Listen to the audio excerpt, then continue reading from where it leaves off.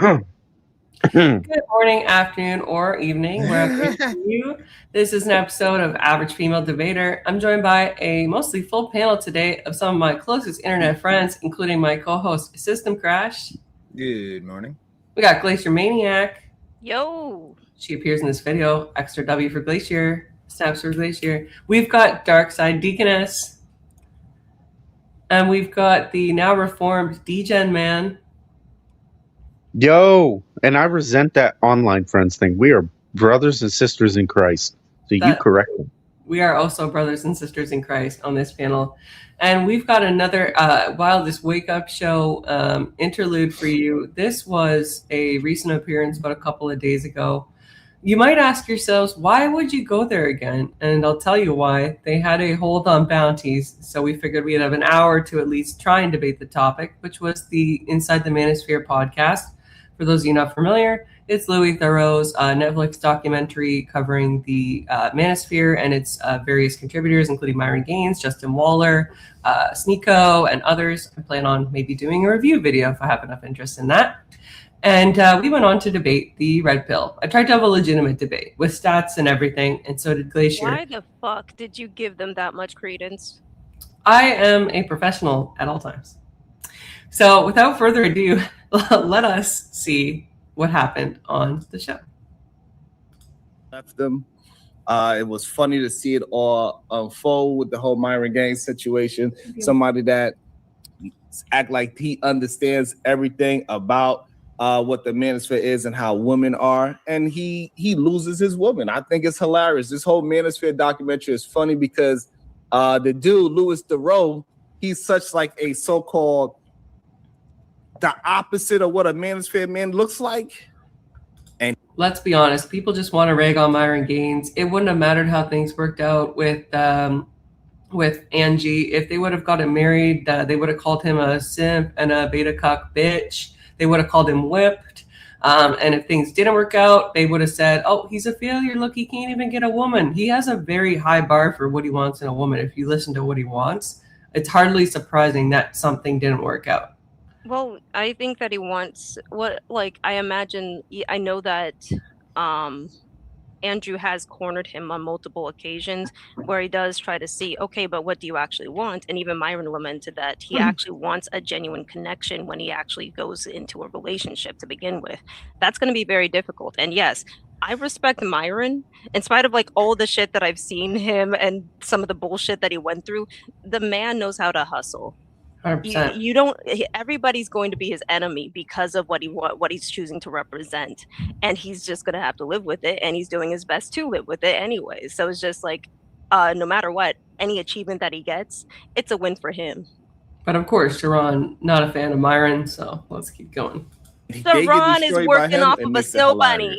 I mean, he's a nerd. He got his glasses on, skinny, real skinny, older dude, and he just cooked them all up. All of these super alpha males. There's another dude in there, Justin Waller, and he have his wife there, and how he's saying that he has a one-way polygamy situation, and she's like, well, you know, I don't really like it, but as long as he could pay for the things that he needs to pay for, then we good. So it's just funny to see how these men, they keep on acting as if this alpha male understanding with women actually work, and his woman is not even a very, I'm not gonna talk about that lady, Sherry, show your woman then. Show your woman, Sherry. You're gonna comment on that woman, then you better show your woman too. You want to say she's a mid, don't you, Sharon? No, she's just a normal looking. What she's probably below, because even with her all dolled up, she looked at the. she wasn't that. She wasn't very attractive. Hypocrite. Gotcha. At all.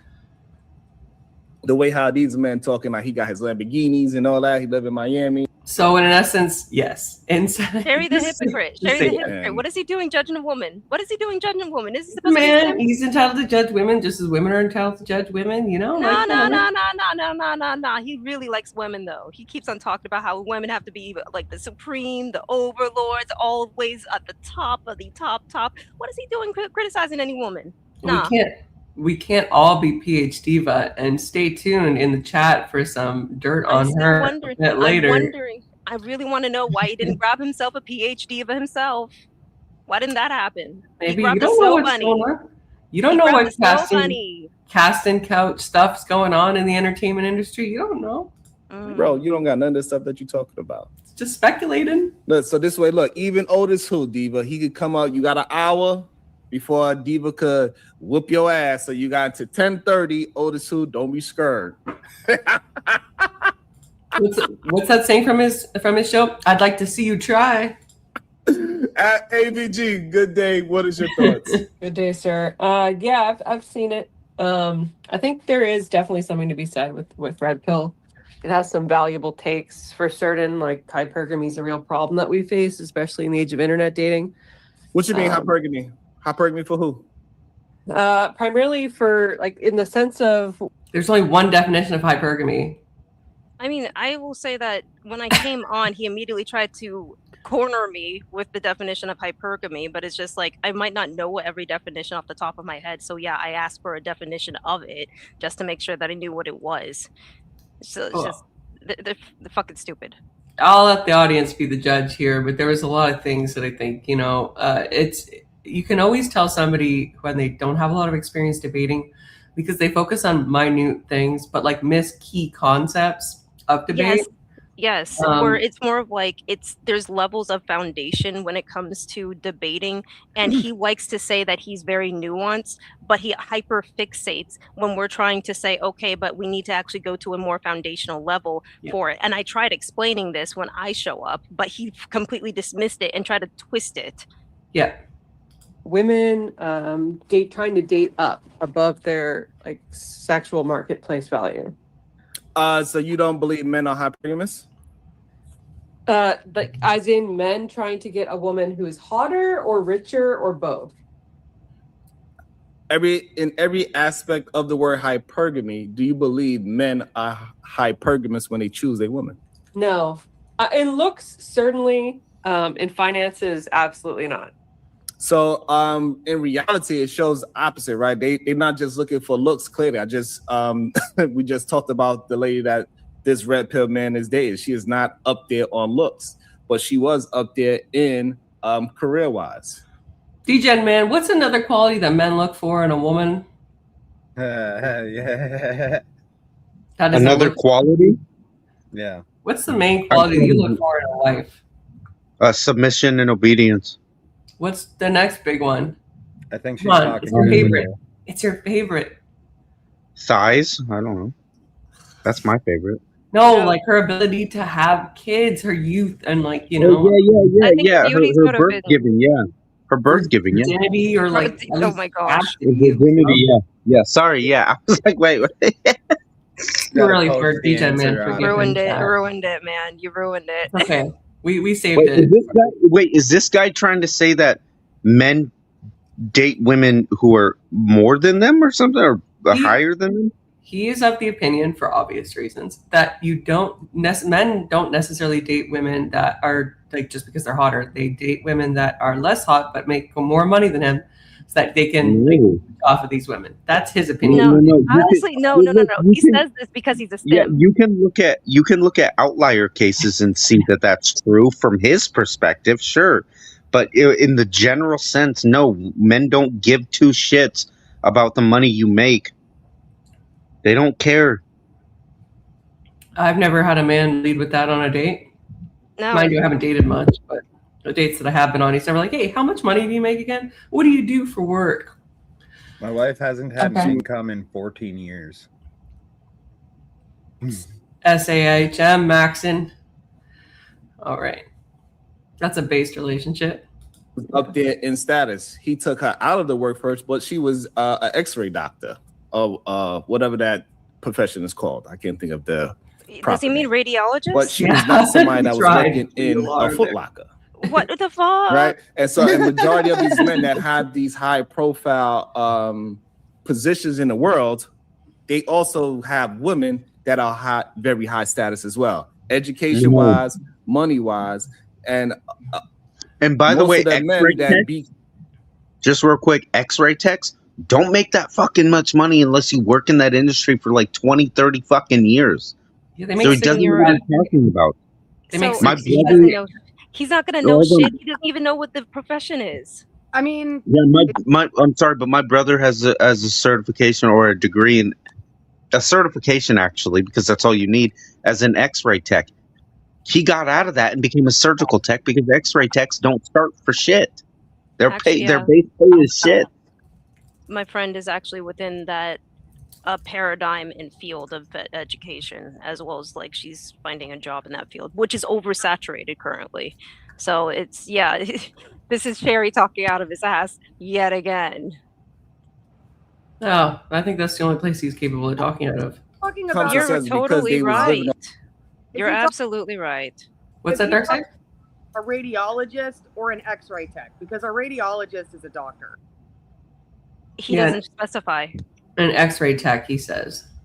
Oh, I mean, X-ray techs are lower middle class.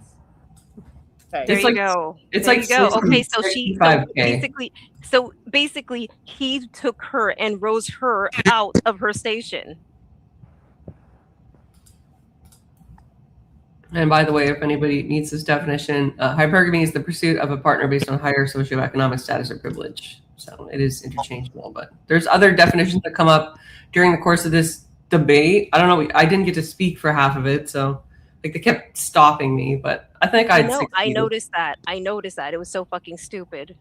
They thought they ruined us, but I don't know. We'll let the chat be the judge. I'll put a poll after. Or the we debate. will let the chat be the debate judge. is We will let the over. chat be the judge. off the back of their woman in the first place. Yeah, I'm not saying it doesn't exist. I don't think it's the general rule. Like, there's definitely like a lot of, especially liberal-minded people that have the double income, no kids or DINK approach to dating. Nothing wrong with that. Did it myself. My So bad, what I'm just saying, dropped my where is all these men that are looking for these Foot Locker girls? It just doesn't exist. Majority of men looking for a woman that is at the same money value as them and same education status as them as well. Where's the stats on that, Sharon? The stats is in where they get married. Majority of people that, especially the successful ones, they find their wives or their husbands in college. And then also the ones that are both educated and they both making a certain percentage of money, they stay together at a 90 to 80. What's that, Glacier? So no, basically he says, well, these are the people that they find at college. So wait, you're saying that these are people that they interact with their regular social circle and then found compatibility amongst their social circle? Pretty much. He's like, oh, it's just a matter of like right place, right time. Like if you're in college, you probably You probably stumble across several people that you end up liking. Yes, social circle. Just because you meet somebody within your social circle doesn't mean they share the same level of social status as you. That's just nonsense to think that. It definitely happens. Like I did it, right, to some extent. I don't know. My ex made like twice as much as I did, but like I had a professional, like, you know, regulatory body job, but he did as well, right? It does happen. There's lots of people that do that, but like, is it generally what men want, especially like Gen Z men? We know that like they are trying to, you know, get a more traditional relationship. I don't think so. That's not what the stats show. And I bring stats to this debate. But like you'll see, it's quotation marks on the same debate. clip. Yeah. So it goes to show that men and women both look for the best value. I think that I think my mic on my iPad stinks, but I think that in general, because of the direction in which our society specifically has gone, I think that some men don't think that they have an option. Right. I think that they see it out as this is how it is. This is how the society works these days. Both people work, and when children come along, both parents work, and we send our kids to daycare. It's become the norm. And I think that, I think ultimately that's why it's more difficult for these men who would prefer traditional to find traditional women, and vice versa. Women who would prefer the traditional are having a hard time finding a man that would prefer that because of the direction in which society has taken us. I would love to see Gen Z move us back towards traditionalism. I try to instill that in my 18-and-a-half-year-old son, and he's pretty with it. He wants to be able to go out into the workforce after he graduates, build up a little bit of income, some savings, and find a wife that would be willing to be his backbone at home. Well, I can add on to this. It's just like with how our society is run by now, everybody knows this. This is fucked.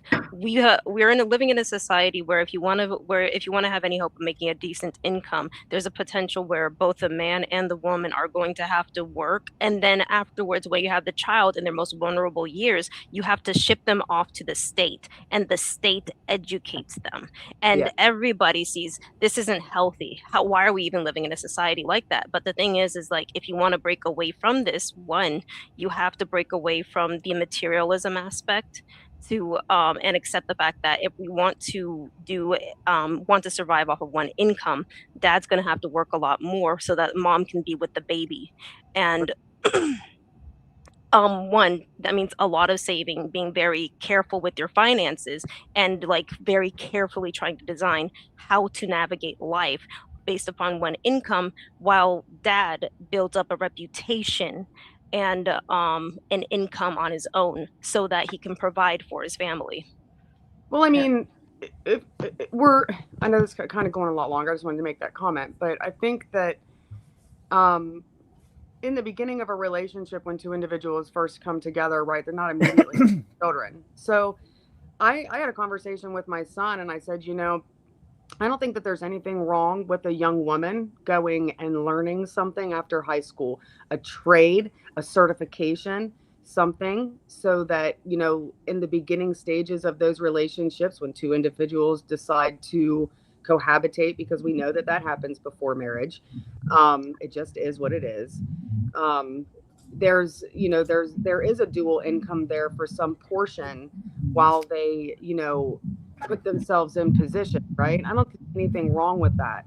But once there's children, Jen, What's going on, Rich? Huh? What? You got some crazy background noise going on. Oh. But yeah, I think Let me fix it. Society is just in a place where we just think this is how it is. And then so we should just roll with it. But that's like a flamingo sticking their head in the sand. Yeah. It's one of the things that I'm very aggravated over, but it's just like, I know how the education system is. I feel like a child, at least this is from my experience, being a child that is Black in an education system, it is damaging to them to be in public education, because I believe that a huge part of why some of the Black ideals, the Black infantilization as well as victimization that they end up embodying by the time that they are adults, is because of education. And I straight up am going to say that I don't want my kids to be in that education system. I'm going to have to be the one to educate them, period, because I don't want them to have learned victimization. I want to be the best support grandma I can be when my son starts to have children. I want to be the best support I can be to his wife. See, I would have to disagree with your earlier point when you said that there's nothing wrong with women going into some form of higher education after high school, right? I think there's a huge problem with it for a couple of reasons. Number one, certification or I don't mean a 4-year, 6-year degree. That's right. Well, even still in that, I would say that I would have to disagree, because number one, the first reason is once you put women into this idea to go learn something outside of high school, I've seen a lot of instances where women will automatically hold off on having children, and then the years will go by, and then they're less likely to have children as the years go on. That's number one. Number two, I don't see the point in giving women, kind of having this idea that women need to go into higher education anyway, when they can just get married and have children. Yeah. Well, so I'm going to spin this a little bit. Wait. Let me respond okay. to them. Let Sorry. Dark Side Gold, Glacier. I'm gonna make one last point, then we're gonna get back into the video. Okay. So when I say that it is useful for a young lady to have some kind of trade that she can do or something that she can use to earn income, many young ladies start having little part-time jobs when they're in high school. So some young ladies already know what it's like to have a little bit of an income on themselves. But when you get to the point when your children are all grown and they're no longer that dependent on you, I think it's very useful when all the children start to be grown for, the woman can possibly add to the income of the household. And this is not to say that she's even earning anything close to what the husband is making. But I mean, it does become a useful thing once the children are all out of the household. Well, I'll just take this approach then, because there's a lady, and it's anecdotal, but there's a lady in the Orthodox church which I go. She is 23, has never had a job, still lives at home with her parents, and is waiting to get married. And that's fantastic. That's She fantastic. doesn't want it. I've talked to her about this too, and whatnot, and she actually made me realize something. It's like she even said that there's no purpose beyond what God's ultimate purpose is for a woman to do her duties to society, which is propagate the next generation of human beings. So I feel like not feel like, but I kind of think that kind of makes a large like that makes a lot of sense when it comes to what a woman's duty is to society and what a man's duty is to society. And I think that we should be taking those things very seriously, especially when you look at replacement rates and stuff like that in society.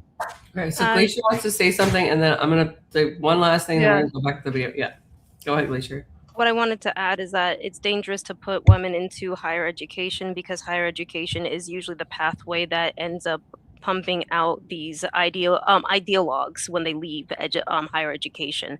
I can understand. I discredit higher education because higher education has lowered their standards consistently throughout the years, where it depends upon the profession whether or not higher education is actually worth it. But also, I feel you can always educate yourself wherever you go. You don't need a college degree to prove that you're smart or literate. I can hold my own against people. In conversation who have these college degrees, and they've come out rock fucking stupid because they can't explain concepts that I taught myself when I was away from state-led education, from college. I taught myself these things. I figured it. Yeah, I struggled and figured it out. But these college graduates, they have no understanding of the concepts that I have an understanding of. And I'm supposed to be the illiterate one. So a couple key differentials here. Number one, I think if you're going to homeschool, like seriously homeschool, without any, additional resources, I think, it's useful to have a couple years in college, preferably in a teaching kind of, or a Bachelor of English, or some kind of like studying, like relevancy, right? History, math, something like that. That's obviously very valuable. The second thing is, yes, it definitely makes a difference where you go to school and what you go to school for. For instance, if you get an arts history degree, it's very useless if you want to be a homeschooling mom. And the third thing is, regardless of whether or not you view traditional relationships and moving towards a higher birth rate or pursuing a career as valuable, the key kind of takeaway is this: don't spend money on a degree that you are going to be in debt for, right? Well, you plan on not even using that degree. Or don't spend money on a degree that requires a certification that's going to expire while you take 10 years to raise kids, or more, hopefully, or 18 years, right? If I get a degree in 2005 and then I take 20 years off to have kids, well, I don't have any work experience. That degree probably also is out of date. So the moral of the story is, get a degree if you need one, get as much schooling as you think that you need. Obviously, there's some value to the right kind of schooling. I myself, can now, like, I do guest lecturing appearances. I coach students at the, university level. So I mean, that's invaluable. But yeah, I also didn't go to college for more than 4 years. So wait, just real quick, average. I would yeah. have to rebuttal the first part. Okay. Do you really believe that if let's just take for a hypothetical, if you have daughters and you're only gonna, and your purpose is to only educate them at the high school level, or through their kindergarten years all the way up to high school level, or first grade years all the way up to high school level, which is 12th grade, I don't see why your high school education, say you only had a high school education, wouldn't be enough to get them through um, the education of high school. I don't see where getting a college degree just to educate them up to 12th grade in high school is any sort of relevance. Okay, so if high school is recent, like even high school teachers need to have some kind of educational certification, right? So I'm just saying it can't hurt. Like as long as you spend just a bit of time in school and you go to school for the right reasons, I don't think it hurts. And also, like there's some women that can't have kids, so I don't want to say like, okay, like all women should just. It doesn't hurt, but you don't need it though. It's not needed. I know we wanted to move on, but let me just We're trying to real quick, because I'm not talking about college. I'm really not. Most states, if not all states, and many different school districts across the nation have these things called career development centers and or vocational schools, where a young lady can take the last 2 years of her high school. If she's in a public school, I believe you can even do these things during homeschooling so that you can also be a part of a vocational school. Okay, so it's 2 years. My son is an ASE certified mechanic. He will be making low middle class income as soon as he walks across the stage to graduate school. So this is what I'm talking about. You have early childhood education is perfect vocational education for women who want to be mothers and stay home and homeschool their children. I'm not talking about spending $40,000 on a degree. I'm talking about, and maybe your parents might spend $200 so that you can get a certification so that you can actually work when you graduate. Yeah, you know what I'm saying? That's just the other side of a trade school. Hold on. That's the type of education I'm talking about. I'm not talking about a 4-year degree, a 2-year degree, none of it. Yeah, but dark side, I don't see many women running to trade schools anyway. That would just be the other side of trade school. I don't think she's talking about this. She's talking about the work placement terms that you can like spend your, you can use your credits to work, right? Is that what you're talking about? You learn the trade in your last year, which would be your trade senior school. year. Some students do have the opportunity to work half of their school day. My son is worth a middle class income as on May 17th when he graduates high school in our demographic, our economic demographic, he can walk into a place making between $40,000 and $45,000 a year, which will support himself just fine. Yeah, W. Okay, System Crash has a point. Let's let System Crash go, and then we're gonna try and get back in the video. Let's try to get back. We're way off topic. I know. Go ahead, System. Well, one thing I do like, I don't put any good flowers towards the public education system, right? But like one thing my school did do right, it's all 4 years of high school. You can take classes at the Voc Center, which will teach you auto body, auto mechanics, electronics and robotics, marketing, nursing, whatever you want to take. They're 2-hour classes. And if you take all 4 years of any of those, you have a job out of high school immediately, a decent paying job at that, without even spending money. Like you don't have to, this is part of our public education, is you can elect to take these vocational trades and just right out of high school, bam, job. Post high school, some of those things can cost up to $10,000 just to be certified or licensed. Dude, electronics and robotics, for free. Hell yeah, for free during your public high school academic career. Yeah, I think people miss the mark. Just real quick, I think people missed the mark on what I was saying. I wasn't talking about male children. I was talking about female children in particular. Yeah, no. I don't think anybody misunderstood that. No.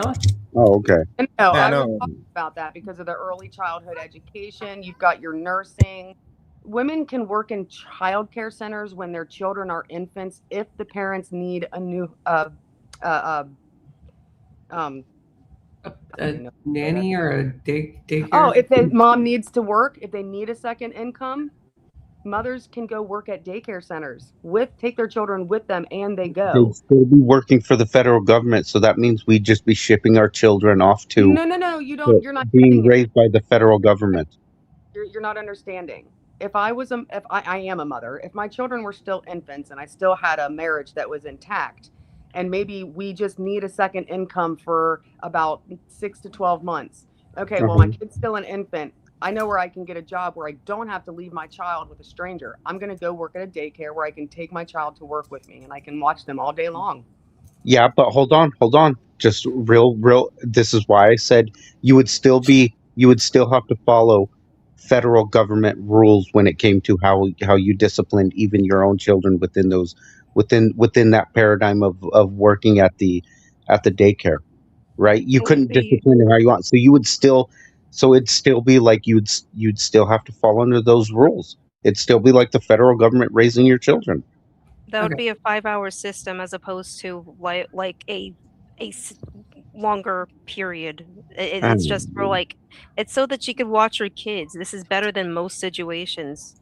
We really do need to get back into the video. Okay, we need to get back into I would love to have this conversation as a whole, like for real. I love this topic. At another day. We could do that. We could also do it on your channel if you get that started. That's what I meant. I didn't mean here.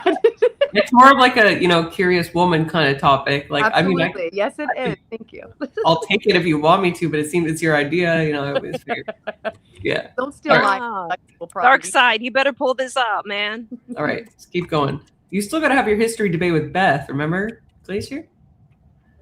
Oh shit, that's right. Yeah. Rude. Beth is an idiot. No, she's not. She's actually been a good friend of the channel. I mean, say what you want about what's happened in the past with her in the Crucible, but she has been good to me in recent. She's not a complete idiot, okay? She's just not a huge asshole. It's not even her intellectual ability that offends me, okay? It's not. Okay, she told me the other day, she's like, the people in your chat dislike me, and I'm like, this Crucible is a tight ship, Beth. Don't take it seriously, All right, let's keep going. Both parties are hypergamous. It's not a one-sided thing. Okay, so who did the analysis on that? Like, where's that data set based off of? Is it all universities? Who did the study? Sample size, that kind of thing. It shows in marriage. So in marriage, right? He never people states that it. are at the same level. Logically speaking, this argument is, okay, where's the source? The source is that people in the same income class get married, AVG. What? Okay, so it happens. He doesn't have a source. He doesn't have a source. Does it happen generally, or does it because by virtue of it happening, it's effectively I don't know, it's just crazy. He does not have a education and financial. They stay together at 90 to 80%. According to who? According to the stats of divorce and marriages. So you're talking about the 56% number? I don't believe that is a comprehensive study that pertains to. Yeah, that's the general figure for secular divorces. It's somewhere in the range of 56%. It says nothing. That statistic has nothing to do with income relations between the couple. It has nothing to do with ages of the couple, religious affiliation. This is just the general stat. And that even goes up if the woman is college educated. That divorce stat even goes up. But he wouldn't get into that. This was so frustrating. I'm just asking him. He's throwing around numbers he's like, oh, everybody knows. He probably has been slammed about this multiple times by different people and tries to avoid it as much as possible because he knows he'll get railroaded if he gives an inch about that. But you know what I do when I get owned in a debate on a topic? I research that topic so that I don't get owned on it. Whoa. Well, you'll grant them their win. You'll be like, oh, good point. I need to look into. Yes, let me get you to understand. So the people. Sorry, didn't mean to. No, you're good. I was just compounding your point. I was saying you research it more, but also in the moment you'll concede. You'll be like, oh, I didn't know. Yeah, You know what I mean? That's what a good debater does. Come on, Yeah. AVG. You know full well that Sherry doesn't know anything about good debating, much less have integrity. I mean, I have hope for everybody to become a good debater that I can contend with on like So the do online I, but spirits, that I can Sherry get the has. content. We all know who the master debater is on this panel. That's very true. It's not. He's not here, and I don't think he'll ever. Maybe one day. I don't know.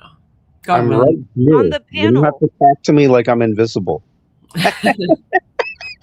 There can only be one. You will. It's not you. I would Nonetheless. give it to the litigator. Just saying.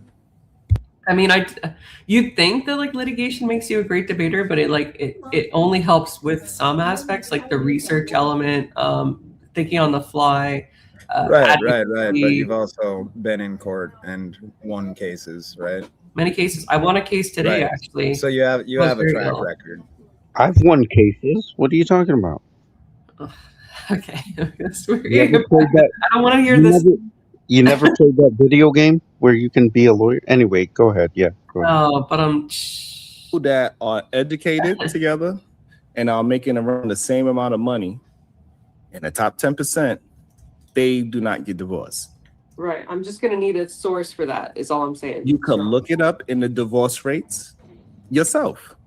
That is such a Dude, level. Oh, look it I up. hate- Trust me, bro. look it isn't up a source. yourself. Come on, Sharon. Look it up yourself, like every single fucking lefty before you. Look it up. Look it up. You can look it up. I can't do your research. Rewind about I 40 am. seconds. You Rewind. didn't Yeah. hear what I said, which I think is pretty funny. W. In the top 10%, they do not get divorced.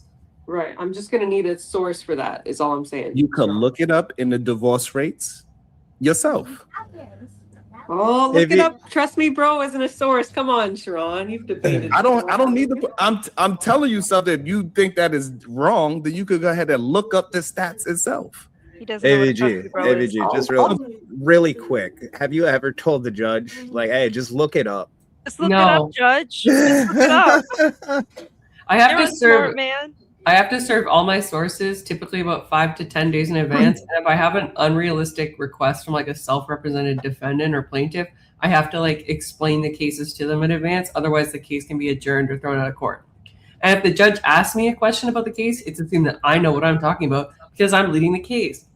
And if I don't, I can't like if he's like, hey, I need to see the claim, and I need you to tell me exactly where what aspect of the claim relates to this paragraph of this court decision that you're relying on, and I need it right now. I have to bring paper copies of the decision, highlight them, and hand them up to the registrar. I can't just be like, well, if you just look on the internet, bro. If you just take a little Let's see how far. Let's see how far that flies with you, AVG. That was the most hilarious yet satisfying response from him I've ever heard. That just sits It's so gonna get funny. better. It's gonna get better. His attack dog, PH Diva, the supreme vaginal vest. Don't she say comes. that. Don't finish She that. comes on. Woman, do not sell yourself. Google it, Your Honor, is not a good strategy. This is not official legal advice. Do not advise the judge to Google it in your court case. Thank you for this PSA. Let's keep going. But even in your real life, you see that women date men that are not at these high levels. That's not an acceptable, like personal observation is not a reliable form of statistical analysis. Like it's definitely a factor, but it doesn't make or break an analysis. Perfect. And so do you have any statistics to back up what you are saying about women being hypergamous? Yeah, I'm going to look it up right now. I'm going to post it in the back chat, and I'm just going to put myself on mute while I do that, okay? But again, you said, right, you asked me something in real time, and I didn't have the stats, and you said, Sharon, come on. So now you telling me something, I'm asking you to back it up, and you telling me you don't have it? AVG pass. So you know what I should have done at this point? I should have been like, look it up, bro. All I have to say is that I haven't watched a single lick of his show, but every time I show up, he always tries to corner me when I'm not fully aware of everything. We deliberately does this while I'm disoriented. But even in my disoriented state, I still owned him and was actually backing your claims up. You did. In this one, it's just like I literally stated, it's just like hypergamy. Yes, women would have to be hypergamous in the past because they cannot collect resources. They can't be nearly as helpful. Well, so let they them search for watch a man you. that do it. Let them watch you shine, Glacier. Don't give away the pot. I'm sorry. Yeah. I Leave ramble. some to the imagination, you know. But I'm not crazy, right? He just told me that I failed to do something which he himself failed to do, right? Yeah. No, you're not crazy. That's a Sherry tactic. That's a Sherry tactic. Okay, let's go back into the stream. Yeah, so you didn't have it either, Sharon. So let's just. All right, so I don't have it, but Okay. I have a reasoning behind why I'm saying it. You do not even have a reasoning behind what you're saying. Well, mine's based on my personal observations, which I think is also kind of crap. So, because it's my observation, like my jurisdiction is not your jurisdiction in terms of like where we're observing. I also am not actively involved in the dating market. Neither are you, but I'm sure you were at some point, right? To find your wife. So we both have different experiences. To base it on personal anecdotes would be a flawed methodology because we would both have different conclusions based on our observations. All right, so let's go ahead with our basic observations. Are women choosing strictly just the higher of the high men? Of your observation. Generally speaking, yes. I think that men choose. And where's this happening at? Where is this happening? Globally. Like I said, I'm going to bring up this But study. you are not, no. So we can understand the conversation, right? You said we talking about what you personally see. You cannot go globally now. Okay, so how does the nuclear family succeed, Sharon? So he's incapable of compartmentalizing a question. He asked me, he opened up the stage when he said, where is this happening, right? We've already agreed that our personal anecdotes aren't useful. So now I've gotten a question that says, where is this happening? Tell him globally, right? I have a stat that provides global averages, which I do pull up shortly, right? Hey, Casper, good to see you. He's a grifter. Yeah. He knows. Well, he was also a gaslighter in this one, as you'll see. He gaslights everyone, though. He does it all the fucking time. It's what pisses me off the most about this motherfucker. But he's opened up the question when he said, where is this happening? And I say globally. He doesn't now get in a debate. If you say, where is this happening? And we haven't established, okay, the confines of the debate, whatever. Yeah, I know. I don't need to speak. I'm just preaching to the choir at this point. I'm just going to keep on with whatever. It's fine. We'll keep going. We'll keep going. How do we Before we get to that, we can get to all of that as well. But Okay. I'm trying to understand what you are saying and how you're communicating that. So you are communicating that women are hypergamous because of what? Women are hypergamous because naturally there's different traits that are biologically centered within these sexes, right? For instance, like women are nurturers. Now, what do that have to do with hypergamy? What does that have to do with hypergamy? Because for a man to fulfill the role that a woman biologically desires, i.e. to protect her from harm and to provide for her and her young, right? He needs to be a man who's making a decent chunk of change, right? Okay, so now pause there. So now, do you believe most women see their man have a physical fight? I don't Look at him think spin. so. Look at him I spin. mean, So therefore, a majority of women would never actually know if their man can actually physically protect them. well, you can judge based on Yes or like no? phenotypes Yes or and no? expressed genes. Yes or no? That's no, because I think you can judge based on other factors, not just performance in a boxing ring.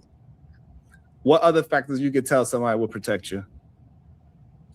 Yeah, so obviously if the individual has a higher muscle mass, height is also something that can be attributed to.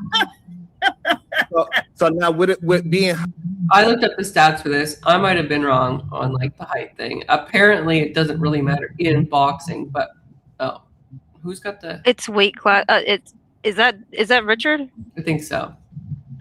What Height doesn't is matter it? as much as reach. It doesn't matter as much as but I mean theoretically, okay, like to a certain extent, right? Like for instance, if I pair a boxer who is like 5'2", right, with a guy that's like 6'11", you know? Yeah. Well, in boxing, so when it comes to like wrestling and boxing and things of that level, I know that wrestling goes by the weight classes, and Yeah, weight so does classes are very boxing. specific. But boxing, yeah, they're both weight classes. I guess how they define the weight classes is different, but I'm not too Yeah. familiar with it. Boxing is really like they have really small increments for their weight. Like one will be like 187, and then the next one will be like 190. It's really I really heard weird. that. Yeah, I heard that for their weight classes, it has to be very narrow and based upon how much you specifically weight.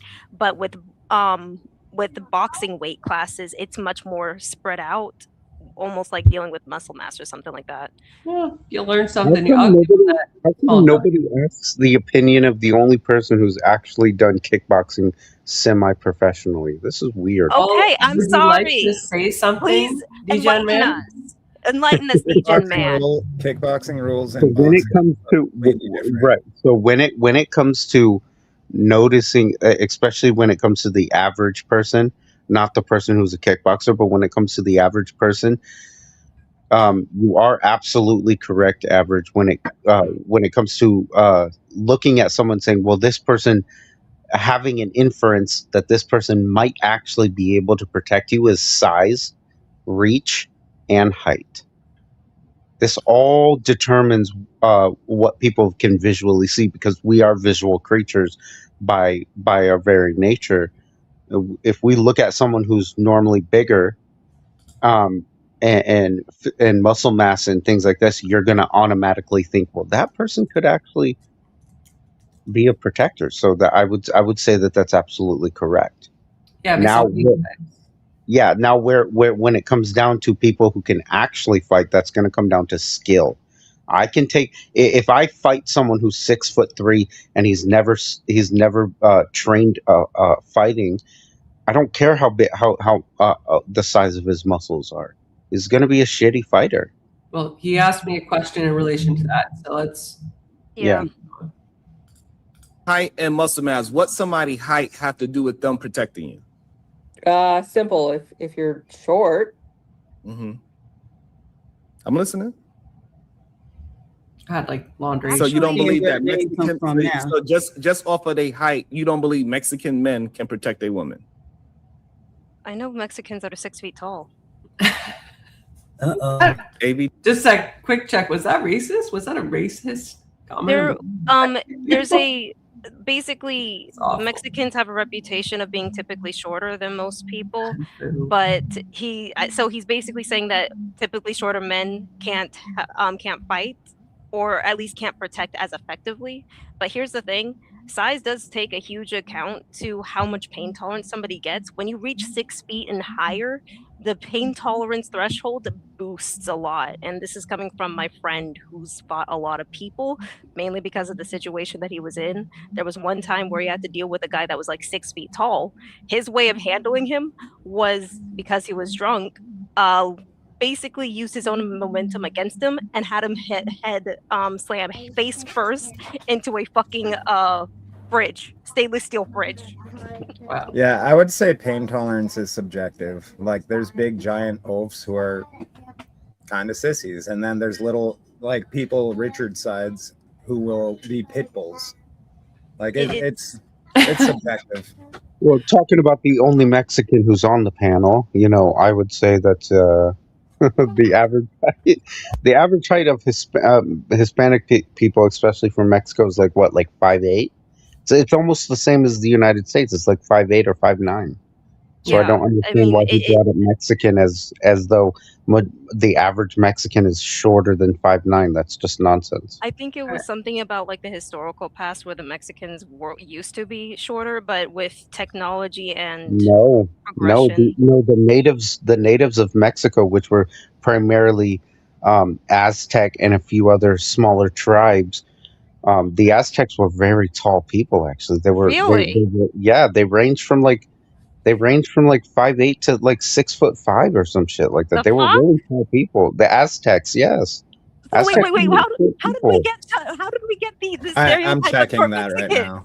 How do we get the stereotype of short Mexicans? I'm so confused now. I don't know. That's a nonsense. The stereotype of short Mexicans is just complete nonsense. I'm looking it up now, and it's saying Aztec men approximately averaged about 5'2". to 5'6". Oh my gosh, That's it's not propaganda. That's not true. That's not absolutely not true. Then cite your source. Where is your Well, then source? I Come will on, go find my Richard. source. Please, Richard.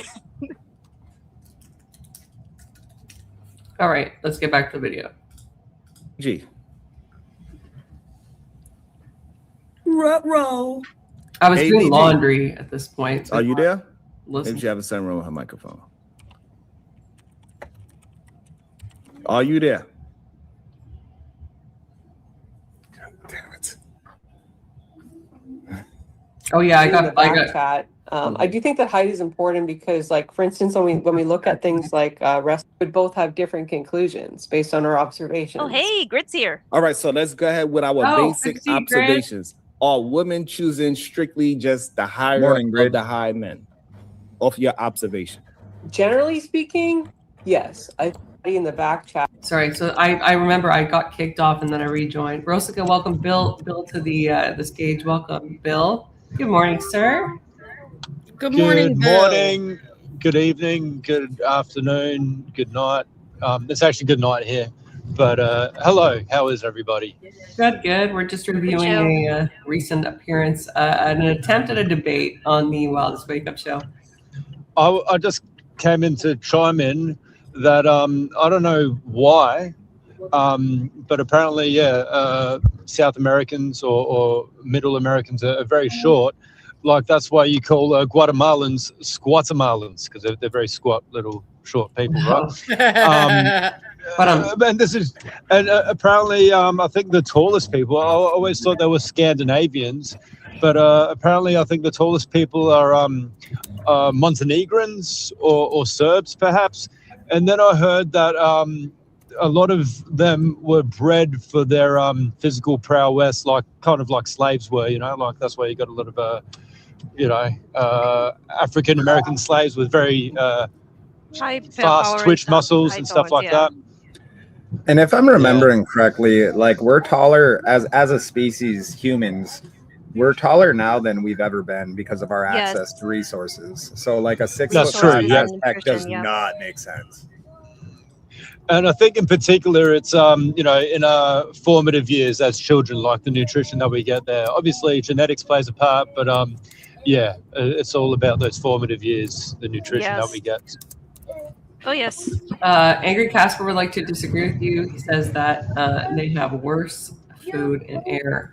It's worse quality, but we have more access to it. Yeah, I got done looking this up. So so I was half correct. So generally speaking, the people of that time period, Aztecs were actually considered either average or tall, but not compared to now.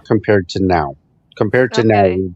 generally people would be taller. But why even bring Mexicans at all? Talking about things in modernity, it doesn't even make sense. Let's be honest. Let's be honest. Sherry's racist.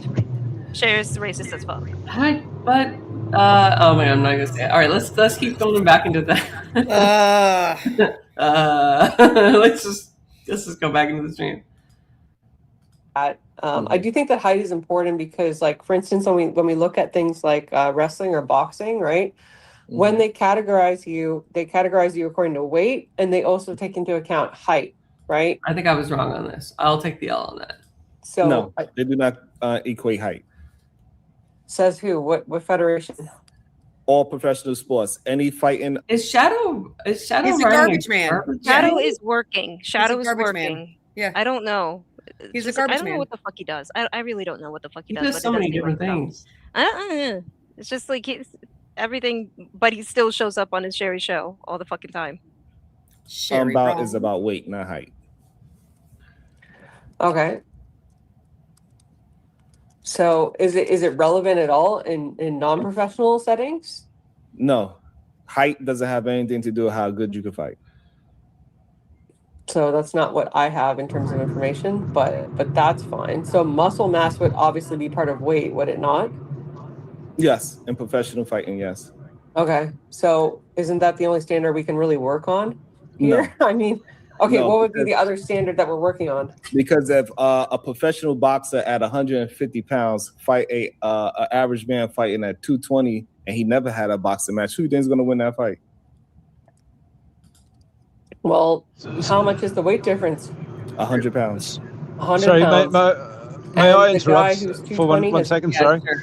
And Casper touched on what I meant, like, Because I came into this conversation late, but are we talking about in a professional setting, or are we just talking about, like, generally speaking, how someone would assume somebody is able to protect them or not, right? Because these Generally. physical traits, yeah. Yes. Well, so this is like getting into you know, like irrelevant sort of minutia about a different sort of setting, because we're talking about, generally speaking, aesthetically, you would assume that someone that is taller is better at protecting you, like, because they can see the threat from a distance as opposed to someone that's, you know, at knee level to everyone else, you know. You'll find out, or you'll recognize that Sherry does this a lot, where we take a topic and then he narrows the topic so much and constrains it to the point where he wants one specific answer to come out of it, to come out from your end.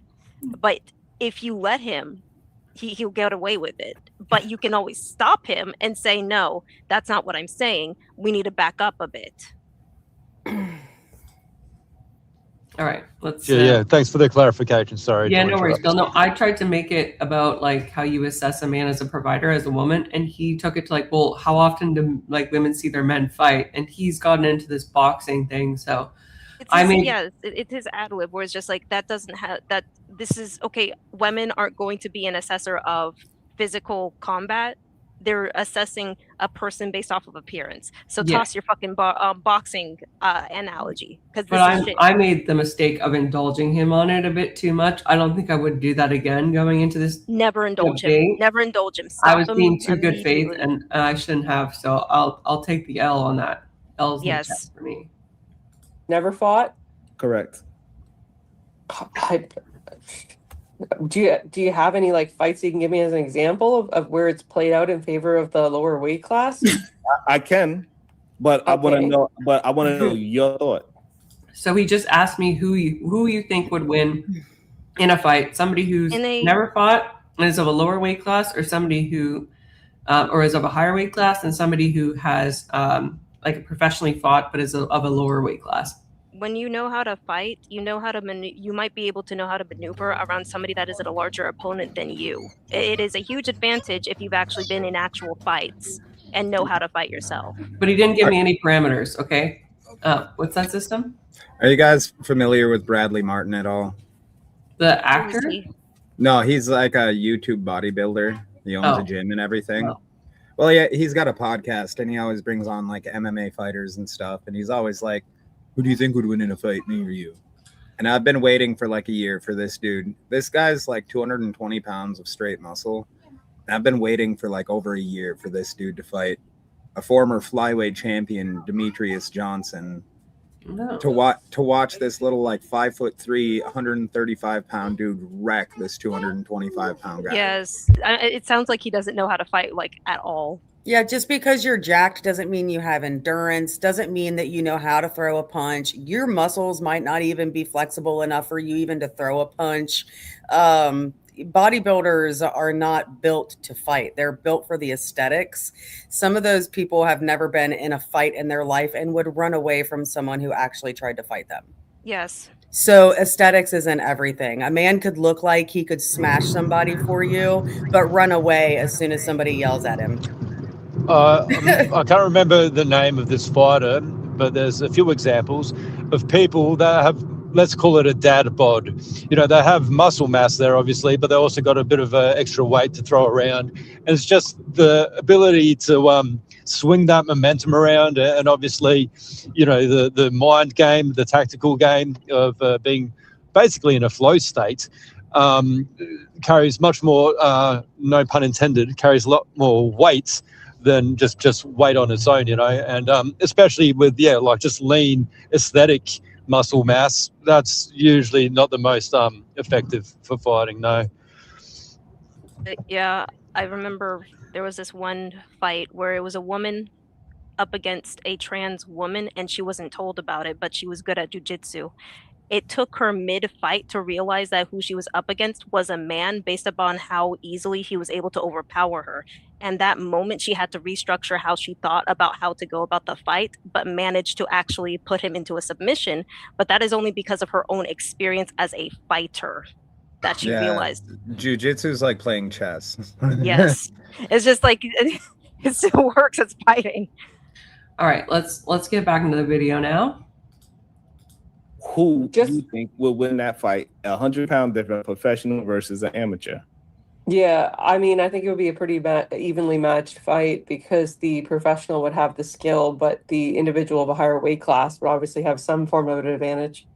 Okay, so they had a show called Joes versus Pros, which proves you wrong. Majority of the people that was 100 pounds and average heavier than the professional boxer, he whooped their ass. And most of them had to quit on their goddamn seat. So again, it's not about what is that a reality like. TV show, Sharon? Huh? Is that a reality TV show? It is. No, it wasn't a reality TV show. It was a. You definitely indulge them too much in this. Yes, way too much. I'll take the L on that. It's fine. It's all good. Let's keep going. Show about how average people was challenging professionals. I'm gonna verify that. Okay, and so the issue is that a lot of people It's a reality show, just like similar to you, right? A lot of people have a hard time dealing with their own critical thinking. They got to use somebody. So this is the first jab in the debate. He says a lot of people like you have a problem dealing with critical thinking. Oh Lord, Sharon, this dumb bitch. Oh, do you even know what I do on a regular basis? He doesn't know what critical thinking is. So it's just like he doesn't know what critical thinking is, but because he has one own on you after you've managed to pull several owns on him, he thinks that he can talk as if he's superior than you. No, but this is called muddying the waters. It's a technique in debates, right? You frame the way that your opponent has delivered something in a negative light, and he continues. He repeats the same thing. There's a saying out there, if you repeat something enough, it becomes social truth, right? This is what he's trying to do. But yeah, somebody else's reference as to have an argument instead of just thinking about it on their own and say, hey, you know what? Most of the men that I ever dated, I ain't never seen them fight, and I never questioned if they could protect me or not, because it's not something that commonly really happens in real life unless you are always involved in a situation where your man has to be on high alert everywhere he goes to protect you. If you are in dangerous areas, then yeah, maybe you need somebody that's a little bit more physically looking. So you're confusing biological imperatives with modern realities. Like, no, okay, you are the one that's actually confusing what somebody looks like with protection. You actually believe because he is heavier set, which a lot of men believe so as well. This is why we have a lot of overweight. Never said that. Men. They believe because they look a certain way that therefore now they supposed to get a certain thing out of life, but it's just not true. Matter of fact, majority of short men, they usually don't have a problem getting women at all. It's usually all these tall men, as we can see even in the Mansfield, right? Myron Gaines, what he did, he lost his woman to a shorter man, a man that is not fit, a man that is not supposedly dangerous. Gotta throw that on. There you go. Not with Rico anymore. She's not with Rollerblade Rico anymore. Right. Regardless of that, what I'm saying is that all of these things that you are programmed to believe, even you as a woman. He's like, let's just not focus on that. Let's keep on. Because that's how he manages. He's just like, he has to manage by trying to deflect as much as possible. This fucking the guy. He keeps shifting the goalpost like every time you try to That's all he knows how to do. It's like a used car salesman. You're like, well, it seems to have a lot of kilometers on it. He's like, right, but like the handling is very good. It's a low profile Beamer. Look at this. And look, the exceptions prove the rule. Like, I mean, a lot of people are black-pilled about this and stuff, but I'm sure statistically it'll bear out that women are more attracted to taller people, like to better built people than a short, fat, ugly dude. Obviously, rather a tall, muscular, handsome man. Like, I mean, come on. Does he know how to fight or not? Well, who knows, right? But like, generally speaking, tallness and physical attractiveness, it's a good heuristic there that not only, can he protect you, but he's probably not a spiteful mutant. Like, ugly people, I just don't trust them of any gender. Anyway, look, on that note, I got to go. All I was going to say, though, is that people that complain about ad hominems are usually ugly and stupid.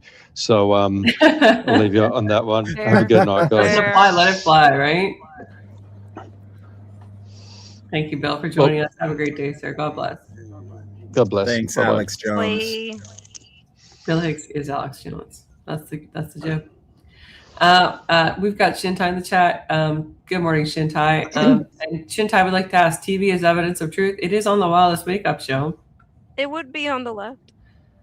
Yeah. All right. Let's keep. Also, Trust Me, Bro is now a source that we should all abide Yes. by. We According to should Sharon. all imbibe by this. Argument ad hominem. Ad hominem or Homium. homium on purpose. Yes. Homium. Okay. Homium. Homium. It's Latin for homie.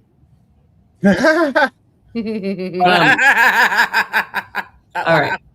Nerd. Nerd alert. All these things are not helping you as a woman because you actually believe in this red pill ideology as well. Yeah, there's valid reasons to do so. Like if you look at the study that I sent, it proves that hypergamy is actually increasing in the world. And the other thing to take in mind is this, Actually, right? it doesn't. Did you I would actually love to read that see- study? Okay, can I just finish my point? No, but Yeah. did you read the study? Because you just made By a claim invading. about the study, and I want to know if you actually read it.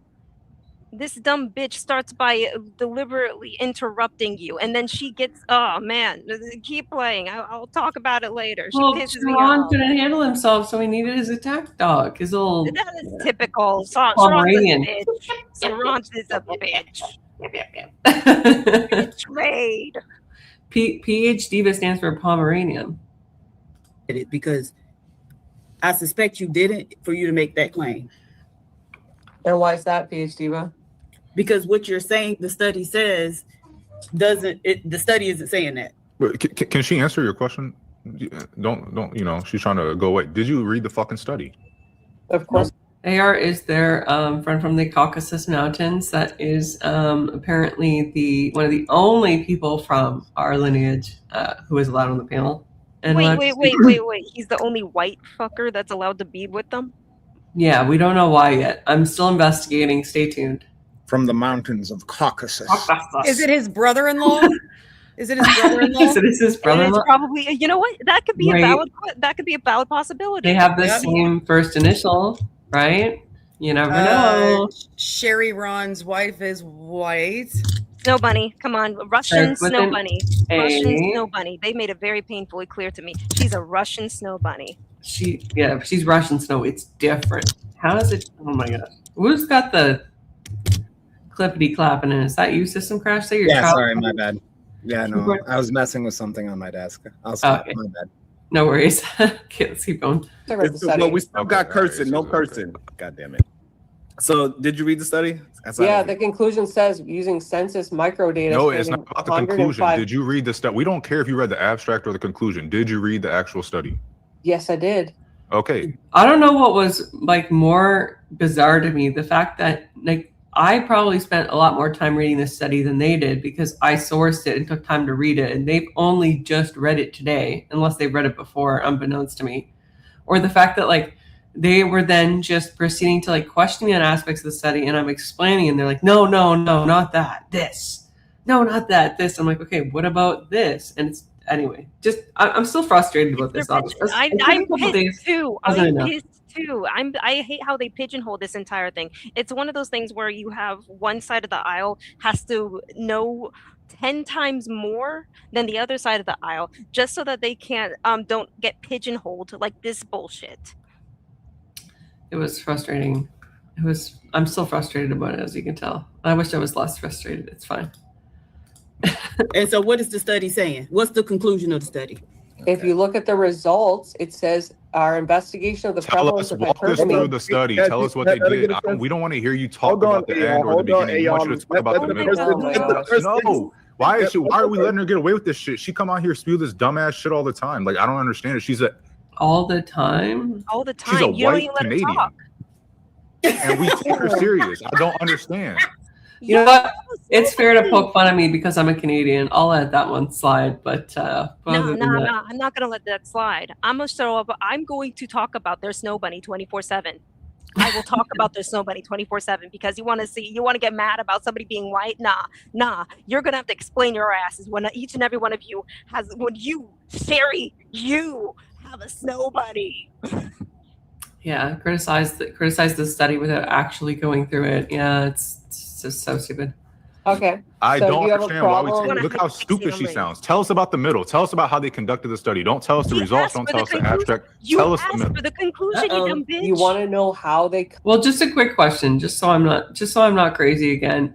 When we look at like a study, just a preliminary overview, right? What do we consider? Like, we probably consider things like what's the hypothesis of the study, right? In this study, it was that hypergamy is on the rise globally, right? What's the conclusion of the study? That it is or it isn't? What's the methodology? I.e., what countries did they collect data from, right? These are all things that I did. What are the parameters, right? How did they clarify terms like hypergamy?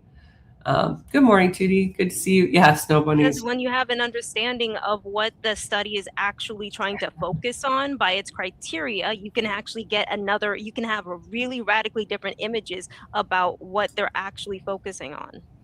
Well, it takes yeah, two different narratives. What was the size? How many people did they include in this study? In my study? Yeah. I think it was something like 6. It was based on census data. Let me go back to it. I can even post it in the back chat if you guys want to have a look at it.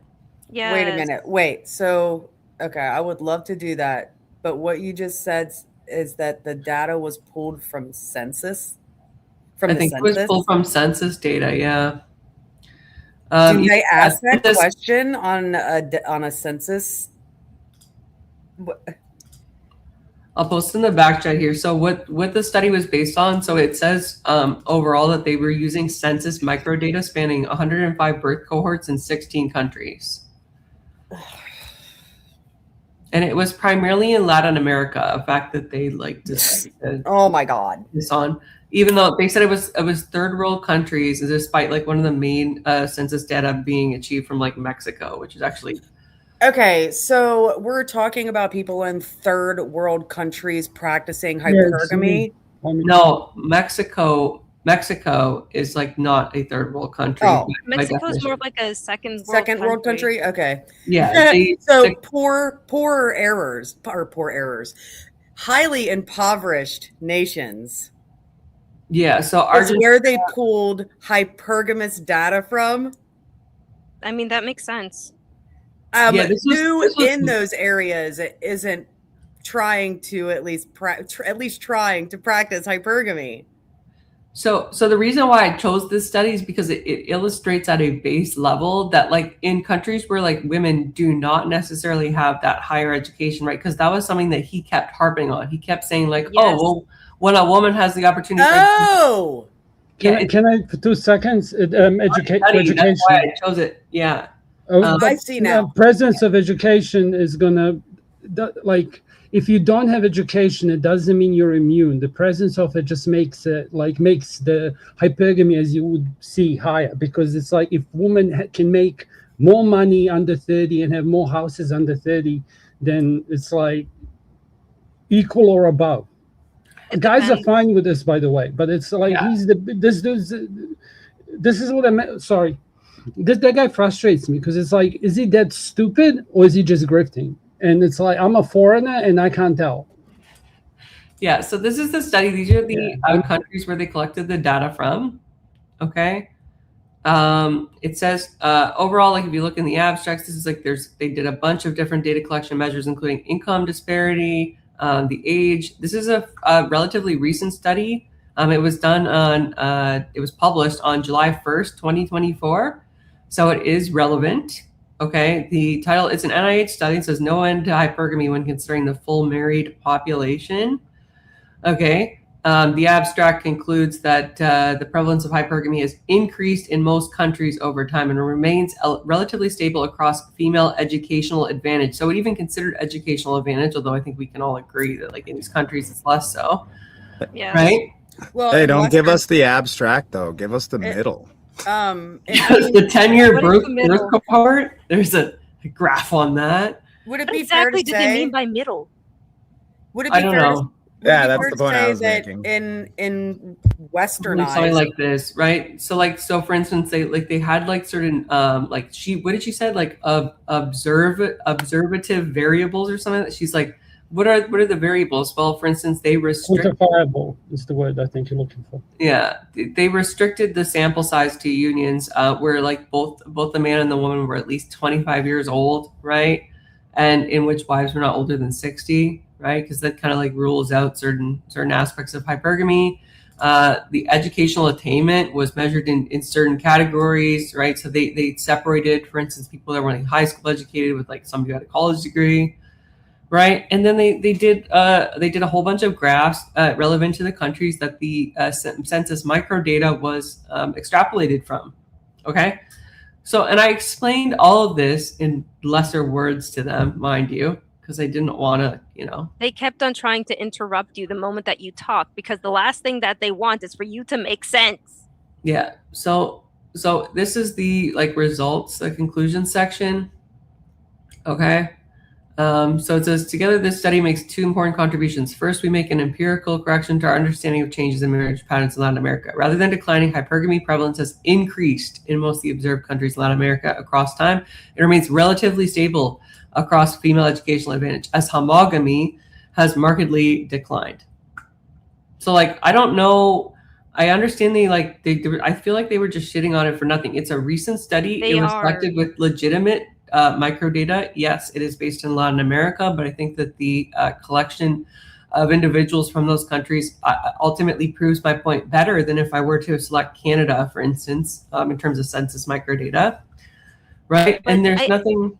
I'm seeing a bit of a distinction. They wanted it to be from America because they wanted to prove that Americans don't date hypergamously, but the study shows that people who are less advantaged, not Americans, not first world countries, people who are less advantaged do follow the patterns of hypergamy because of the fact that they are searching for resources because they might not have access to certain resources as their baseline. Yeah, I mean, I looked for an American study. I couldn't find one. I'm happy to do more research, but this was kind of like on the fly research. Okay, so no, you're fine. It's fine. They wanted to put you on the spot, anyways. That's how they play the game.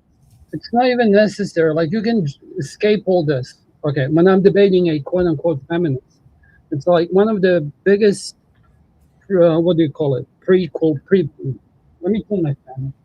Prerequisites. Yeah, no, like chick gets a promotion, they're gonna divorce. Is what I'm trying to say politely.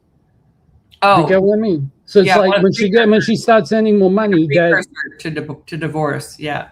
Yeah. So it's like, and then you can just skip everything else. It's like, who gives a shit about anything else? But he did, like, when he did the whole height and fighting thing, that is so, like, somebody who's smart, they'll be like you catching me out with feminine hygiene products. Like, I have no information. I wouldn't expect you to have information about weight classes and fighting styles and difference between an amateur pro and a what do you call it? Sherry knows how to fight? Fighting. You think Sherry knows how to fight? Look at that man. Does he look like he knows how to fight? He has a hand tat. Like, I wouldn't be surprised if he did have bruxism when he was younger. But like, see the hand tat and how he holds his hand. Like, yeah, he might have fought in the past, but like, he wouldn't have fought in the last 40 years. Nah, Sherry's too soft. Every man's had at least a few fights. Okay, like every man's had fights. I want to see those. I want to see those. Yeah, but like us men here, I'm Slav. I've had fights. Like, but if you ask but this guy trains. Ask him. Am I right or wrong? Degen men. Sorry, how do you want to say? I have no faith in Sherry. I have no faith in Sherry. No worries. Let's get back into this. Yeah. Collected the population. I want you to tell us how they conducted the study, what they the variables they used, the things they measured for, things that they said, hey, we're not going to catch this. We recognize that the study doesn't catch this, and this could be a flaw of the study. That's what we want you to do. Since you read the study, you should know the study so well. AR, can you be quiet for a second and let me? No, I can't. Like, I want you to. Okay, so are you going to talk about the hear my abstract or the opinion, conclusion or the You're results? just going to say that I'm dumb because that's actually not an argument, right? So they sampled many different studies from Argentina to Bolivia to Costa Rica to Nicaragua, right? And they examined the birth cohorts from the 1920s to the 1980s. And they analyzed factors like hypergamy, homogamy, and hypogamy, right? And then from that, What's hypogamy? I fucking looked this up. Homogamy declined by For my 22.3 percentage points between the. Oh, sorry, Casper. Well, what's hypo? It's the opposite That's of the opposite of hypergamy. hypergamy. Okay, cool. Yeah, I mixed this shit up. And for the chat, like if I struggled, no one knows. You guys fucking wordsmiths. No worries. Yeah, it was kind of like a new definition. I figured it was the opposite, but like I don't usually claim something in a debate if I'm not completely sure of it. So I assumed, but I guessed right. Whatever. that's true, Shintai. Very good. Yeah. All right. Let's keep going. First and last cohort of observation, ergo hypergamy has been increasing. That's what the conclusion says. That's what the abstract says. How did That's what the they result says. operationalize homogamy and hypergamy?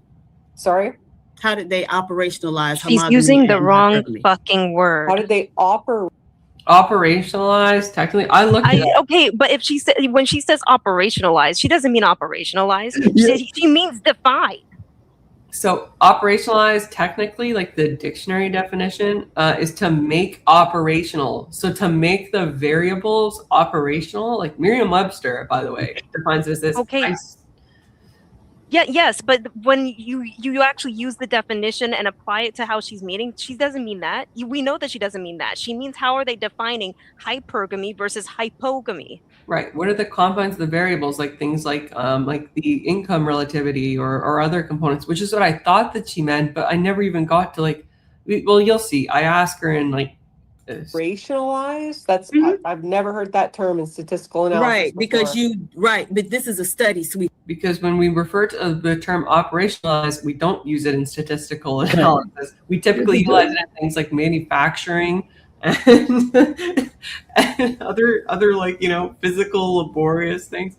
It's not typically utilized in statistical analysis. Okay, do you know why? Okay, her question is nonsense because it is a stupid. I'm gonna take it seriously. I'm gonna answer like no stupid questions. It's like it's not a process that somebody implements. If anything implements it, it's like genetics. Okay, this is like as far like whatever. I mean that like the first thing like whenever she uses a term that whenever somebody uses a term that I don't know, the first thing that I have to ask, okay, define this term for me because I need to understand what the fuck you mean. And every time I ever try to do this, they try to use it as a dig on me, but it's just like I'm trying to understand you. So if you don't know how to actually define the term, this is looking bad on you. That means that you're too stupid to actually know what the term is, but you're using it anyways. I should have asked that. I'm going to hold Joe it, and I don't normally do this. She's just envious, okay? If you really want to know why she's doing, yes, but like, who cares? Once you understand it, whatever. I hate doing this to people online. I mean, I would be like throwing them on the back foot. Let me just make a comment. Just like, let her. You did this, AVG, by the way, because when you used that term before, now she wanted to do the same thing. Like, do you get what I mean? Like, yeah, I'm reaching, but am I wrong? Inflammatory with my language. Yes. Abilities. C'est la vie. Next time, tell her to stop. Her public school education is showing. It is showing. Apparently, she has a PhD, like a literal PhD, in what we don't know. In what she refuses to say. I'm going to say it doesn't exist. And if it does, she wasted it. Is this the chick? Oh my. Okay, I shouldn't. There was an incident when there was this person and like we all renamed ourselves to doctors on the panel. Is this her? Because if this is her, the last time, if I spoke to her, she ended up like destroying her microphone, like actually physically broke her mic. Oh. No idea. No idea. We don't know. I don't know if it's her. We did gather some intel after this stream. Well, I didn't. Glacier did through Emmett's show. I'm going to play that afterwards through Josh. He has a bit more intel on it.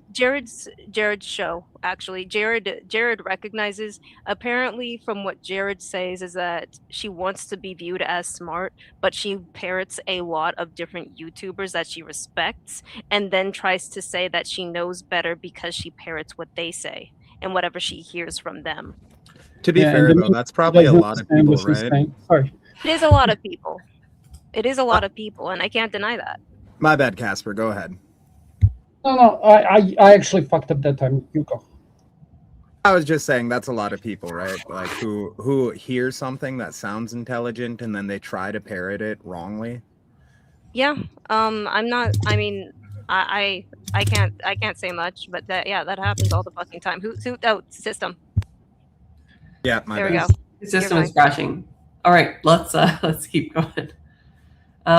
This is my appearance on the Wildest Wake Up Show grid. It's a debate that I tried to have with Sharon and PH Diva about the red pill and whether or not hypergamy is a prevalent issue in modernity. And they are currently questioning me on my statistics. The richest part of all of this is that they have not provided a counter study yet, and they No. They refuse to Pay attention provide to- a yeah. counter study. They refuse to provide a counter study. Yeah, they refuse to. Skinny guy in the top left wants to box me. That makes me want to like. I'm not skinny. No, I'm not skinny right now. I don't need the He's vanity. talking about Sorry. Sherry. I know. I'm making a joke. Okay, let's continue. Not a statistical yeah. analysis. And so the Right. fact that you've never heard the word We're using a operationalized means that you made have up no idea word. what the fuck you're talking about and you're not qualified to have this There conversation. she goes. Okay, so if you want to just operate on, like, you could just say put into operation or use. You don't No, need to like operationalize. utilize How did they operationalize it? and It pretend means like you're doing something specific. smart. Okay, it's No, not it's not cute. about Okay. sounding smart. That's what it's called. How do you operationalize it? How do you operate a study? How do you conduct No, a that's study? not what I'm That's asking not at literally all. what you're You asking just me don't right know now. what you're talking about because I'm not asking about Oh, operating I'm a sorry. study. Do you have a study that you'd like to Operationalizing is utilize? in reference to variables. And so what I am asking is how they operationalized homogamy and hypergamy, which were the outcome variables they were concerned with. Pause. Go ahead. Yeah, they analyzed couples with unequal No. All Yes, I'm Glacier. thinking, after she's used it like 5 different times, I just want that gif from Princess Bride. It's just like, you keep using this word. I don't think it means what you think it means. Yeah, we got in a bit of a catfight here. But you're not answering the question, attainment. which means you don't know what you're talking about. And it's You okay aren't to- You qualified do, for this right? conversation. You It's okay to have say you read don't this know. study Hold on, before I AVG. mentioned it, PhD AVG, Diva? hold on. You could just, it's okay. I don't know why it's okay to say I'm not that well versed. I don't understand it. I'm And way it's more okay. well versed than her. She is. I have a graduate. She doesn't have anything. Hey, I resent that, Ghost. I resent that. Damn. This is not the place for feminist prattle. I might do some fake feminist prattle. Would you like to see it? No, not now. We're trying to get No? through this. Okay, let's keep going. Okay, but by the way, I'm gonna keep I said asking I'm the pretty oh, sure no, out I'm of the sorry. two of us that my education is more. Sorry, what's that, Casper? No, go. It's New Zealand lag. It's really bad today. Oh, no worries. More long-standing that like I would know better than her with the set. Not to mention this is my study. Does she have a study that she'd like to contract mine with? Yeah, Because this like, is your study that you didn't read and you don't understand. I did read You it, don't even know how they PhD. operationalize Do you want to the subject me to variables. a You don't lie even know what it detector means test? to Hold on. operationalize variables. Hold on. When So you your say this- education wouldn't stand up, right? Oh, I Because didn't they know didn't what teach you word the you were most basic using to stuff use a of a stupid study, which word. is Oh, how you operationalize variables. Okay, so hold on. When So you I don't say know where you got that piece of paper from, but got it from it NIH. Do apparently you know it what a holds PMID bubblegum in its is, spare lady? time. Do you Apparently know it what a holds bubblegum in its spare PMID is? time. So go ahead and put it in the trash. Oh yeah, I'm sure Go you ahead and read put it in the studies in your trash. I spare know what time, including this one. operationalize mean. My HBCU taught me what it is to operationalize variables. Oh, in now a I study. know that's trash. Did she just say HBC taught her how to? HBCU, historically black colleges. Now you know it's trash. Oh my gosh. Why are Okay, they saying words? This annoys me, and this is a public service announcement. Like, I do fight on some panels, fighting this fight, even though I don't want to. But it's like, why does everything have to lead back to racism? It's like, Because last that time is I all that they checked, have. Bring it up. it's like, yeah, but not you. She did. Yeah. She But always she's brings it up. leading the They're always. conversation there. Sorry. I was, go. I'm lagging in New Zealand. Like, to chat, it's raining in New Zealand and everyone's home on their internet. That's why I'm lagging. Okay, I know why. No, you're fine. You're You're But, good. No, yeah, like you always see this, like all roads lead to it. And it's like, how can you be that thick not to be able to, like, okay, you're in the moment now, but it's like, if all your conversations end up here, but you're trying to discuss hypergamy. It's like, next time this happens to you, what I would say is like, yellow people, last time I checked, have the same issues. White people say like, we're all pink on the inside. Don't worry. But this is because they usually fight men, whatever. I'm about to come up soon, and I usually call them out on their bullshit. Good, thank you. Yeah, she's a lot less. She's out of us two. She's the bad cop. I'm the good cop. Yes, I want to make your life a living hell. How stereotypical. Okay, I can't. Oh, it's ghosts. Funny. Oh my gosh. And and you felt, yours you felt the not. need to what? Oh, Criticize and that I yours didn't know what did that word not, meant because I'm automatically sure my because of what? education would stand higher. Yeah, because you can't attack it the ain't study. You have to teaching you how attack my to language. I understand get what's it. actually going It's on. fine. in this Okay, all right, It's all just a right. weak Okay, hold on. argument. All right, hold on. Moving Okay, on. hold on. Okay, both Weak. parties. Hold on. Hold on. It's okay. Number one, we not at 50 likes. Oh, this It's shit. ridiculous. I don't know what Check. is required He keeps going until y'all even to after I'm on the participate panel. in the show. It doesn't necessarily mean that you actually like the show. It just means that we think that we supposed to be just working for free. And all I'm asking for is likes and shares.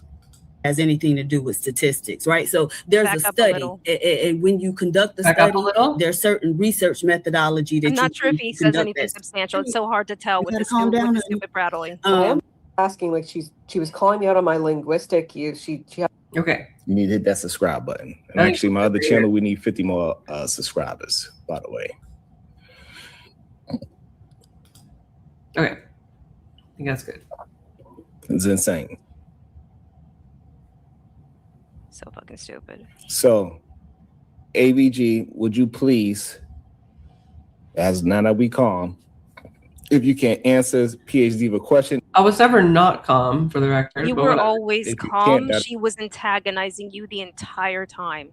Yeah, if you want But to don't see worry. me not calm, there's a certain panel of Beths that everybody's Oh yes. with. Oh yes, I remember that panel. That was very tired. That was the most livid I've AVG. ever seen you, and it was fucking hilarious. I get that way if I'm very tired. All right. It's fine, but just say you can't. You don't have to get defensive just because you can't answer the question. Go ahead, AVG. Yeah, I don't really know what she's asking. Like she was calling me out on my linguistic use. She hasn't really clarified, what part of the study, which she just probably read a minute ago, she has an issue with. If I had to guess, it's assuming that like hypogamy, which is when women marry down, has increased, but the study outright outlines that it has not offset the hypergamy aspects. So I really don't understand what she's getting at here. And if she has a comparative analysis through another study that might be sufficiently responsive, then sure, I'll absolutely look at that. But just, regging on my study or perhaps my utilization of certain statistical terms that she views as paramount isn't really an effective debate tactic, in my opinion. Okay. So this lady don't even know what's going on, right? Because what I'm asking her has absolutely nothing to do with. It's okay, AVG. Okay, Let her now- finish talking. Right? You She gotta only calm knows down, how honey. to talk. She has absolutely. Oh, you think you didn't like that she talked throughout the entire thing? That wasn't your favorite part? That wasn't. Dear Okay. Lord. No? Clearly, you aren't if you're speaking over people. We listen to you. If you can't do the same, Let me scold Now, you for a bit. clearly the woman has. Yes, Casper. No, that's what she's doing. She's just let me scold you for a bit. Like it's Yes. such a bait. No. This She is gets. fucking. Don't worry. Keep watching, and then Sherry tries to join in on the scolding. All right. Has no idea of what she's talking about, because nothing that I mentioned has anything to do with statistics, right? So there's a study, and when you conduct the Sorry, did she just contradict herself? Because earlier she said that it was a statistical term that I ought to know, and now she's saying it has nothing to do with statistics when we're talking about statistics. You know It's full how well she that they sounds, will not what she contradict says. themselves.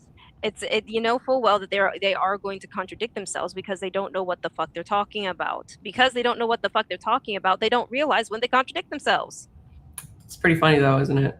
Stupid is as study, stupid there's does. certain research methodology that you use to conduct that study to ensure that you are conducting the study in line with scientific standards. When you conduct the study and have collected the data, then you subject the data to a statistical analysis. Right. And then you write it all up, and that's going to tell you how the study turned out. I'm not asking her anything about a statistical. I should have asked her about the scientific method, shouldn't I? A missed opportunity. AVG. Statistical analysis. I'm asking about the research methodology, how the study was conducted, how were those variables operationalized. The fact that she does not know what that word means in the context of a study shows that this woman has little to no background in research methodology. That's one of the first things you learn is how to operationalize variables. And operationalizing the variables just means how are you defining them in the way that it's used in the study. For example, one pause real quick. That's not what it means. This is I would straight up call her out at that moment, just like operationalize the variables, because she keeps using this word. I would have put her on the back foot immediately and say, okay, define operationalize the variables, because you're using that word. I don't know what the fuck it means because I've never seen it in a statistical analysis. Please define the word so that I can actually answer your fucking question, because I know the study better than you. Is she simply referring to? Can I? I'll just say it. Wait, I'll say it. It's analyzed. So what she wants to say is, and so like if you ask her to define it, she'll give you the definition for analysis. Okay, so she said operationalized instead of analyzed, and then she just double, triple, quadruple down because this is what's actually happening. Okay, I'm done. Operationalizing has been doing a lot of lifting, man. Glacier, I think Darkside wants to say something, and she's being quiet. So just. Is she literally referring to the definition or the specific definition of the variable and how it was used when being defined in a study, like the independent variable, the dependent variable, the control variable? Is that what she's talking about? She's asking how they defined variables. So what she could have said, like just in a simple term, is like, how did they categorize variables? Like, for instance, like how did they define like parameters like income, hypergamy, right? What's the sample size? Outline the variable? And each variable is usually specifically defined as it relates to that specific study in every study, if you're reading the whole study and not the abstract. Jared has a different definition. I'm assuming this is a statistical definition because like I was looking at Merriam-Webster, it just means to make operational. Is this a real definition, by the way, Jared? I'm assuming it is. I would like to know where it's from. Operationalization is the process of turning abstract concepts into measurable, observable variables for research. Yeah, it's the process of walking through a theory to prove that the theory is true. It involves defining exactly how a concept, for instance, intelligence satisfaction, will be measured, i.e. test scores, survey readings, ensuring consistency, reliability, and validity. Okay, well then I walked them through that stuff. Yeah. She just wants to be stupid. Yeah. Well, she wants to use big words. I don't think that's what she meant to say. I'm going to double down. Okay, I'm sorry. I thought she was just asking me for the methodology of the study. Yeah, it's literally part of the methodology, and it was always outlined in the study, which is what I did. I said, here's the countries that they're coming from. They're based on census microdata. They specifically separated individuals based on educational background and so on and so forth, and age. I don't know how I didn't do this. Jared literally just typed in the chat what I already said. It is included in the whole study itself. This is why I say it's just like that operationalized is doing a lot of heavy lifting. When she uses it. 10th Man uses random words to confuse people. So if he ever says populationalize, you know that it's a farce and you shouldn't take the bait. Yeah, he must have quit. All right, let's keep going. A lot of economic studies that measure like being middle class. So that study that Black men love to cite about being middle class. One of the issues was that they did not define what. Again, I haven't brought up race one single time. Makes it about race. Haven't talked about race She's at all. dragging you to her court, thinking that she has anything. No. I don't think that race is relevant in this discussion. We're talking about hypergamy. It's not. It's about the sexes. There's no study that separates it, to my knowledge, based on race. I'm sure it exists, but I haven't seen it. It means to be. And if she had it, she would have brought it up, but she didn't. She didn't bring up it. She doesn't want that. Middle class. in that study, right? So that's operationalizing that variable. So for this study, middle class status means that you earn between this amount and this amount. Or if they were doing what amount, if you've read the study?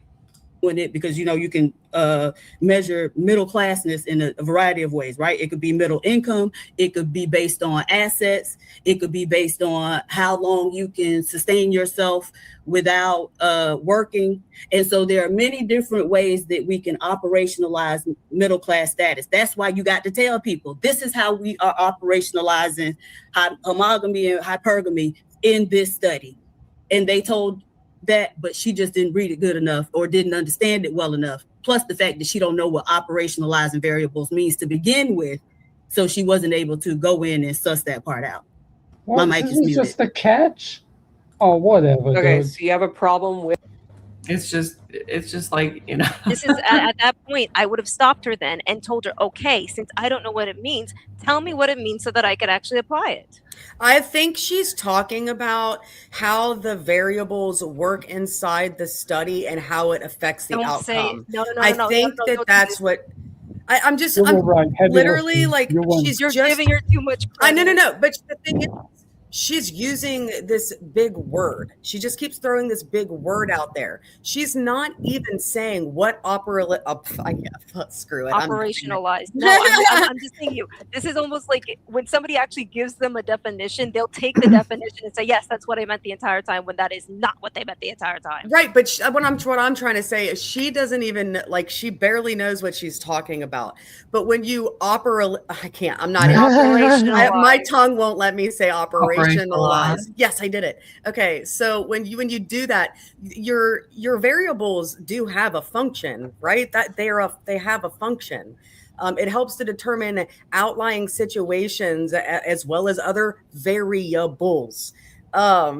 So it's a function. It has a function. It does help to determine the outcome. That is the I can't say operationalization of the variables. Like I really think that she is like looking at some kind of source right now and just like trying nothing. Okay.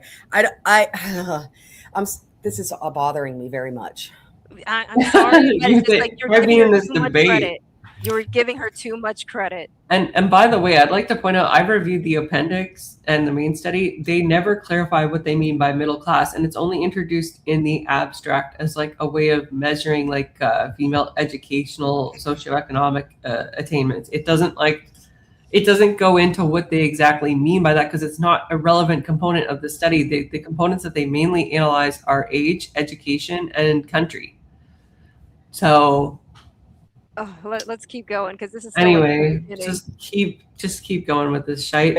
How the study provides certain definitions. Like, do you have? No, like I said, asked a how it corresponding provides study? definitions. I have a problem with the fact that you don't know that I was asking how it provides those definitions. That's what I got a problem with, lady. I would have backed her. Well, I'm not a scientist. Okay, I'm a legal professor. I'm a litigator. Clearly, you are not a scientist, because I you never don't said I know was. what operationalizing So I'm sorry that I didn't. means. You are not I a didn't scientist. outline things. I do not Can I believe finish you. here? You are not a please? scientist. Okay, and I never claimed to be. So, okay. Do you have a comparative or a responding study that disproves what I I don't asserted need with to respect to disprove mine? anything. You couldn't prove. Yeah, you what kind of said do. to begin with. If you're right? ragging on it You this to prove hard, it you to do. begin with, and then You can always tell when I'm pissed off because the hardcore, Yeah, you're like getting backwoods pissed. Canadian comes out. Yes.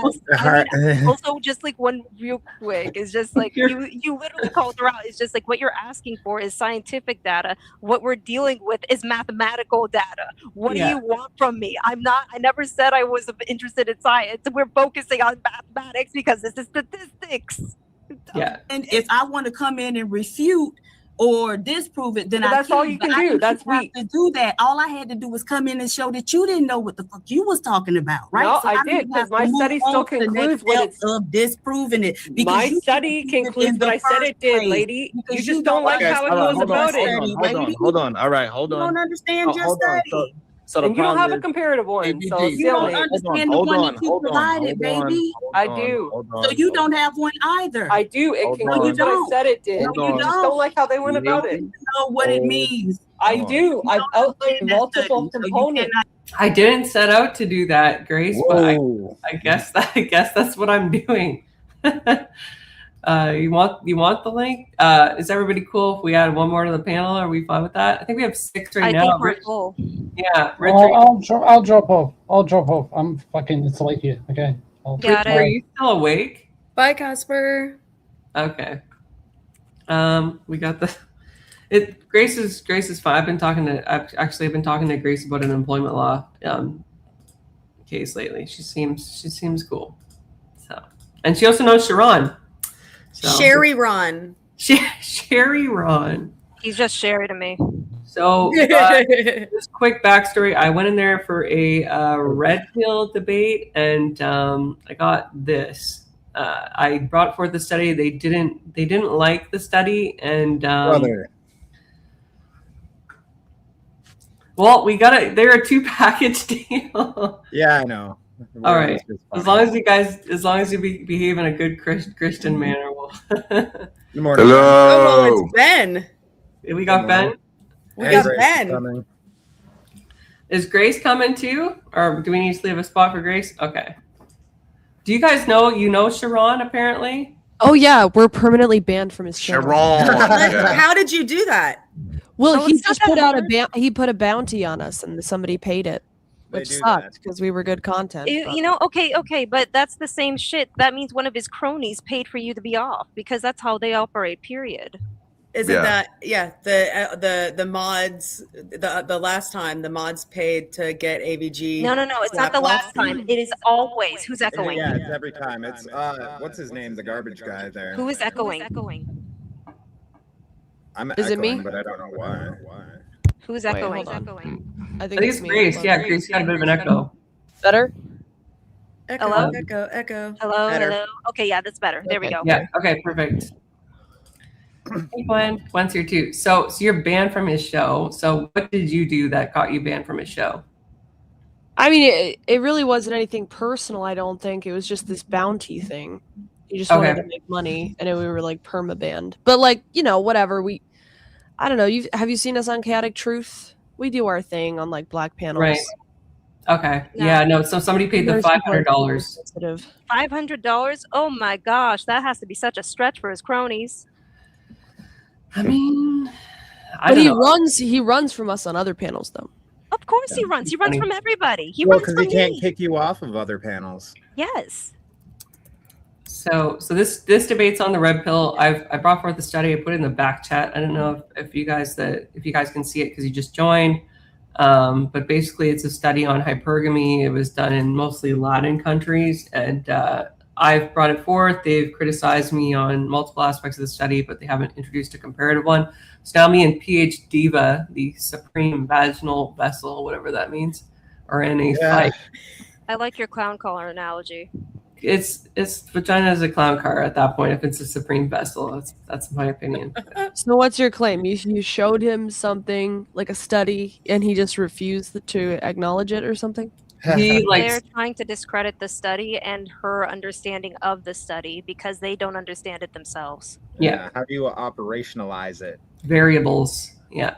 I'm just gonna go ahead and listen and go off cam because this is really Yes. I can't. I really It's can't with close. this one. I am close to getting involved because I've just been watching this in silence because I was like completely blindsided. It's just like, what's going on? Why is this? Of course, they're trying to give you shit. I'm about this close to a TikTok style crash out, so. All right, let's get back into it. Gwen in the chat also would like you guys to let them know what the Thorpes are doing nowadays. So if you want to post and let them know. Wait, can I just ask you, are you making a pro red pill point or an anti red pill point? My point is that hypergamy is prevalent. That's the core concept. Hypergamy being the idea that women will always try to upgrade. Correct. Yeah. Or marry up, just generally speaking. And his point is that because it exists in a more equality-based sense, i.e. people from college date other people from college, and they both make decent incomes, that hypergamy is not prevalent in modernity. So you're saying you think hypergamy is a new thing? Hypergamy is nothing new. No, it's just oldest time. Yeah. Women are like, we generally look for provider based men, and we assess certain things like phenotypes and ability to earn income as demonstrative of our ability to find a suitable mate. And he thinks that it can be anything. For instance, he gives the example of what is his name? The guy in the Manosphere documentaries, for some reason, is a ginger. Justin Waller. Justin Waller, let's go. That he has a midwife as demonstrative of the fact that like high value men don't necessarily date women that are hot as some kind of demonstration that, you know, hypergamy isn't effective. It's bizarre. And he won't provide any kind of statistics on this. So, yeah. I'll let it unfold if you guys don't mind. Yeah. Yeah. Use it, honey. Shut up. Okay, You so have complaints, but you sound like me. hold That's on, your problem. hold on. AVG, the problem is, it's okay for you to say I don't have the ability to do it. Instead of I saying do. you don't. Sharon. It's okay Look to at say that. that the study did something, but you cannot verify what the study is doing, and it's okay that you don't have that. That's it. Sharon, can I please say something? Okay. I understand what the study says. It says No, what it you says. don't. You In didn't fact, even know what PhD operationalizing Okay. a variable but why are you was. talking over her? Clearly Hold on, don't y'all. Hold on, y'all. Hold on, hold understand. on, hold on. You like to talk over people? You know that I don't. Okay, I don't know what operationalize Okay, but you like to means talk over people. until today. Okay, You like to that's talk fine. over people. And then Okay, she got so do distracted you, by Okay, so me. now we talking over people. Now we just talk All over right. each This other. lady has Hold on, no y'all. idea Hold of on, what hold she on, even hold on. talking about. Hold on, y'all. You don't know what you're talking about either because you keep on dismissing her without any proof and evidence. Girl, shut up. Nothing Because we provided already a done booted your responding ass study. off of here. You She stupid black hasn't- bitch who want to sit up here and talk Oh about my black God. people, but then, Whoa. yeah, bitch, yes, come on. This is Come up why off you that shouldn't mute have started Come up about it. off I that want to mute. Again, I haven't brought race into this. And this one point. Are they calling you a stupid black bitch? Yes, White bitch. Oh. No. Yeah. She said black. She said black. Yeah. She said black. Yeah, She she's got talking to Glacier. hyper-fixated on me the moment I spoke. Oh, okay. I think she called me a stupid white bitch before. No, she I've said definitely been stupid- called a white She bitch said in this stupid black conversation. bitch. She was hyper-fixating on me the moment that I spoke up and told her, "Hey, shut the fuck up, bitch." Well, don't you know you're not supposed to have friends of different races? It's not acceptable. Wait. I'm just I gonna have a piss quick people off, question. man. I have a quick question just about hypergamy. Yeah. So I didn't know this is true, but it says most commonly in research it's defined specifically by a woman marrying a man with more education than she has. Socioeconomic status or other privilege. Yeah. Yeah. But it doesn't really mean what the red pill says in the sense that like a woman will always level up, so you should always be worried about her leaving. It just means that generally speaking, women get married to guys who are correct above them. Yeah. Yes. Like the red pill has twisted that to mean like women are always looking to upgrade. That's not necessarily true. Just, you know what I mean? Like the concept doesn't Red pill imply isn't- that. Well, red pill isn't an academic field, anyways. It's just it's Yeah, a cultural obviously. phenomenon. You've got a fan in the chat, Grace. I also think you're a Thank you, skilled debater. I've watched your recent debates. I think they're pretty good. What recent debates? Professor Rollo Not the Tomasi. Minar one. I didn't watch the Minar one. The Minar Yeah, one. excuse me. Rollo Tomasi has written several books on the He's topic. got 3 books. They're academic. The Rational Male is a bestseller. The Rational Male. Let's get going. All right, let's keep going. Come up off that mute again, Oh, yeah, bitch. she's so Come sensitive. up off that mute again, Love bitch. it. I fucking Come up love off that it. mute again, bitch. Sure. Come up off that mute again, bitch. Anytime. Come up off that Anytime. mute again, bitch. You haven't Come up off that mute again, All bitch. right. Okay. All right. Right, all I gotta do is repeat one Listen, line I over need, and I over. need to get. Hold on, y'all. I need to get back to it. This is not. Hold on, y'all. Please. She made it so easy Y'all to gotta piss keep her it off. together. Yeah. We gotta hear each other one at a time, regardless. I'll do it. This way we can actually have content.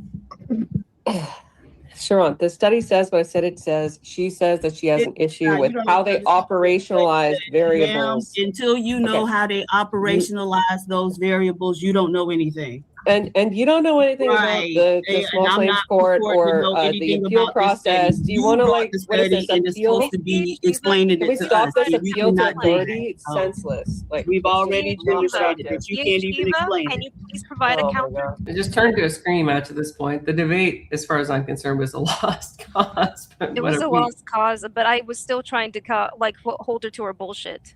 Yeah, we've got some debates in the chat about whether or not Rolo was right or wrong. Ghost says Dude, he's out one of thing touch. Rolo's wrong about. Yeah, Gwen thinks he's out of touch as well. Angry Caster is the sole defender. Oh my gosh. Rolo Tomasi fans in the year of our Lord 2026. Incredible. They exist. He's a good communicator. I will give him that. That's true. He's crazy. Yeah, He's- a lot of these guys are because they're like kind of scam artists, so they are. Sharon good at is too. talking. Yeah, Sharon Yeah. is good. Sherry's a scam. I'm still convinced that some of his like main supporters, like Shadow, like I don't know. I have suspicions about where the money goes, but I don't have any confirmation, so it's just pure. I mean, I wouldn't be surprised if Sherry, at the end of the day, when he finishes his little panel, he hands the money back to his people just so that they can keep doing it afterwards. Yeah. We don't know that. Allegedly.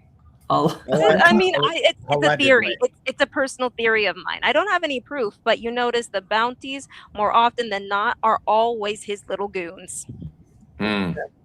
He placed a hold on bounties for an hour, which is why we even went up on That this is the panel. only why we entertained it. Yeah. All right. Keep going. Okay, so hold on. Okay, hold on. All right. Okay. I do not want to have an argument about the argument anymore. Listen, everybody. I do not want to have an argument about the argument. Please. Nobody's able to make a point. It is okay, AVG. You saying that you put a study there that you don't understand. That is No, I understand it, Sharon. Okay, you don't. Hold on, AVG. I don't understand operationalized variables until I looked it up. What I'm That's trying to what get she's you to ragging on. understand. Okay, hold on, AVG. Okay.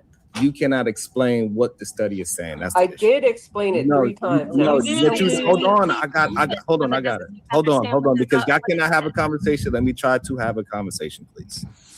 So the problem is you keep saying the study is showing something. The problem is you cannot articulate what the study is explaining. And so How it's okay. so? How so? I explained it 3 times, we Sharon. attempted to allow you to, but you did not know. And it is Attempted? okay. She Yes. interrupted me after I got the word operationalized wrong, Sharon. And that's how when we the know. conversation And ended. so therefore you've tried to focus on if that word was a word or not, instead of trying to say what you understood about what was being asked of you. And that's when we notice that you cannot articulate what you read in the study. I did that And 3 it's times. okay. Neither did PhD Diva, so I That's don't fine. see where- I didn't articulate anything. Hold on. Let's not just dive into insults, please. I do not want to go back down. We did enough. We did enough. No, this is just gaslighting at this point. Okay, yeah, no, I called him out. It's just like that's not an insult, that's an observation. Know the difference. I don't think anybody takes Sharon like seriously as a debate moderator. I don't think he's moderated any debate. He's not moderating a damn thing. He's not a moderator, period. Yeah. We knew that we were in a hornet's nest. And it is okay. And this is a problem that, that this Manosphere and Red Pill situation will put out there. They keep saying, hey, read this. This says what I'm thinking, but it doesn't. It does say that in the results, the abstract, and the conclusion. Where am I wrong?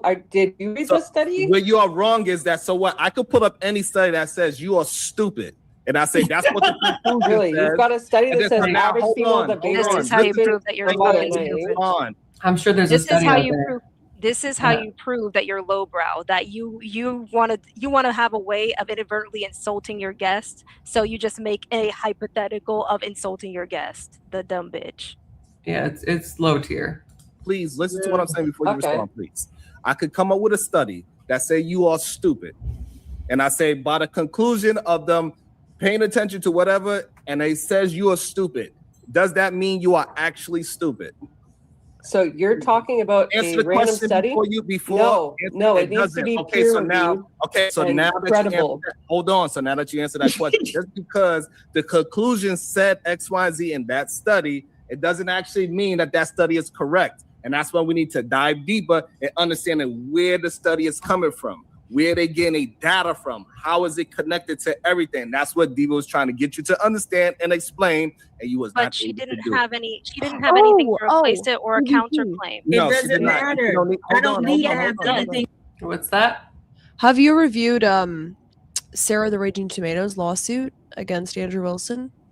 Yeah, but I can't comment on it for obvious reasons, right? Because like I work like I moderate for Andrew.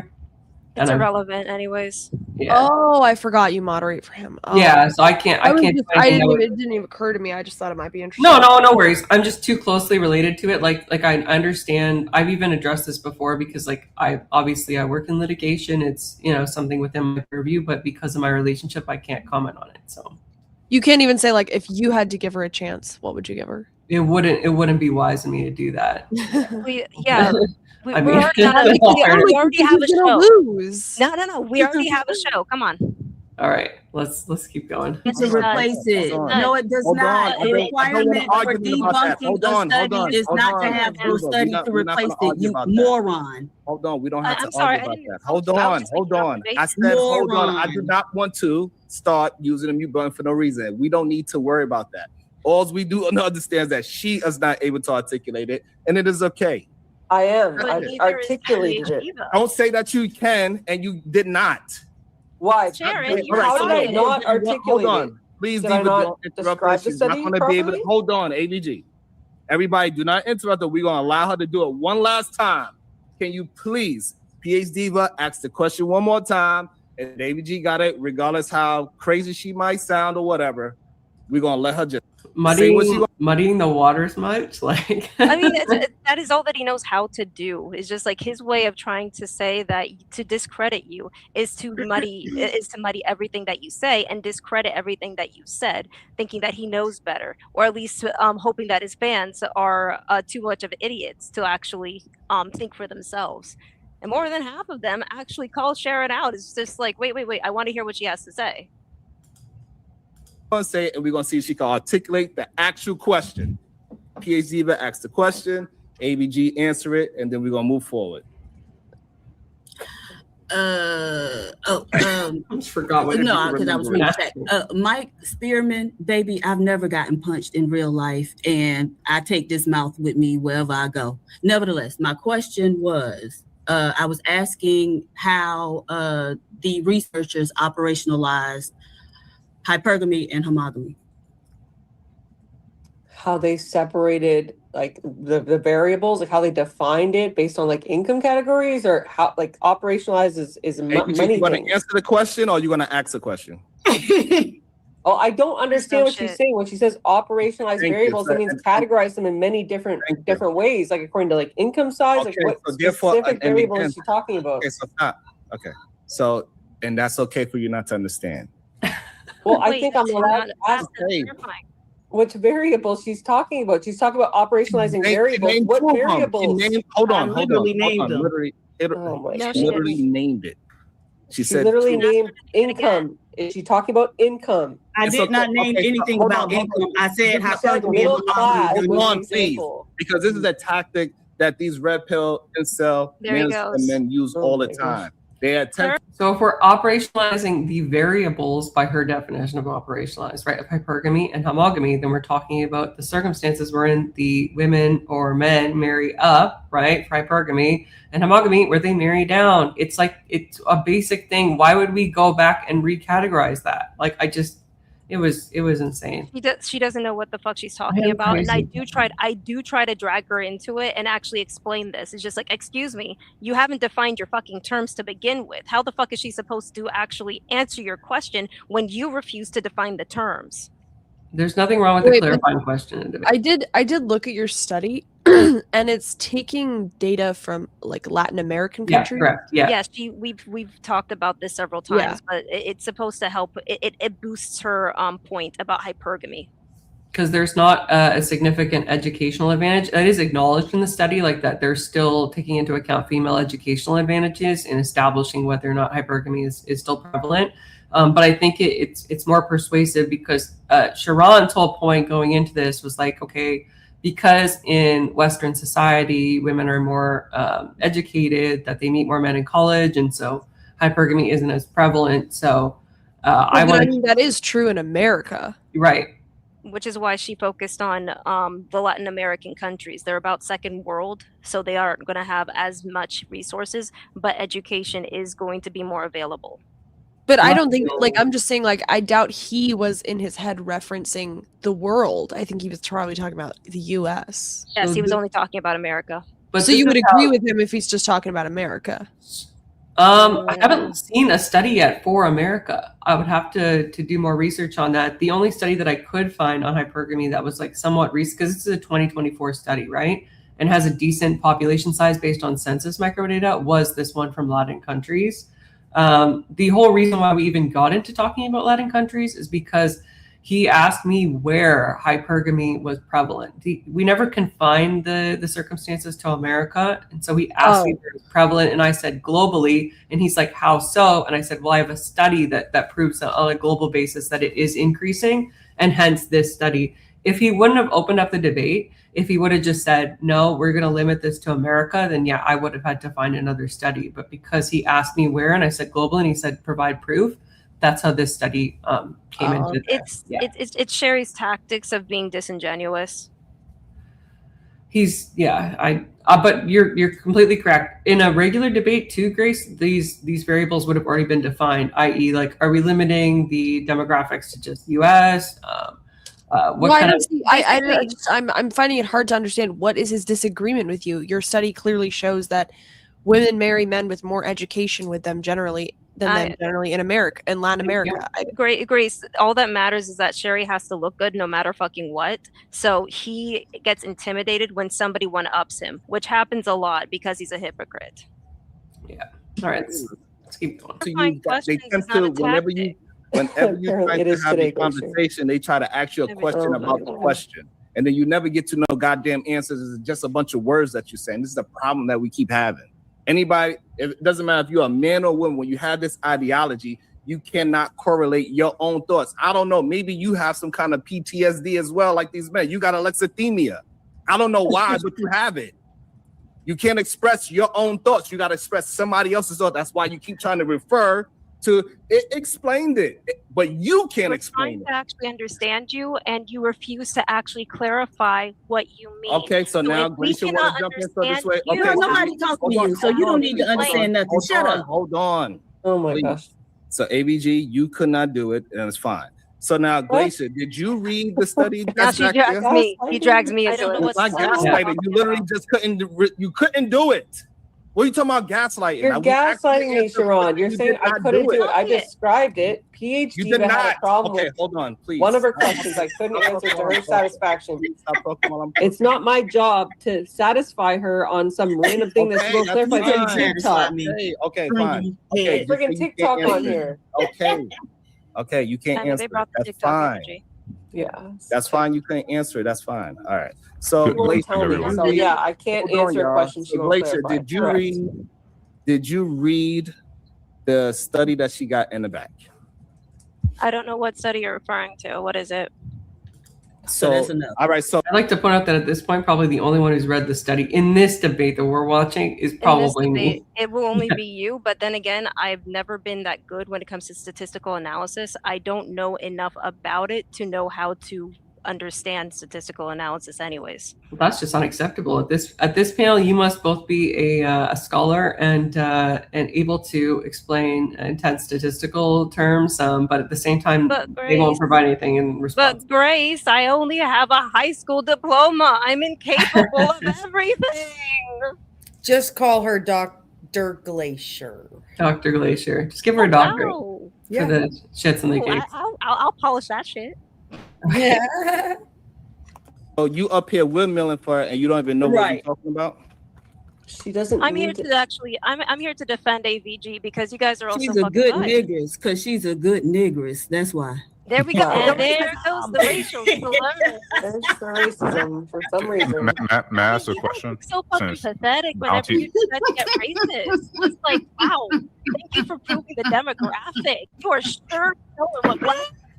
But Glacier, you just jumped in without knowing anything about the fucking conversation. You are a good Jesus. Like you kept trying to respond. Brother. And to this point, I think that I'm here to support a friend. you're gonna refute it. This stupid dude.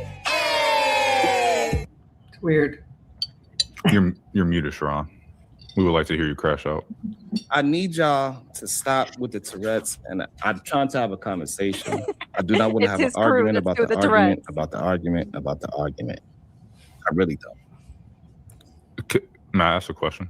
No. And it's not a bad question. I pinky I promise. know y'all don't believe y'all be having bad questions. I know. No, it's a clarification. It's a clarification. I know, but question. clarified questions is where we got into the problem in the first place. But she's not even understanding what you're saying, so that's the issue. It's okay that she don't understand, and that's all she had to say. Well, you keep on going back and forth. I'm not going back. I'm trying to move forward. Okay. I'm really feeling.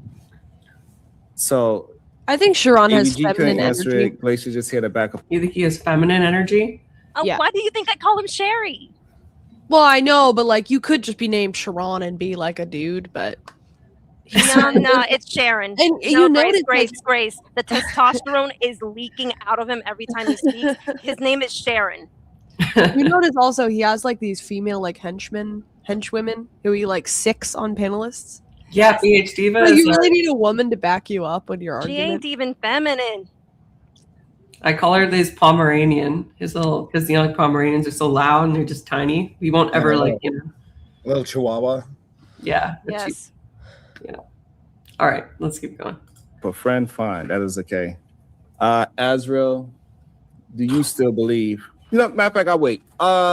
Glacier, do you believe that women are more hypergamous than men? Hypergamous? What does hypergamous mean real quick before I actually answer the question? I need confirmation. Meaning that women date up or at the same level. Yeah, women do tend to be more hypergamous. And what proof do you have of that? It's a safety net. For women, they're searching for safety nets more than anything else. So whenever they are deciding who they want to be with, they are trying to evaluate whether they can actually protect them, provide resources and things like that. It's just something that has always been true throughout history. Okay, so and how do men protect their women? It could be through amassing resources. It could be through their own strength. It could be through their own connections. It varies depending on the situation throughout history. Do you date men? I mean, yes. Okay. And the men that you chose them because you feel like they could protect you physically? That's one aspect of it, but there's several And what facets. proof did you have that they could protect you physically? I said several different things. Right. We doing one thing at a time. Okay. So All right. So now we are focusing right now on the physical. How did you know that man could physically protect you? I can't. Okay, no. It depends on the time period about what gets prioritized over over anything else. You're right, but we're doing one thing at a time. Okay, one of the then let me things choose was what I would be physical, focusing and on it's okay for you to say I have no proof of it, and then we could just move on to the next version of protection. Okay, that is well, fine let as me well, decide, right? because, So hold on, I just want y'all to be able to answer questions. It's okay if you don't know it or you don't have a reason behind it. It's okay. We can just move on to the next level. Yes, Glacier. So this is the shit that I don't tolerate with him, because he saw how he deliberately used whatever I said, and then he narrowed it down to be too narrow for even to have dialogue or conversation with, where it's just like my priorities are going to be different because I live in a first world country. The majority of I already have plenty of protections living in a first world country, as opposed to somebody living in a second or third world country who they would have to find somebody that is able to be more aggressive or has enough resources to move them out of a dangerous area. So it's just like that's one thing. Two, I'm still religious. My priorities of finding a man starts off with him being Orthodox. Yeah, that's non-negotiable. I just don't think Sharon understands that. He doesn't want to understand. Yeah, we're both ortho bitches. And then Yes, we're ortho bitches. I'm an inquirer. Slim pickings in the ortho bro community for mates. I mean, No, you know what they say about ortho bros. How does that saying go? The picking. I guess it's not much of a saying. The What was odds, the odds are good. No, the odds are good, but the goods are odd. Yeah, and then we've got with Dark Side's also an ortho bish, and then System Crash is Catholic, like I'm y'all. a fellow Catholic. He is. I just don't see why hypergamy is this thing that like people argue about. Women have always cared more about men having resources than vice versa. Men have always cared about women's looks than vice versa. I'll say that when it comes and to fertility, yeah. when it comes to strength within men, that's more of like a very ancient concept to hunter-gatherer days because you're barely surviving. But as time and technology advance, it was more of a focus on resources and connections, especially when you reach to the Middle Ages. In this day and age, a lot of that what matters more is how many resources that you can accumulate, as well as how many connections that you can establish when it comes to present day. And that's because so much of our society has been basically it's been made in America in particular a lot more safer as a baseline. Also, we have a lot more technology where we don't have to worry about death as much. Yeah, but that's like isn't that like the argument that because of the advent of like mechanical weapons and tanks and stuff that women are more fit to be in the military, but they're not. It's not true. Women are not geared for the military, and it's always a disastrous idea to have your women fighting your wars anyways as a form of like masculinity. It's almost like you're insulting yourself by allowing this to happen, and then the risks that comes to being a woman on the front lines.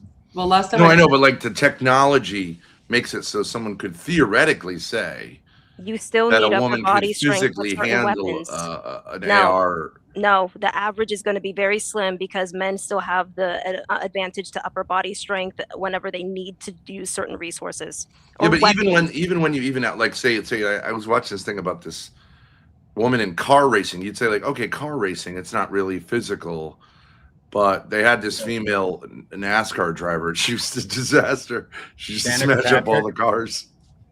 That's not surprising. She was hot, so I get like. Oh, great PR then. Are you talking about Danica Patrick? Yes. Yeah. No. Legend. Queen.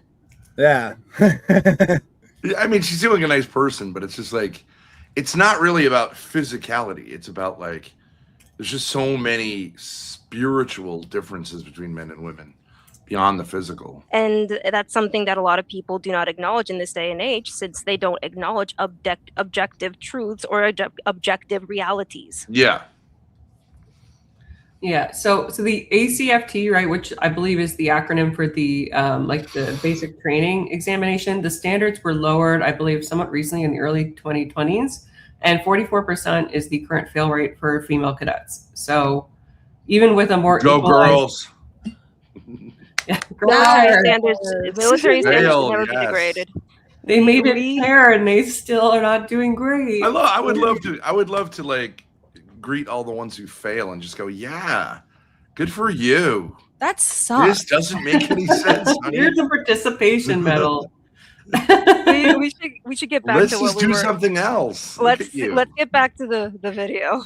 Oh Lord. No, that was funny. That was a good little tip for Tat. All right. Of the conversation instead of just having the surface level. So have you ever, when you chose a man with this physical protection, had you ever had any reasoning behind why this man can physically protect you? That doesn't become as high of a priority in this day and age. Okay, so that's number one. So majority of women are not picking a man because of physicality protection. Great. So now what's the next? Okay, it's okay. You'll get your chance, Azrael. You'll get your chance as well.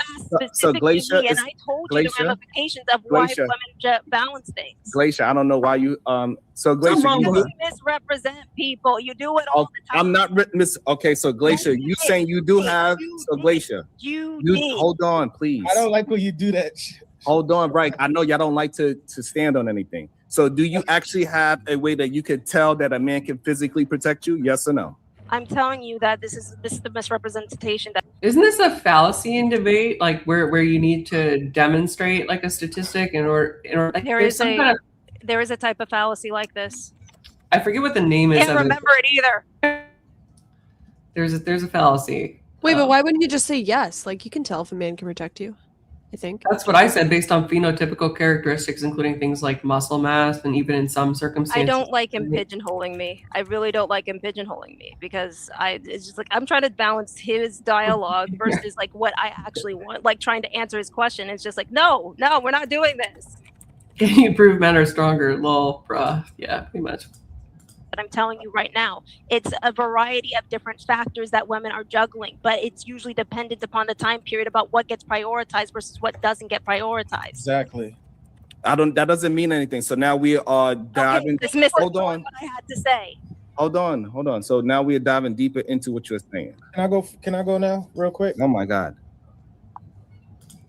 Need to be more mean, Shintai? Okay.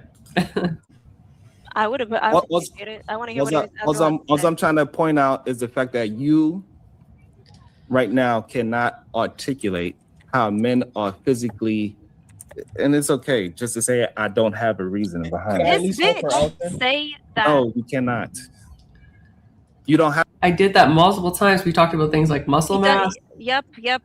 But it doesn't matter. I called him out. I'm pretty sure I call him out on that. It's just like, no. It's not that I don't know. You keep framing it like that. Don't frame it like that. I'm not tolerating that bullshit. Casper, just don't be so graphic in the chat. Oh my gosh, they're having like Marty and Casper having a mini debate right now. Oh dear Lord. So degen. It's going like degen level 5,000. I have to say verbatim, but when you can't answer the question, that's not what I said. That's not even what I. Okay, so now what proof do you have that the men that you dated can physically protect you?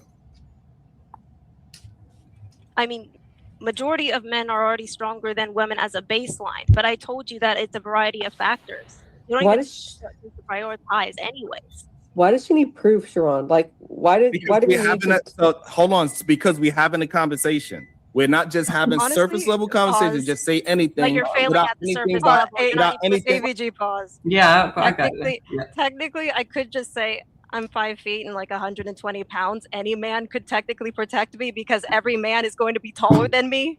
I have to literally be on predator level 24/7, have my keys on hand if I feel unsafe the moment of. Yeah. What about a midget? I'm just gonna be a chihuahua. I'll just be in chihuahua and an ankle biter and run. I'm almost 6 feet tall, so. I am tiny. I know I am.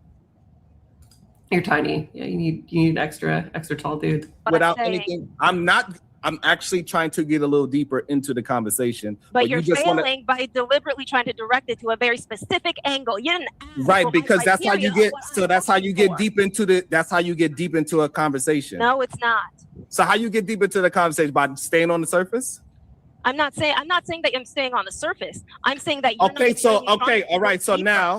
So again, I don't understand what is wrong with y'all with this nonsense. If you can't answer it, it's okay. So what is the other level of protection that men can do? Like I said, part of it is resource gathering as well. Okay, so now resource gathering. Okay, so slow down. Excuse me, you didn't let me slow finish. Down. You didn't let me finish. You don't need to. Hold on. Mr. President, I'm speaking. Yeah, she gets under his skin every time. He hates Glacier at this point. I'm convinced. Oh Lord! Right. You aren't letting me finish. I need you to understand that I am directing the conversation. So but you're directing it poorly, and I'm going to change it when you're trying to misdirect it. That is fine. That's your opinion. So now, what other ways? Hold on, Azrael. Hold on, Azrael. Right, because I need you to understand what I'm trying to get out of it. I'm not going to let you pigeonhole me. It's not about these are your own thoughts. In law, we call it a witness. Azrael, hold on, Azrael. You'll get a chance to answer all the questions I'm asking her as well. You don't need to help her. She can handle herself. Okay. She doesn't need protection. So it's fine for PH Diva to be Sharon's little attack dog, but God forbid that a man. God forbid that any of us have any try to defense. This is exactly why when I came up here, I straight up said I'm here to support AVG. And yes, he doesn't like me because I pissed him the fuck off multiple times. I backed him into a corner and made him realize you can't do this to me. I know what you're doing. You're framing it to say that I said something when I didn't say that at all. Yeah, it's Second only time, I went after leading this way. questions. What we call in court. Yeah, is he smooth about it? I don't know if he's that smooth, Burgess. Right now. Oh no, he's not So, smooth. He's Glacier. deliberate framing. He's not I just smooth call him about it. Burgess. He ain't smooth about that shit. No, it's obvious whenever he does it. Talking about it's okay to say you don't know. Bitch, I didn't say I don't know. Burgess is like what, like I feel like it's like one of those like Balmain or something when people try to pronounce like a fancy designer name and they like completely like ruin it. They're just like Channel or whatever, or like Louise Vuitton. Is it Burgess though? Like legitimately, Grace? Do you notice that? I have no idea. I would assume Bourgeois. Bourgeois. The men that you dated, how did they financially protect you with resource gathering? This becomes a very complicated question because I'm usually looking for courtship, not just a relationship. Okay, you want? I'm looking to get married, not just be in a relationship. Okay, right, but that's fine. That's what you look for. But the men that you chose, what resources that you was looking for them to protect you with? Okay, this is where the distinction happens. How I'm choosing my man is not based upon the criteria that I told you about, because it becomes entirely different. Because I said a baseline of what women are looking for on a historical metric. Okay, so you're saying that you are different from other women. I'm saying no. I'm trying to say that what I'm looking for today in this age is radically different from what women looked for throughout history. Okay, can I? Okay, please? so we're not talking about. We talking about. Hold on. Yeah. I swear that interrupting is helping, but it does not. PH Diva, keep putting your foot in their ass, sister. Why is he mentioning this? Oh gosh. I don't want anything in my back door, thanks. Hold on. Also, I promise. hold on. Also, PH Diva is the reason why I love strong, educated Black women. Thank you. Wow. Thank you. That's a All right, sad so, statement right there. Okay, so Glacier, you saying the way how you look for a mate, other women are not looking for it? Yes, a faceless icon that names herself Supreme Vaginal Vessel and refuses to provide responding statistics on a statistical debate is the reason that you like that kind of woman, then okay, cool. In the same way as you? Because most people are different as an individual, and then you want to use the metric that I use for groups for me as an individual. Okay, so again, it's all you gotta do is answer. So you are not hypergamous. No. Okay, and for some reason you believe most women are the opposite of you in this hypergamy situation. Oh Lord. Gods, I hate this shit. What are you trying to get at? Just tell me what you're trying to get at. What's your end result, Sharon? Because you always have an agenda. My name is Sharon, right? And so my name is Sharon, and you please pronounce my name properly. I do not disrespect you. I'm just trying to get people to. You've been spending 5 minutes disrespecting me. I should have called him Sherry. Sharon. It doesn't matter that Sherry. It's spelled Sharon, but we can't. It is Sherry. Just reminds me of that Key and Peele episode. It is Sherry now. It is Sherry. So funny. Stand on the word bad all the time. No, what I'm trying to get people to understand. Yes, you do. Sorry, Glacier? Yes, he does. He always wants to make me look. No, he wants to make anybody that has a different view against him look bad. And he's been doing it the entire stream. Stupid lady. Stop being stupid. I hope you come back. You're stupid. I'm sorry. There you go again. Okay. And then so what I'm trying to get you to say, I need people to stand on their own. That's the game plan, by the way. We keep going back until we annoy them so much and make them look like total idiots to the point where they ban us like the Thorpes. This is why they want to ban us so badly. But you know what?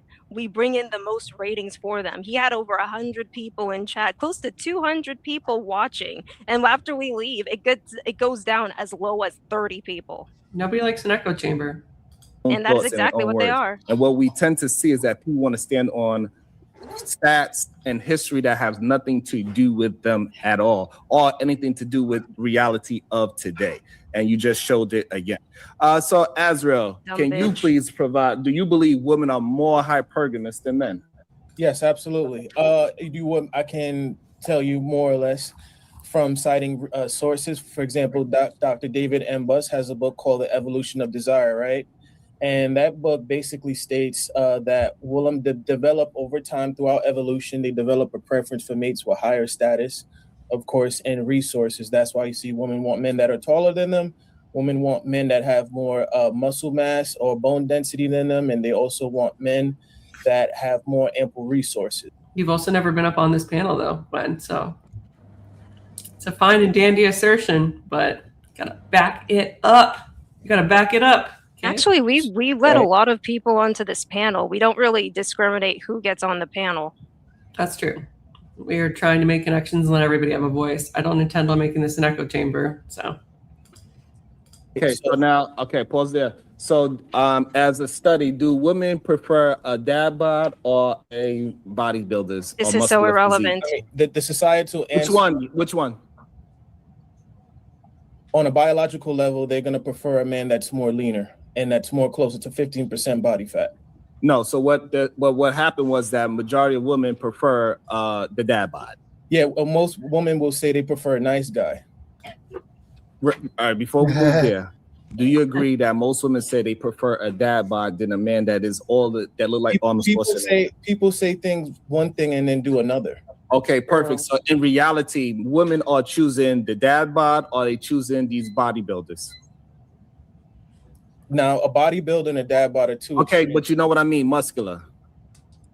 I mean, if I say I want a girl, I mean, yeah, that I'll take a girl. But the ideal, no, because like he said, this is a problem that y'all keep having, right? You want me to say answer a question? Yes, I want you to answer a question. You're dishonest, Sharon. No, that's what I'm saying. You give me these two choices and say I want you to choose between these two, even though they're both wrong.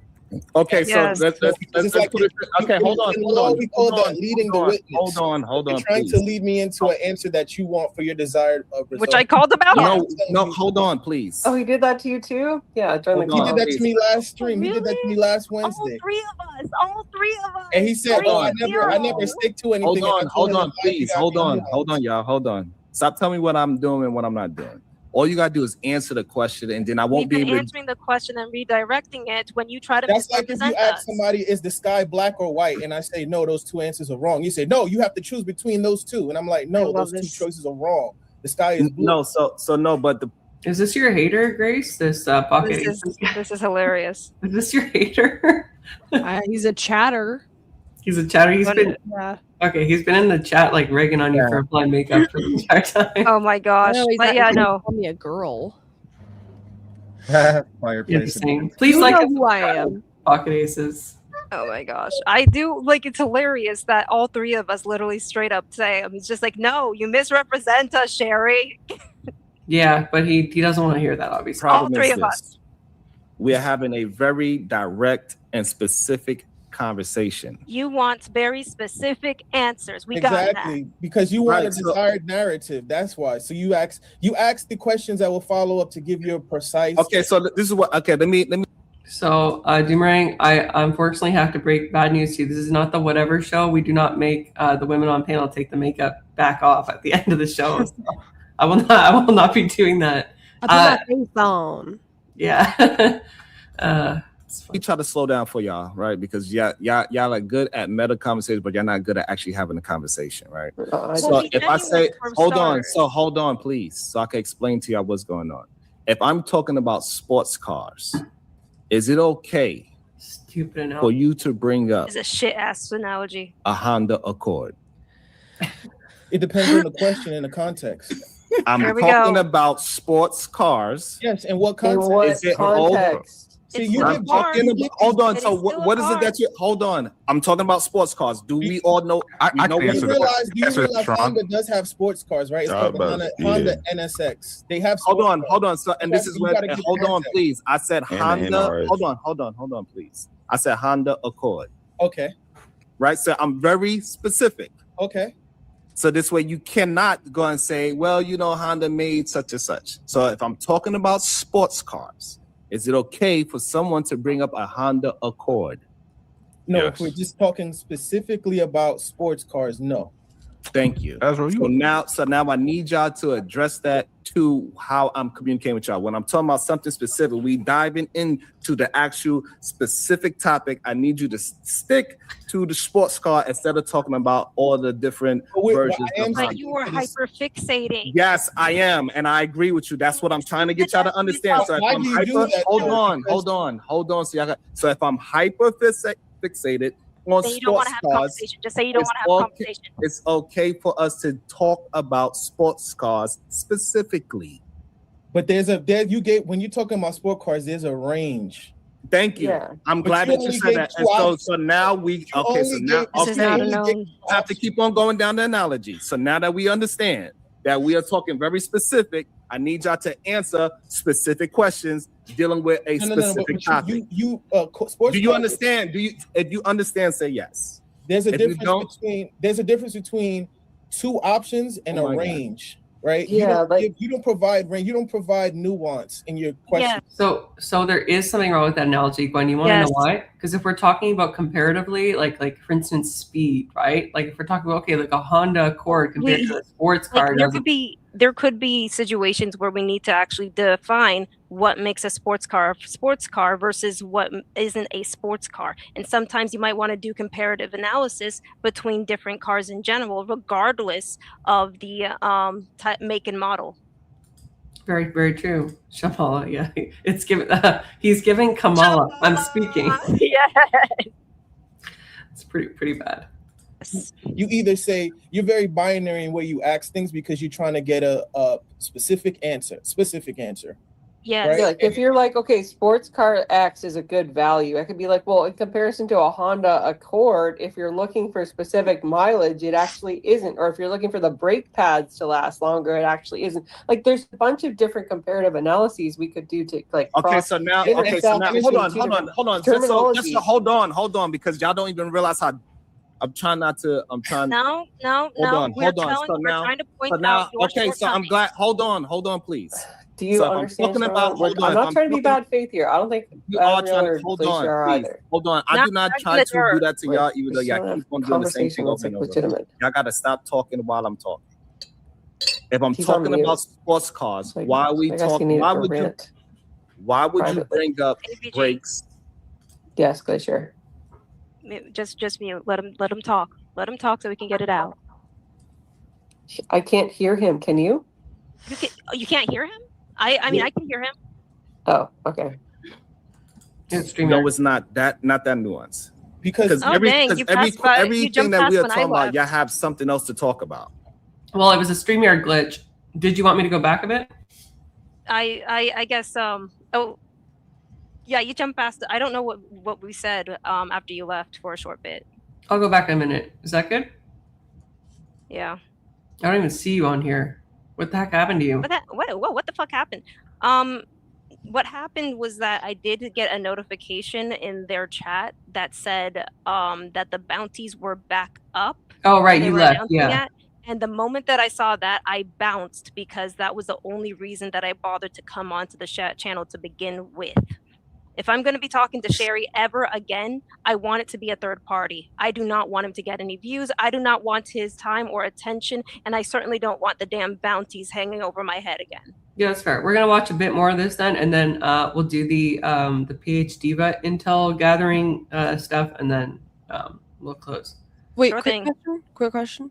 Yeah. What's You up? guys believe in hypergamy as like a concept in the sense that women will always sort of are inclined to trade up on partners and are only really invested in relationships for money and status?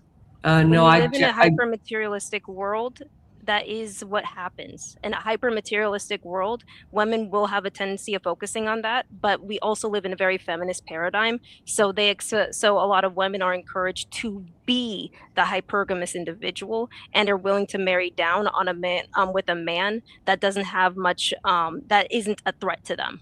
But they'll also dismiss them pretty quickly too. Yeah. So my view on it is that secular or religious, generally women want a provider. What that means in different jurisdictions does vary. For instance, like $50,000 a year single family income in Michigan in a remote part goes a lot further than it would in LA, right? And we talk in religious terms, it's entirely different. There's a whole new parameter that needs to be met, right? The individual having the same religion as you. And generally you meet people through your church, so you're not as necessarily income focused, although it's definitely a factor because we know statistically that individuals, particularly in the like Catholic, Orthodox, and even like Islamic faiths, like to have a lot of kids, right? So it's impractical unless you have sufficient government support to do so absent a sufficient single income.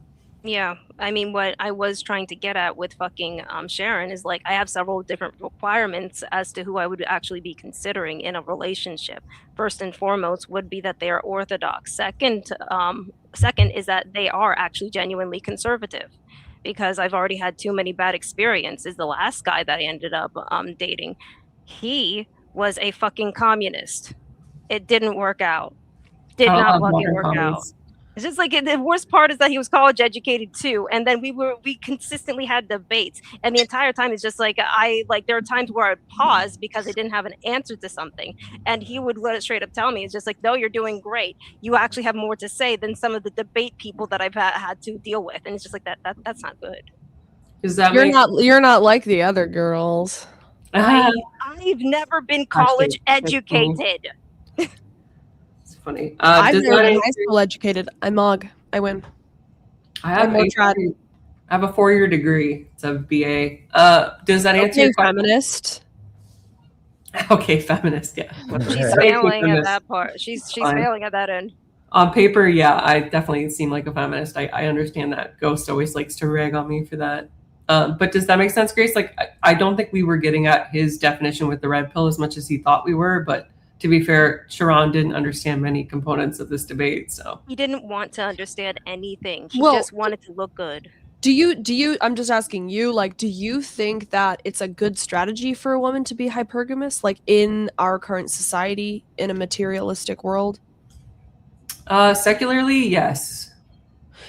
Really? Yeah, I don't see how. Like I've seen people marry for love, and like.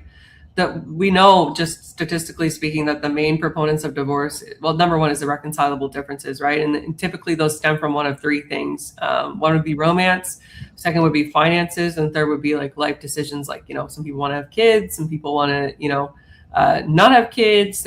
There's some people want to travel, some people do not, right? Incompatibility across a couple key factors in a marriage, right?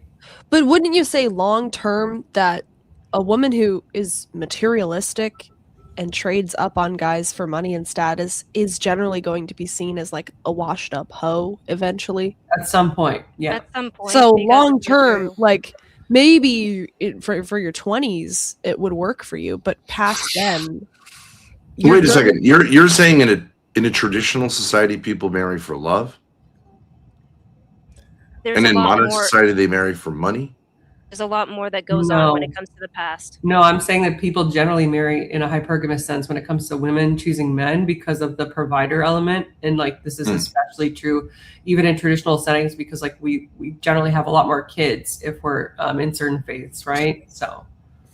Right, because you're out of the work. Yeah. Realm. So then I don't get it. What is the change in modern times? There is. There is. Okay. In the past, in the further back that you go, there was a hyperfixation on the spiritual aspect, as in what people prioritize, versus the physical. As the feminist movement came into fruition, there's been more and more of a hyperfixation on the material. Right now, we are completely devoid of the spiritual, when in the past that used to be a more higher focus. But marriage is about sex and family. It's not really a spiritual. Yes, like but they're okay. But religious. here's the thing. Okay, here's the thing. One of the things that you have to consider is how are you going to manage yourself, regardless of what income level or just what you believe it by in faith. People still needed to rationalize how well are they going to be able to live together. So finances was always an aspect to consider when it came to marriage. That was just the reality of the situation. Still is, isn't it? It's it's hyperfixation and depends. Like there's some women that are willing to marry down because they just want to simp for a husband and want to have control over them. Yeah. Yeah, I can see that's different. We've known people like that. Feminist women want to have a pet husband, but then they also don't respect him. They don't respect them because they still desire somebody that is aggressive and actually can hold their Yeah, own. they read those But they are Minotaur books feared- late at night. They're scared. Yep, but they also fear them. They fear them because they don't like to lose control. Right. Yeah. I would say that's a relatively new thing, but there probably were versions of that back in the day, right? Yes, there were Like still feminists dominating like that. women that might have been like piously dominating. Like you yourself are like a kind of very dominating female, Glacier. I know right? that I'm aggressive. You're I very know that I'm aggressive, which I don't think means you're not female, but like, or feminine. But the debate sphere is an interesting place for trad females to be, because we see Rachel Wilson hold her own against any debate, and she knows how to be Well, aggressive. Rachel Wilson identifies as neither trad nor conservative. No, she's a patriarchist. She's an ultra feminist, Well, that's delusion. masquerading as someone traditional. I would believe that if you said it was Pearl, but you said it was Rachel Wilson instead. She I tells mean, I us like Rachel, but I just think she's like a modern woman. She's not like she's She's a modern woman as a housewife. Right on. housewife. She's a She's power more than a lifter. housewife. She's a power lifter. She used to train Yes. like how to shoot assault rifles. She's Yes. an author. Yes. She's on Twitter all day long. She calls herself a historian. But From what I've first heard. and foremost, she prioritizes her family. Well, Okay. we happen I to know think- because of this lawsuit, like where they moved. Like that looks like materialism. Like they have a Excuse me. Huge You don't place even in a know gated shit about community. what the fuck you Okay, so do. guys, we're not. Well, I mean, everybody knows that. Everybody knows that. I'm Okay. just saying it's. Okay, so can We're I? changing the subject then. We're so Okay, the only I'm thing not. I kind of like the Wilsons, you know, but like I just think. We are changing the subject. This is still AVG's show. okay, let's just. I well, like the let's spiciness, just call- Glacier. let's call it- Chill. Let me melt your glacier, babe. Where are we getting up here? Oh, Let's Lord. relax. We're all okay. Relax. Glacier, are you Okay, nuts so- by any chance? I'm just kidding. I'm just kidding. I like feisty women, though. I think it's fine. Okay, just a couple of things. Yes, she repeatedly said she's not trying conservative. Obviously, we can't talk about the lawsuit. We're just gonna go back into the show. People are entitled to have their own opinions. I'm not here to discredit that, but I can tell you, yes, she's said multiple times she's not trad, she's not conservative. In fact, I believe her X profile says legitimately that. So yeah, Yeah, I but think they're developing She used into to being claim more she was. you're not. centrist, really. Ben, you're not wrong. The debate sphere is kind of a weird place for like a traditional woman to be. I think there's places for like women who advocate for traditional values to be in the debate sphere if we're Yeah. promoting traditionalism. But at the same time, yeah, I would be an absolute hypocrite and a grifter if I sat here and I'm like, I'm living the traditional life and I promote it, right? Right? Yeah. The yeah. lie, and you shouldn't trust anything that I said from that point forward. I don't think it means you're a feminist. I think it's just like centrist. Like women, traditional women used to like, you know, they would be educated. Rich women would be educated. And when there was like a dinner, they would be contributing. They wouldn't just be sitting there like talking about the peas the whole time. Like they would, the idea was you're supposed to be able to talk with men, and then they'd go into the billiards room and, you know, talk about money and stuff like that. And you'd gossip in the kitchen. But like you're supposed to be able to talk to a man about the things he's dealing with, right? I think that's traditional. I think there's two components to traditional. I think there's worldview and then there's like actuality, right? Yeah. Yeah. So for sure, like a woman who has a career like myself, who has like a degree, who actively works for money and supports herself. Yeah, I live a non-traditional lifestyle, right? But what I promote is a different thing. In many of my debates, I cover topics like homeschooling, and I'm very pro homeschooling. I'm very pro, like religious marriage and being celibate outside of marriage. So yeah, I think it really depends. I do not have 3 husbands. That is a lie. She didn't marry any of them. Steve, Tim, and Jerry are just roommates, Kokomo, and you know this, okay? Stop ragging on my living situation. I live in a major area, okay? It's very expensive. I'm just kidding. I'm just kidding. You guys are funny. All right, let's keep going. Yes. No, it's not that nuance. Because everything that we are talking about, y'all have something else to talk about. But it doesn't have anything. So hold on, please. It doesn't have anything to do with you. So just because I like a SUV, you just say, well, they do have these big ass sedans that's the same size as an SUV, doesn't mean anything. Yes, that is a true statement, but it doesn't have anything to do with the conversation. And that's the problem.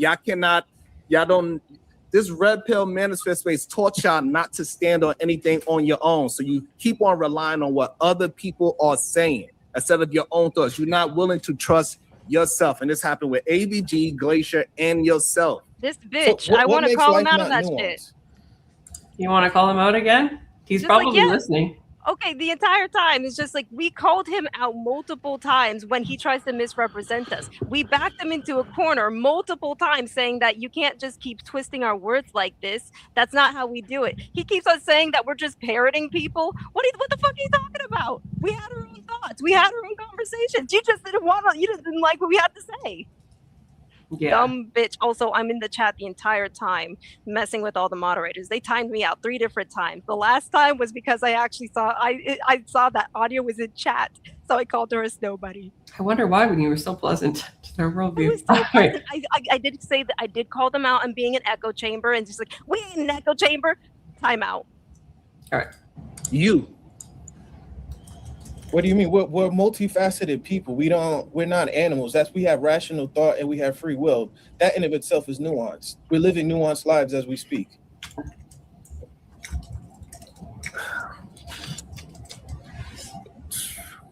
I mean, I don't know. Your silence is kind of, Yes, because I'm disappointed sometimes when I hear y'all speak and y'all try to act as if my thoughts cannot be mine. No, I mean everything that I'm thinking, it has to be a nuance. No, it don't have to be. The difference between us. What I'm trying. Gwen's our favorite hater, by the way. He's my #1 fan. He just pretends like he hates me, but I know that he really loves this content. He lives for it. It's like I mean, it's just like I guess you didn't watch the past 30 minutes when I antagonized Sharon multiple times. Stop making him blush. He likes it too much. Okay, let's just keep going. I don't care. I'm trying to get you to understand. My life don't have to be a nuance. My life could be exactly how I want it to be. I don't have that. Well, I could do this. He doesn't want to have nuance. And maybe he just wants to be a sim. Maybe I could do that. You would never decide on anything if you live your life with nuance. You need to pick a path and deal with it. And if it's wrong, then you move to another one until you find the right path that is for you. But the issue is with a lot of these people that believe in this red pill manosphere ideology, y'all are double-minded and y'all can never actually choose anything. And so if you can learn how to, don't tell me, okay, if you can learn how to critically think, you can find out what's best for you instead of everything being a nuance. Because if I choose a woman, right, I can also choose a woman that is a hoe and she go ahead and sling her pussy everywhere. And I can say that woman loves me to death still, even though she opened her legs to everyone. You want to talk about that? I love the fact. No, just I love the fact that he starts off saying, I don't want to have nuance in my life, and then turns around and talks about, but I do want to have nuance in my life. Yeah, the contradiction is. Can I say something? Because I've watched Grace as a debater. I believe the problem with aggressive women in debate, like I don't have, because especially when it's like what they call blood sport debate, I think women are often like really good rhetorically, they can be, but a lot of these men actually are subs. Like they want to be humiliated by women. So like give them what they want. It's like this bizarre thing that they actually want to be domed by an angry woman. Watch if an angry woman debates, the comments are all like, oh my God, I just fell in love. Oh my God, I want to marry her. They're just everyone's that does happen. It's huge online. Yeah, but not in the manosphere. Generally, they're like, "Shut up, woman." Yeah, but they are just subs who are just they're incels who would die for. But they're like, publicly they're like, I hate women. But they would kill to be with a men teaching other women how to like be careful around. Men teaching other men how to like not get domed by women. So right. They're sort of like implying that they're blind separate. leading the blind. It's the blind Yeah. leading the blind. That's what the manosphere is. It always has been. Like in my debate against Cal on homeschooling, Cal wore like a crop top, and that was all the chat focused Dude. on. Like put some clothes on, lady. Boo. Until she put a shirt on. Like, Yeah. it was relentless. That was funny. It was bad. It was very bad. All right, let's finish it up. Everybody. That's nuance. But for me personally, I'm not that nuanced. I cannot deal with a woman that spread her legs like mustard. That isn't what nuance means. Let me Do ask you understand that? I hear what you're saying. Okay, so don't tell me that life is nuanced. Maybe for you it's nuanced for you because you don't care if that woman is sleeping around and sucking dick on the side. She says she loves you and she's gonna kiss you in the mouth. Maybe you love that. That's Well, nuanced. She'd suck the ass dick. That have nothing Life is to not do Interesting with definition of that you nuance. like a woman that put her mouth on. I don't know. It's always like sexual or some for some reason with this. I mean, well, it's either sexual or it's racist. You know, he doesn't like he said he admitted himself. He's not that nuanced. He's not that nuanced, AVG. He doesn't know that much. Oh, come on. He's a genius. We just haven't recognized the power of his intelligence yet. Come on. We're just not smart enough. We're Oh just my not gosh. smart enough to comprehend. If only we Clearly. could understand Sherry Yeah. and his infinite teen that's snowbunny walking wisdom. Yeah. down the street and then you want to kiss her right after. Me and you can agree on that, right? But here's the thing. Okay, so don't tell me. So now all of a sudden it's not nuanced. No, because it's not about that. The consensus of men would agree with both of us, right? But then there are No. What You I'm know trying to that get there are you to men out there understand, that are no. You know What that I'm there are trying to men get out you, there so, that's okay. So now what I'm trying to get you to understand, when I'm talking to you, I want to know what you think, not the nuance of the world. Because y'all keep on bringing Oh up yeah, the I can world. give you affirmative on that. Nobody's mocking the manosphere. We're just saying that there's different like audiences for a manosphere circumstance debate versus like other channels. That's what we're saying. We're basically we're actually pointing out a description of the manosphere at best, or no, red pill specifically, because the topic of the entire debate was supposed to be about red pill. He wants to say that we're active advocates of red pill. No, we're actually trying to say this is the description of what's happening in the world, and he doesn't want to acknowledge this. I think it is partially red pill though. Like I do believe in hypergamy, so I think it is partially red pill. But yeah, it's supposed to feed into it's supposed to feed into red pill, definitely. yeah, I don't follow red pill to a T. Like I don't believe in the 50 bodies kind of thing for men. I think that, And he does, and he's just assuming that we are just because we're defending it. it's fine. I'm just clarifying because I want. No, you're fair. Okay, Fine. let's keep going. Yes, I agree. Hold In on, agreement. please, hold on. Anyway, Okay, can I explain? No. Differentiate the red Yeah. pill against red pill's a data packet. The manosphere is a community which primarily operates as like pro men. It's like men's rights activists, red pillars, people that believe in like concepts that are delivered by the red pill data packet. And some people even consider like black pillars like Pearl to be a part of the manosphere. It really depends on who you ask. But the key differentiator is the manosphere is a community, an online community, whereas the red pill is a data packet. Oh, would you look at that? It's Shadow. We should invite him. Shadow, the Yes, title. it's Shadow. It's Shadow. We should Real invite him debate. up. Well, we tried that. We have a full panel right now. We'd have to boot somebody. I'll gladly drop down and just stay in Section 8 chat. I did want to just make one little point. I was getting ready to type it out, and I briefly looked over the study that AVG presented, and then earlier I was looking into some more, and I found one that was it was in China, and I'm not sure. I don't remember the study that AVG presented having much to do with like urban or rural settings, whereas this other study did. And I mean, the hypergamy and the hypogamy thing really, what it is showing, what I'm seeing is that it is really dependent on socioeconomic status, who's available in the dating market. If you're living in a rural area, a lot of people are very on the same level. So homogamy, or dating on the equal level is much more present in rural settings than other settings. The educational access has a lot to do with the varying rates on both sides. I'm over here like seething because like none of this is coming up. They're super ignorant. I get it. They're so ignorant. So I'm just gonna drop off because I can feel my blood pressure. I'm just gonna remove you from. I'll leave you in the backstage, and then I'll bring Shadow up because I see Shadow's already on the panel. So I'm just gonna just take you down. And yeah, I'll just stay in the chat because like if I open my mouth, I just don't want to crash out on YouTube. I don't want to. Go ahead. Okay, we're trying to keep this video up. The goal is to keep this video up. It's Yes, been a great ma'am. conversation. Sure Yeah. thing. Okay. Cool. Welcome to the panel for the first time, Shadow, Titan Wasp. How are you doing, sir? Good. I'm gonna be on and off because I'm at work, as you know. So That's okay. You're a busy man. I get it. yeah. Yeah.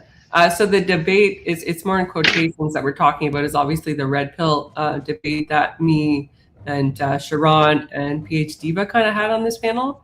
And as It's not I can't say that this is a debate because it's not moderated. It's on a biased field. We have too many disadvantages against us when it comes to this. I can't call this a debate.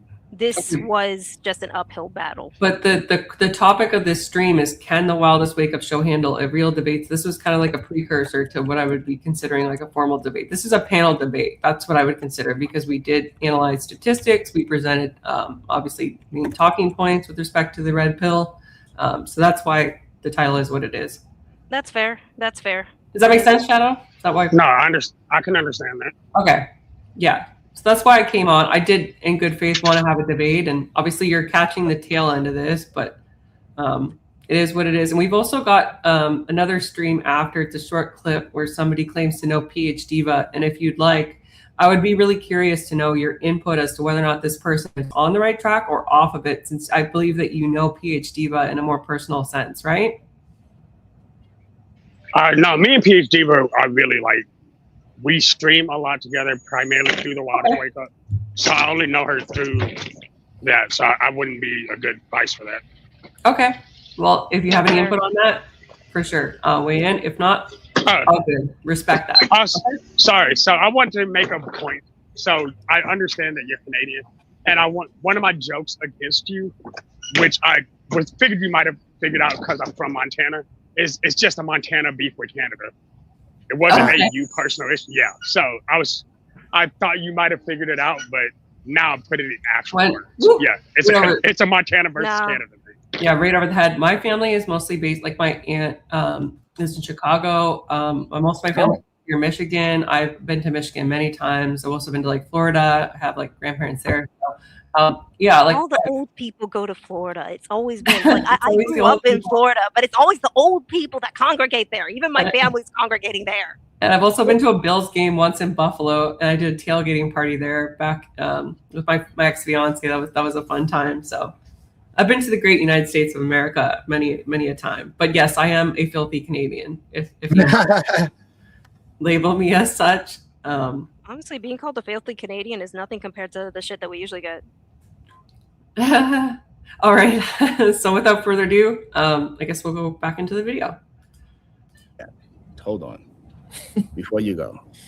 KT the GOAT. What's your thoughts? We got KT, Marvelous Opinion, then Venus. Salute to everybody up here. Hope y'all having a good day. I say, yeah, women are more hypergamous. Proof would be for the physical point. They just want somebody who's going to be like physically, men are stronger than women. That's just the natural case.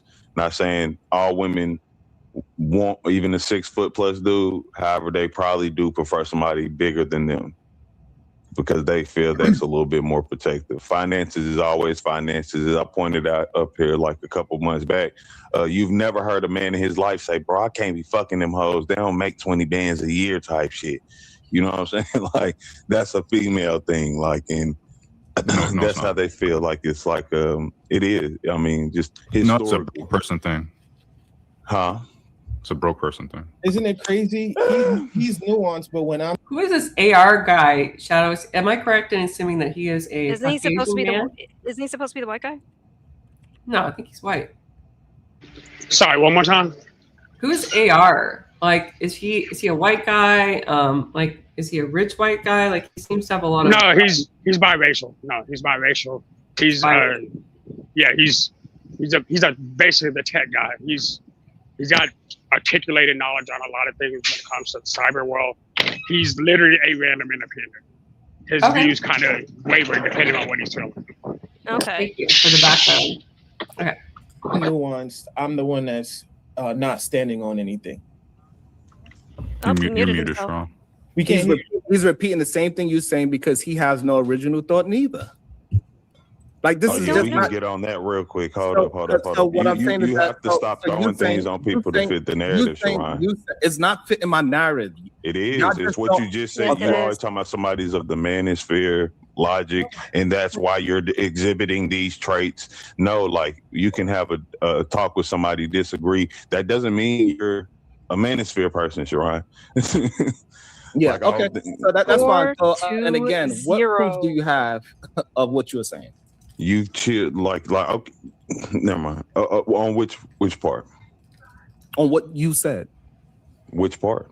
About the hypergamy, about the physical, the financial, which part? Yes. Which part? Oh my God. They told me not to be specific. So No, you he wants what do you Specify. Yes. He talks about being specific, like he likes specificity and failed to be specific when he asked him to be specific. Oh my gosh. It's rich. It is so rich. Just invite himself. He wants to give him valid proof. I don't know if it's if you have to cite an article or you would have to cite what people say online, or I don't know. Whenever you provide stuff, Oh, that- Shadow's here. Oh my God, I missed that. Yeah, you didn't and say, notice? oh, you No, He's here to represent the Wildest Wake Up Show. Yo, Let's He's braver than go. Sherry. He is braver than Sherry. Let's go. Sharon's been in the chat before, but he hasn't come up on When the. we gave him the link, and he says, "Nah, I have to prepare for my show." Runs away. I give everybody I'm an equal opportunist content creator. So. Shadow, what's your defense of your boy? Let's go. It's okay with him being cordial. Sorry, hey, tell me what you're defending. I'll get there. Whether or not Sharon Oh, was Lord. being clear in his interaction here when he was criticizing elements of my study but not preparing one himself, or Refusing to prepare one for himself and deliberately derailing conversations just so that we don't have a way of making a point, and then misrepresenting whatever points that we ever established, or try to back him up saying, you can't do this. This is not what I said. You're not even trying to engage with what I said. What do you think on that? Okay, I have a distinct memory of this conversation because I've got a personal beef with Glacier right now, but which isn't based on Canada, but I mean, we can So- pull it out right here. Hold on. We can talk about it. 1 second. He needs a second. That's fine. That's fine. I'm waiting. Un momento, por favore. Why did you sound Spanish and Italian at the same time? It's a mystery how I can master so many accents at once. okay. So me and Sharon actually had this conversation last night because the conversation where you and Glacier were in was a unique one because you made a point, and there's two things I agree with you on and two things I didn't. You made a point that you kind of like, hey, I presented a fact, and it's your job to present a counter. To present a counter argument. You're in my pocket right now, which is why you can't see my face. Yeah, no, I understand. Fine. And when Diva and Sharon both stated, like, no, you just made the point, but didn't justify said point. I actually read the study. That's why I never responded, because I want to read everything that was in it. I don't like making statements on something that I don't truly understand. Right. As you should not. So I understood the argument for hypergamy, but I also understood the argument for hypogamy and homogamy. Because again, most people actually just date on their level, which nobody brought up for some weird reason. It wasn't a conversation point that Sharon would want to engage in because he wants to write a very specific narrative. He wanted to, when AVG stated that she wanted to focus on the global aspect and what majority women did, she provided a study that actually focuses on a global aspect in second world countries as a way of incentivizing what she meant about the global aspect. America, as well as the West in general, are a first world country, so they live off of different rules because there aren't as many issues that they have to worry economically. about. Right, Yes. that's right. But so here's where the issue came in, and where I feel like where a proper debate should have gone and didn't. Glacier, hold on, Okay. wait, hold on, Glacier. You got mad immediately when Diva shot her shot at you. So you stopped arguing, you stopped stating your argument, and started fighting with her. I was trying to call her out. I was trying to call her out on her hypocrisy because she does that, and I wasn't mad. I understand. I wasn't. Hold on, I was not mad though. Okay, again, I can accept that. But I need you to hear what somebody who is listening, because keep in mind, I didn't actually, when y'all started going at it, I kind of put my headset down because I was like, yeah, I'm not going to do this today. Because this is the second time I've seen y'all interact like this. And I understand why, I think, but because I believe the first time you came, well, anyway, that's not this conversation. Regardless, I feel like there's a stark difference in the conversations that y'all were having. Y'all started talking past each other at one point. You're like, well, no, this is my point, and you need to stand on what I'm saying. Divas was like, well, you didn't even prove your point based on this study, because this study actually counteracts your point. Which, once you take it, if you consider second world, third world, and first world, your point was made for second-ish, lower third, or upper third. It didn't justify the entirety of the global stance, because most people globally typically marry on their same level, except for, as you stated, arranged marriages, political marriages, i.e. upper class marriages in some way, shape, or form. Sorry, high-waisted is to be a little bit of wind. Can I interject? Yeah, go for it. Calling into a StreamYard panel on the highway on the back of a garbage truck. Hold on. I just want commitment right guys.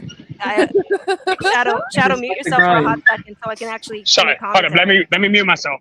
Yeah. Yeah, no problem, brother. So my thing is that I know that you said that we were talking past each other, but our points is that we wanted to have clarification on their end so that we could actually have a dialogue. But every time we asked for clarification to have a dialogue, PH Diva was quick to dismiss the entire argument, saying that you don't know what I mean, you don't know what I mean, you don't know what I mean, and she does not try to clarify it. So yes, I was actually trying to rag on both of you because you were being dishonest when you refused to actually clarify it, even when AVG asked for clarification. Instead, you use that as a moment to insult her, saying that she doesn't understand. But we as people do not have osmosis. We can't know what somebody says unless you clarify, which is why we ask questions about what do you mean by this study. It's not just about definitions, but also how people are using the definitions. It's called coming to terms. That is how we actually have an understanding. That's fair. So I understood the issue that came at hand, right? And I'm gonna go after AVG first. Diva made the first shot you took was, I'm pretty sure my education's higher than yours, which there's a bunch of people you probably could have made that comment on. Diva's probably wasn't the one. What is her? Like I understand. Like she's actually I don't remember what she's a PhD in, but it's. Oh, okay. Yeah, but that's the problem. That is the problem. Right. Okay. So again, as I said, while I can respect what y'all were getting at that point, she was actually arguing the scientific method, which I actually understood. Hold on. Go for it. Sorry, the chat is being hilarious. I can't. I'm sorry. I'm very expressive. Let me just say this. But what AVG is studying is statistics. Statistics is not about scientific method. It is literally a form of mathematics. So trying to bring up science in a situation that is supposed to be focusing on mathematics, you see that there's a disconnect, right? So one, yes, I did. But understanding why she asked about the operationalization of it, because to figure out if this study could hold its ground in most other scenarios, you have to be able to figure out how each of the metrics actually stood. How were they tested again? And even when basing it on statistics, when you're doing statistical analysis, you still have to be able to justify what you're saying.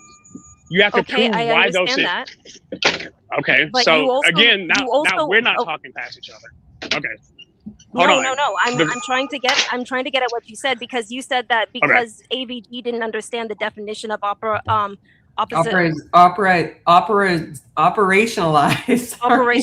Because she didn't understand operationalize. AVG asks her specifically, what does she mean by operationalize? And she used it as a gotcha against AVG, saying that she's not smart. You saw that in the panel, remember? AVG asks, what do you mean by operationalize? PH Diva refused to define operationalize. She used it as a gotcha and said that you should have known. Now I'm going to both agree with you and then step about 4.5 minutes later. Because I was the one who put operationalized in the background, because I didn't want us to get stuck on a definition. Oh, but you're I the one. wanted to. Yes, I was the one who put it back there. We need to have a connection. Which is why I put the literal definition in the back chat. I did it because I didn't want to be stuck on that word anymore and actually understand the operationalization of that, because I needed to understand where those statistics came from so I could have a valid point for or against it. There's times when I'm quick to argue against Sharon, but when it comes to the hypergamy, and homogamy, I want to make sure that what I'm saying actually has facts. That's why I read that study first. But again, it did, at the point where you and Diva started arguing, at the point where you and Diva initially started arguing, after the definitional issue came up, Diva actually explained it first, and I was already putting it in the back chat because I didn't want to get stuck on that word. But the definition itself. The definition of itself was relevant to the topic, though. You didn't let me finish. You didn't let me finish. I apologize. I apologize. So the problem with the definition is that it ended up being too vague because it had multiple factors to actually consider. So for AVG to properly understand or even provide information, it needed to be broken down even further. Which I'll have to say that if a definition ends up being vague when implemented, it ends up being a poor definition. Okay. This is almost for wait. Hold on. Now this is where me and you end up having issues, because question: how is operationalization a vague conversation?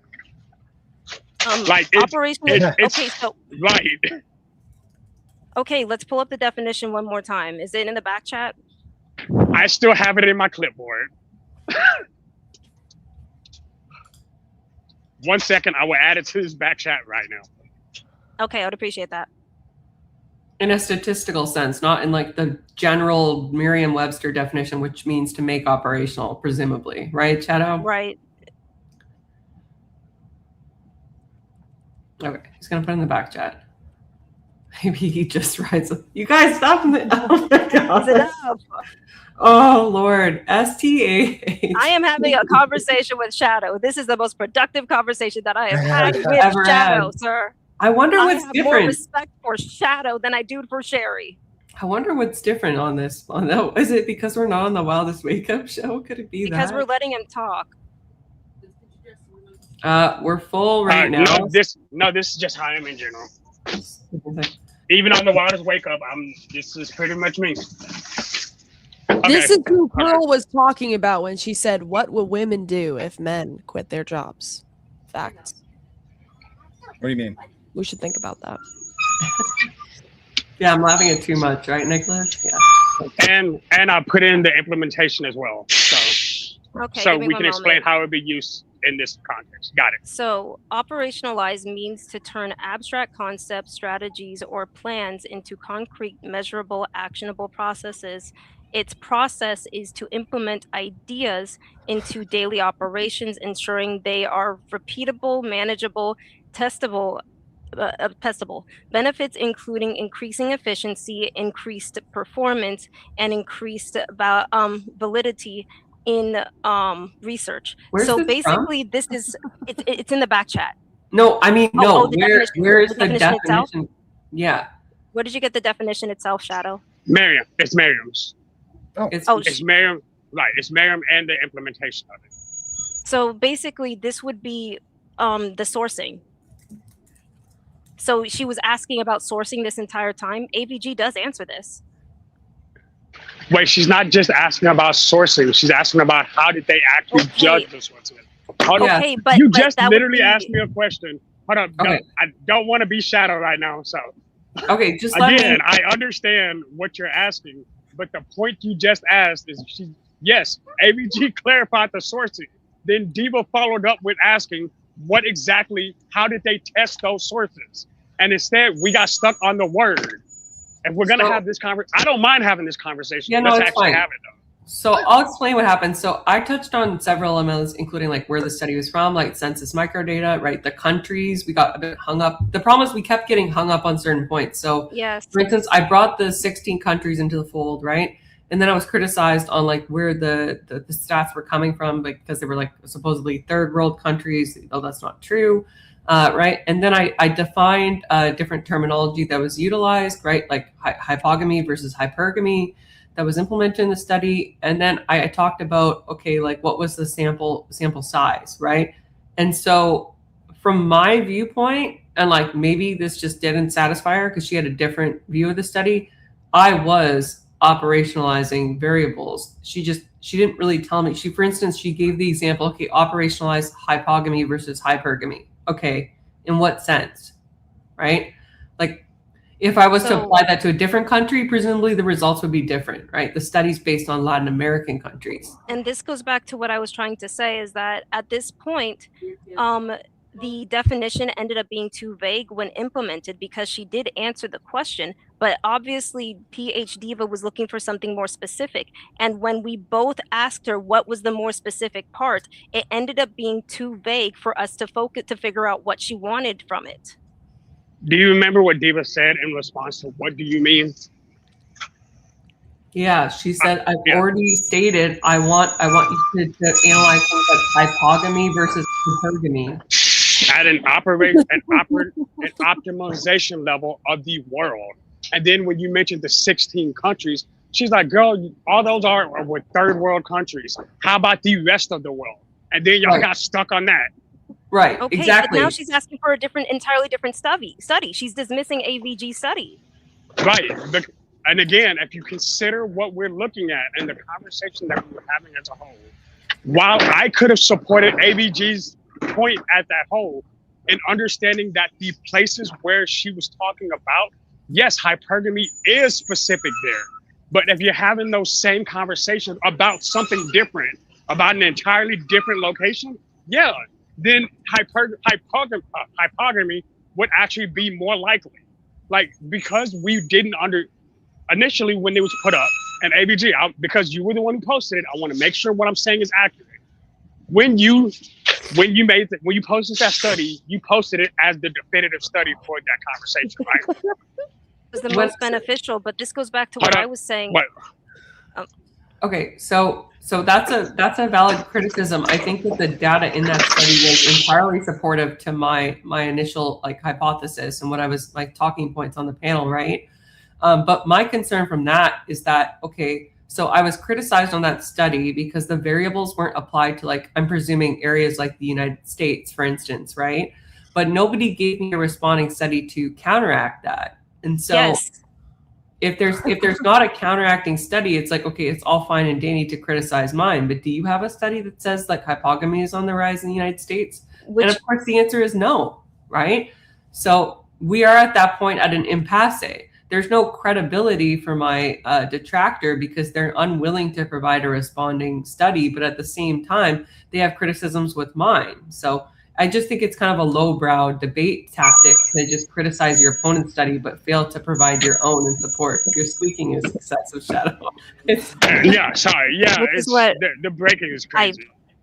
Which is what I wanted to point out with PH Diva. Yes, which I wanted to point out with PH Diva because she wanted to antagonize AVG's study and then dismiss it, but she did not have a counter study to provide as an alternative to actually look over. So it makes her seem very hypocritical that she's saying that's not good enough, but not have anything to counteract it. Can somebody drop for a couple seconds? I think Ed wants to say something on panel. Can somebody drop for like a minute or he just wants to make it quick? Anybody volunteer? Volunteers? Do you want me to drop for a second? Oh, No, you're essential. Shadow, you're essential. Ben's good. Okay. Thank you, Ben, for dropping temporarily. Okay. Welcome, 10th. Welcome to the panel. I got multiple food. So, how we doing, 10th man? I've been listening. Hey, how's it going, everybody? I've been listening the whole time. Just a few minutes ago, you said, someone said, you're probably not more educated because she has a PhD. Now, if I'm not mistaken, isn't PH Diva the lady that I ran into on, Jesus, I don't remember where now. I think it was on Kevin. It's almost a year ago. Like, and that's how I became a doctor. That's how I became a doctor, because when she said, I'm a doctor, and just correct me if I'm wrong, Shadow, she's the lady who said, I'm a doctor of Christian Sciences. And she like mumbled the university. She's a Christian Science doctor. So she's no doctor at all, if I'm not mistaken. She got a fake diploma mill from a religious organization, and that makes her a doctor. Am I mistaken?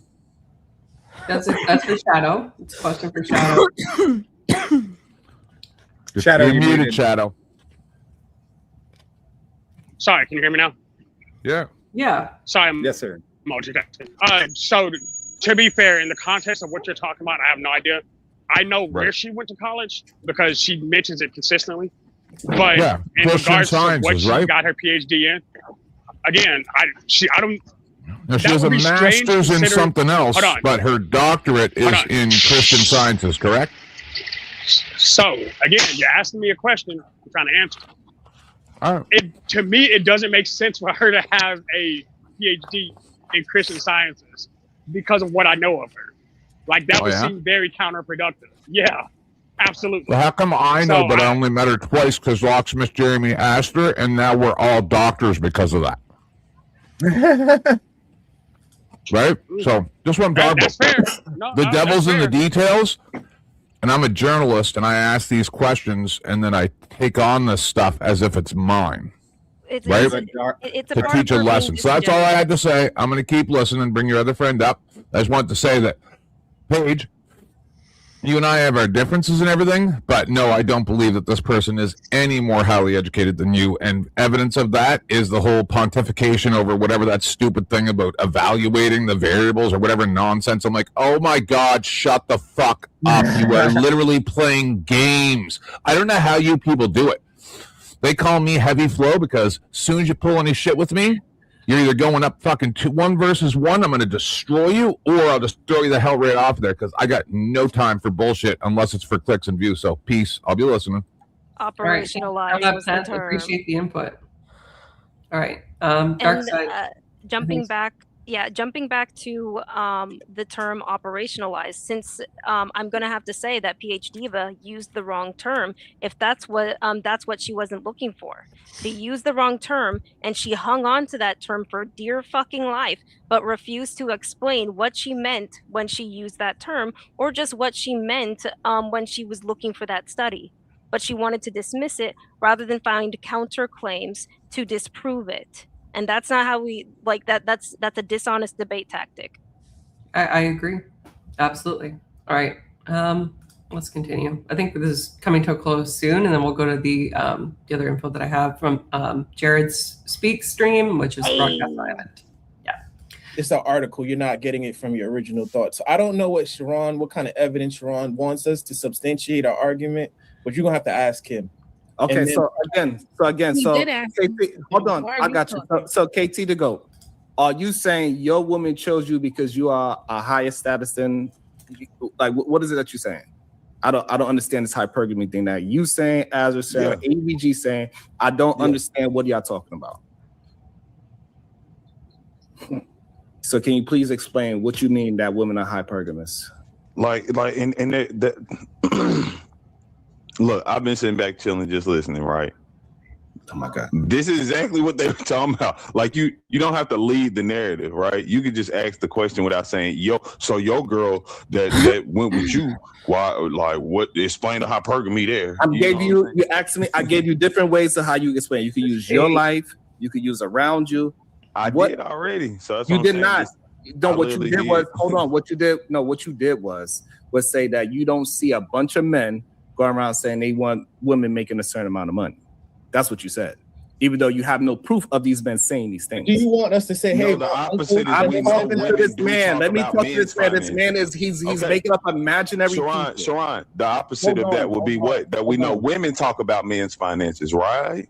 No, they don't. No, that's not the opposite of that. Okay, well, and that's why I pointed that out. And we know that, right? Hold on, please. What I'm trying to get you to understand, women choose broke men every single day. Yeah, but y'all even get up here and preach every day. So Don't now, settle. so hold on. So we know the majority of women are choosing every day broke men every day. That's the majority of women. We know a lot of people settle. Okay, they are choosing. So I would like to point out, I don't think anybody disagrees that is an exception, not the rule. Most women do not select broke dudes, right? I can't contest. Yeah, because the broke baby dad is. He was on one with this, right? The broke baby dad is a trope for a reason.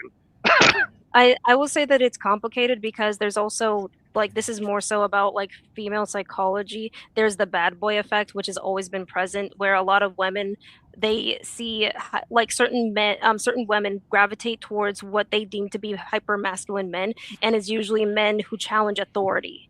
And they don't realize that these men who challenge authority are not usually good men, but they fall into and get themselves entangled with them. I mean, a good example is like Karl Marx and his wife, who was actually a countess, I believe, but she deliberately married him because she found him to be very attractive due to the fact that he got himself into a duel and almost died. Interesting historical reference. Glacier is a history buff, so. All right, let's keep going. For the record, Marx, he's upper middle class. She would be throwing away her station. Average men every day. Ironically, I knew that too. Is the proof I love of hypergamous. What's that, Shadow? I also love history, which is something that I didn't think we had in common. So I meant it. I'm a little offended by that. The olive branch has been extended, ladies There we and go. gentlemen. Okay, I can appreciate that. I've always had a huge love for history, but the time period that I like focusing on is actually the Regency period. Love that. Bridgerton did it dirty, though. Nobody in the chat, yeah, I know it's bad, would like to point out that women may choose broke dudes that seem like they have money, i.e. the bad boy effect is real, but they always leave them, hence baby daddies. Those single mothers then become hypergamous. Yes. Which is also what happened with his, well, no, she stayed with him the entire time, but she was living in a time period where the expectation as a lady is that you never, ever, ever work. But even she was so tired of the constant flipping between life of luxury to hella impoverished that she literally turned to Marx and was just like, get a fucking job. Interesting. There we go. Sorry, I want to make a point. The irony of this conversation is, again, I don't mind having debates on hypergamy versus hypogamy, but especially in today's like last 15-year culture, you don't have to have anything to dip your stick, essentially. That's why a lot of dudes don't have the same ambition that they've had at one point in time. I want you to understand who I am. I believe in the equalization of accountability. I understand that just as there are as many bad men, there's as many bad women doing the same thing. And that's where me and Sharon's biggest confrontations come from. because Then I believe that we should have the conversation about everybody. You can't fix one half of a culture and leave the other one sitting in a mess. I can actually appreciate that, which I do agree. I believe that what is happening with men is a byproduct of feminism, because it's not encouraging men to be ambitious anymore. So a lot of them are able to actually get away with having a woman that is able to take care of all the finances and all of their struggles, and they don't have to have any sense of responsibility, and then they can take comfort in it. This is basically the lowest of the low of men throughout history, actually having the most advantageous positions, only because of the fact that women are feminist women are managing to be rewarded with high-paying jobs. Okay. I don't But you're believe still it's right about I don't believe it's accountability. a feminist issue though. Well, hold on. While I believe feminism contributed to it, I don't believe it is the source. Because at the end of the day, if men are supposed to be quote unquote leaders, feminism, whether it affected women's mentalities or not, should not have affected the way that men move in response. Instead, men, because keep in mind, during feminism, that's also when a lot of young boys started being raised by women and not understanding what it means to be an adult man. And I think that is where the true issues came. I think the separation of families caused it more than feminism. I think feminism still could have succeeded. I'm saying that the separation of the family is a byproduct of feminism itself. That's fair. I can accept that.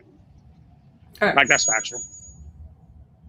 Let's finish it off here. Yeah, again, most people are average, so yeah, average people pick average people or settle for average people. That don't Thank mean you they for don't repeating want what I rich said. people. But where is the proof of the hypergamy? Yeah, again, so we know that women talk about men finances, like period. A dude being considered a bum is a bad thing. We don't even really. The rich part about this was, like, in my opinion, and somebody correct me if I'm wrong, Sharon was giving anecdotes, and then when this guy does the same thing and he points out, this is just observable, right? Then Sharon has a problem with it. I find that kind of funny, but whatever. Have a word for a female bum or calling a woman a bum. Okay, so, hold on. So I mean, but hold I'm just saying. on. So you saying It's not a shame thing Hold for on, women. hold on. So your only understands that people that talk about things is the reason why you saying they hypergamous. No, you know how society works. Right, and I'm talking about how society works. That average people are dating average people. Yeah. Okay, so Now we're where's the talking about one. All right, so okay, so Now how we're is talking that? about Hold one. on. So that's where the hypergamy comes in. Okay, so how is that hypergamy? No, that's not hypergamy.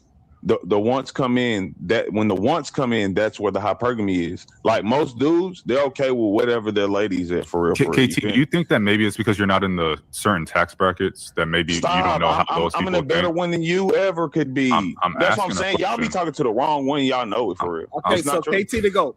So KT, I'm not a millionaire or billionaire, but I'm above average. KT. So how you know you're in a higher tax bracket? Hold on, please. If I'm talking about being rich and I'm not rich, does that make me rich? No. No. Okay, so if I'm talking about hypergamy and I do not practice hypergamy, am I hypergamous? How does this even correlate? What the hell? What? Can you answer the question? Women practice hypergamy, but oh my God, can you answer the question?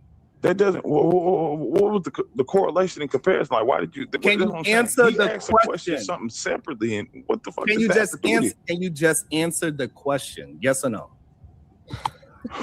Repeat the question. Okay. If I talk about being hypergamous, but I don't practice hypergamy, am I hypergamous? Oh, this is a bad look for Sherry. Support it, but this is a bad Yeah, I'm look. about to say. I'm not gonna say you're hypergamous, but you. This shit is insane. Pause. This shit is insane. Now we see KT people. Yes. This is bad for Sherry because he's trying to catch this guy and claim that he's a hypocrite. But we already know, and we've already proven that Sherry's been a hypocrite on multiple occasions. Hey, I'm gonna dip, guys. Thanks for having me up. Yeah, no worries. Thanks for Sure. joining us. Thanks. Have a Bye, great Bye, day. Grace. Bye. Have a good one. All right. What were you saying, Glacier? I mean, it's just like he's trying to catch the other guy as being trying to claim that the other guy is a hypocrite by how he's deliberately trying to frame this. Even though Sherry's also a hypocrite too, with his hyperfixation on race, even though he's happily married to a snow bunny. And he wants to promote how it's important to respect Black women. But it's just like, you rag on white people and have a snow bunny. It's the only reason why I won't let it go. Wait a minute. So I'm gonna stop it. Well, they quashed the beef, but it's back. I gotta defend Sharon. I gotta defend Sharon in this. I respect that. While yes, he is in fact married to a white woman, Sharon does not actually rag on white women almost ever. It's not him that does that on the channel. So I mean, but he does take offense. He does take offense though. I've never witnessed that specifically, and I've been around for almost a year. So again, I think that people, you got to understand, Sharon's position is not, while he is very pro-Black, he also is very pro-female above all else. His position is to defend, well, he's trying to teach men to be better men by treating women with the respect that they're supposed to have. And in my opinion, the reason why that's flawed is that's even including when they don't deserve said respect. And again, you have to understand, because if you're wrong, you're wrong, period. Like, if a woman's actor is a bad actor, she's just as bad of an actor as the man. I can agree with that. I think, but like I said, I understand, because you brought that same conversation up about Sharon's wife. And my point, even in the panel, and even that's why I kicked you that day, because you made a statement that I knew factually wasn't accurate. And I wanted you to sit back in the back chat and listen to what I said, but you spazzed out and left. Not literally spazzed out, but like, you were like, fuck this shit. I didn't spazz out. Well, here's the thing. Conversations do not, Sorry, can you?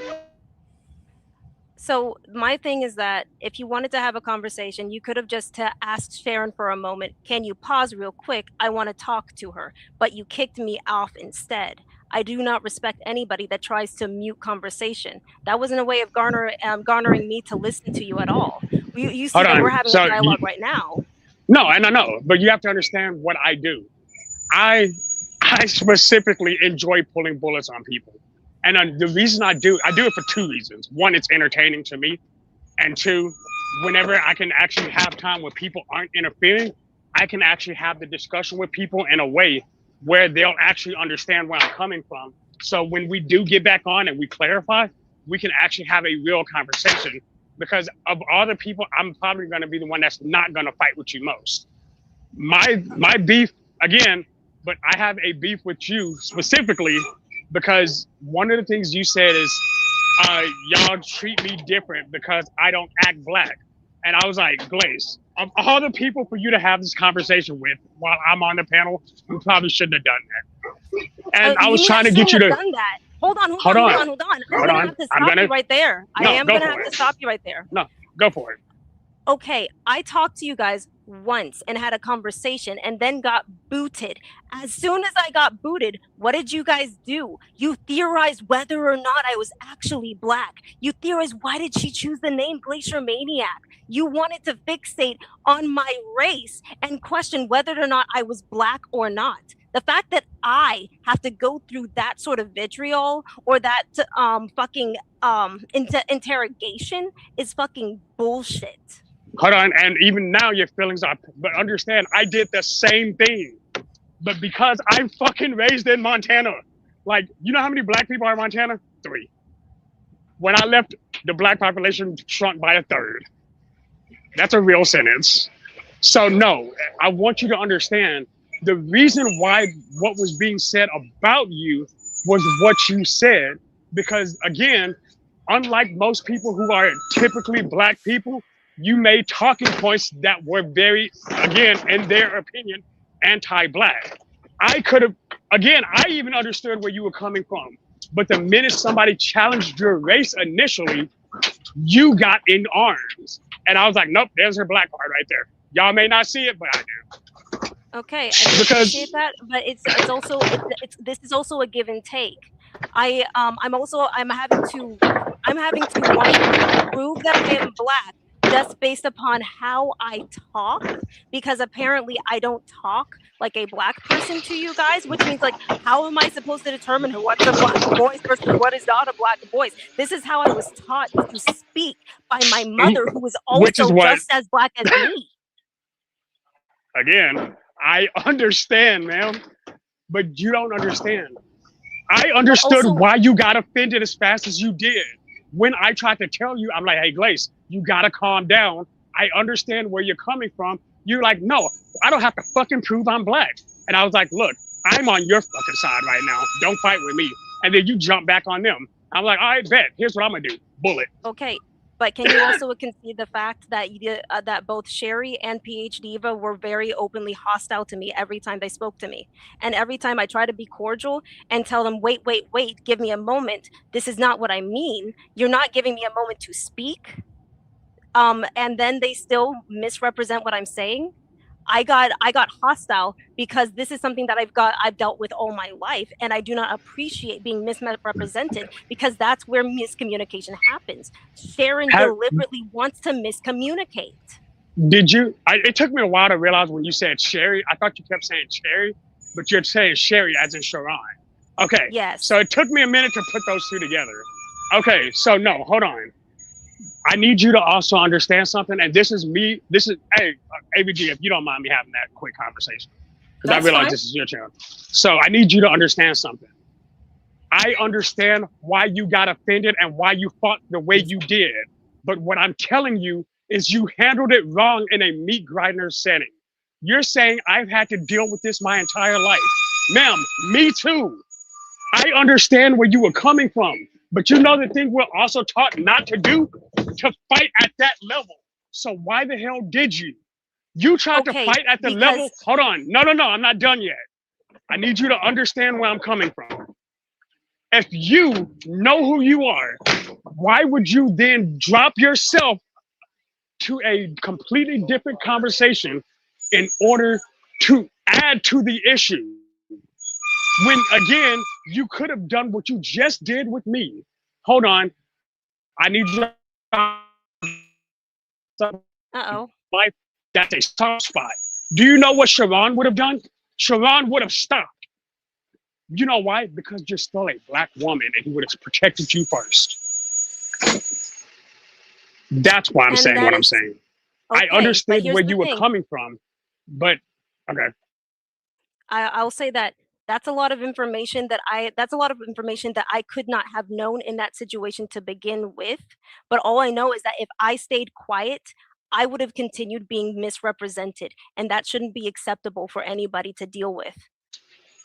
And that's fair, but I want you to understand something else, because if you went further into the show, you would have tried to understand I actually tried to defend you even after you pissed me off.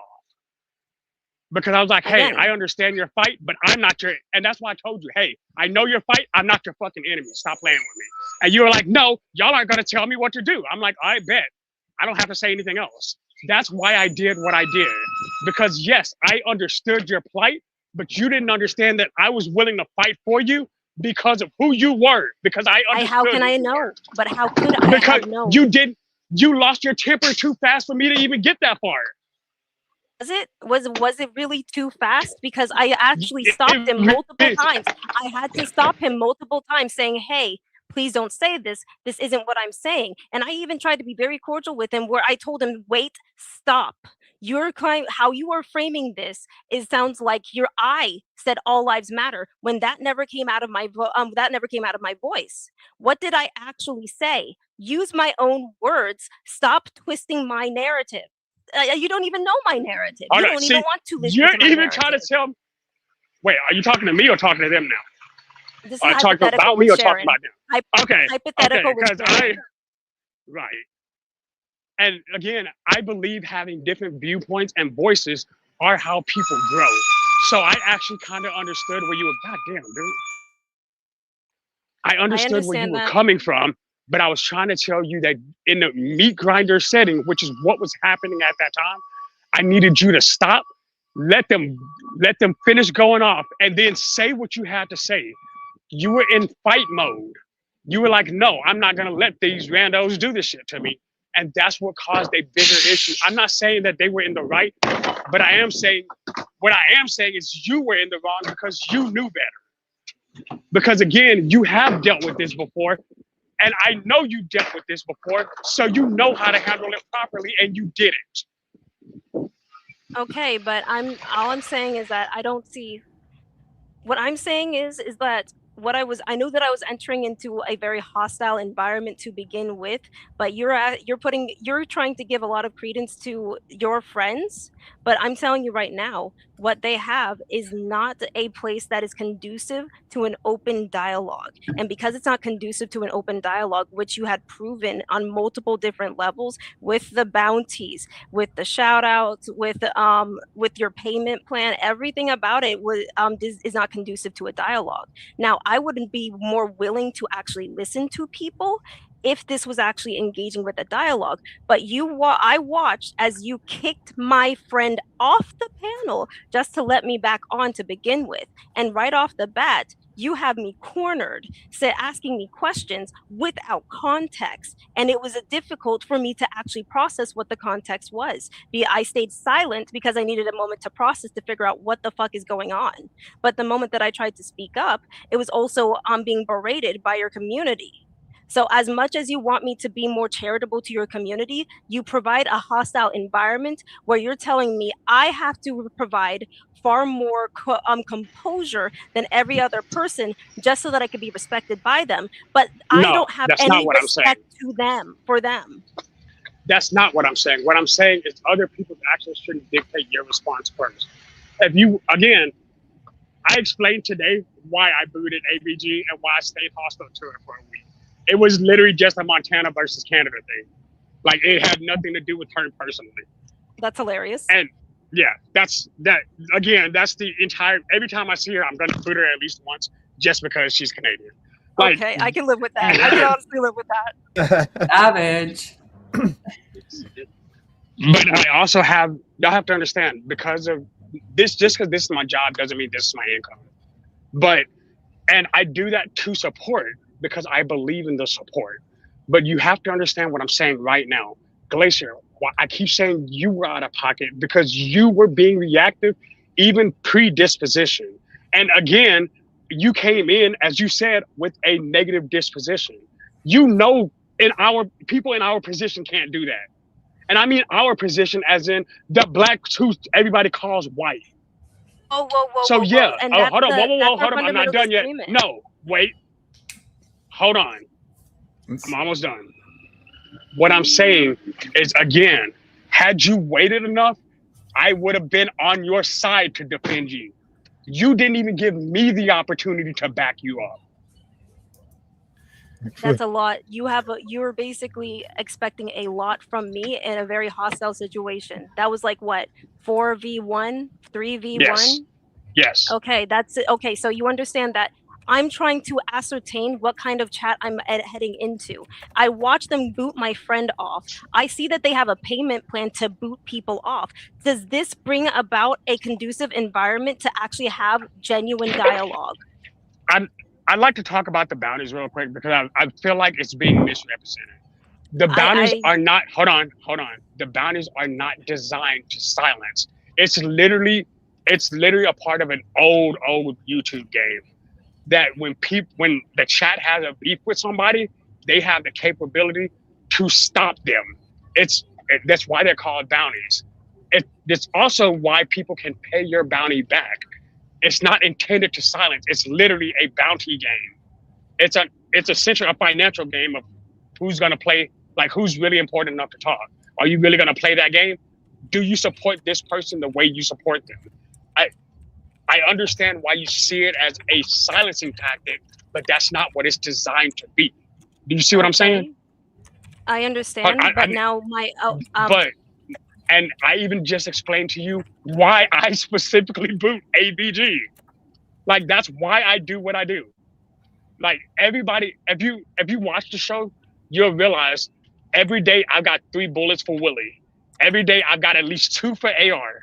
Because at some point in time, AR is going to say something that's going to crawl under my skin, and I'm going to shoot him. Because again, this the game. And then he comes back and boots me back. And then I use my second bullet on myself to revive myself.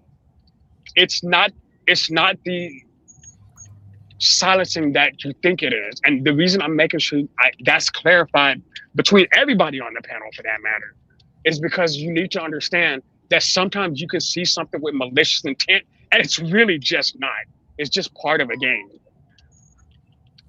I have a question because if it's just part of a game, Shadow, then why are the mods / people on the panel allowed to do that to remove people in the middle of a conversation? Because that also happens a lot on Sharon's panels. No, that I'll actually explain. that does. I'll say that actually the fact that it's mainly his moderators that are participating in it, it makes sense. That actually does track. But I do have a counter. I do have sort of like a counter where it's just like what you're saying is that this is lore. This is lore for your channel, but what it's intended versus how it's being implemented, especially for an outside observer, because what you're basically describing is an inside joke that most of your moderators and regulars of your show are aware of. But as a bystander that's from the outside looking in, there's no clarification or explanation as to what this is. So yes, because of the fact that how I perceive it, it is going to look hostile as an outside observer looking in.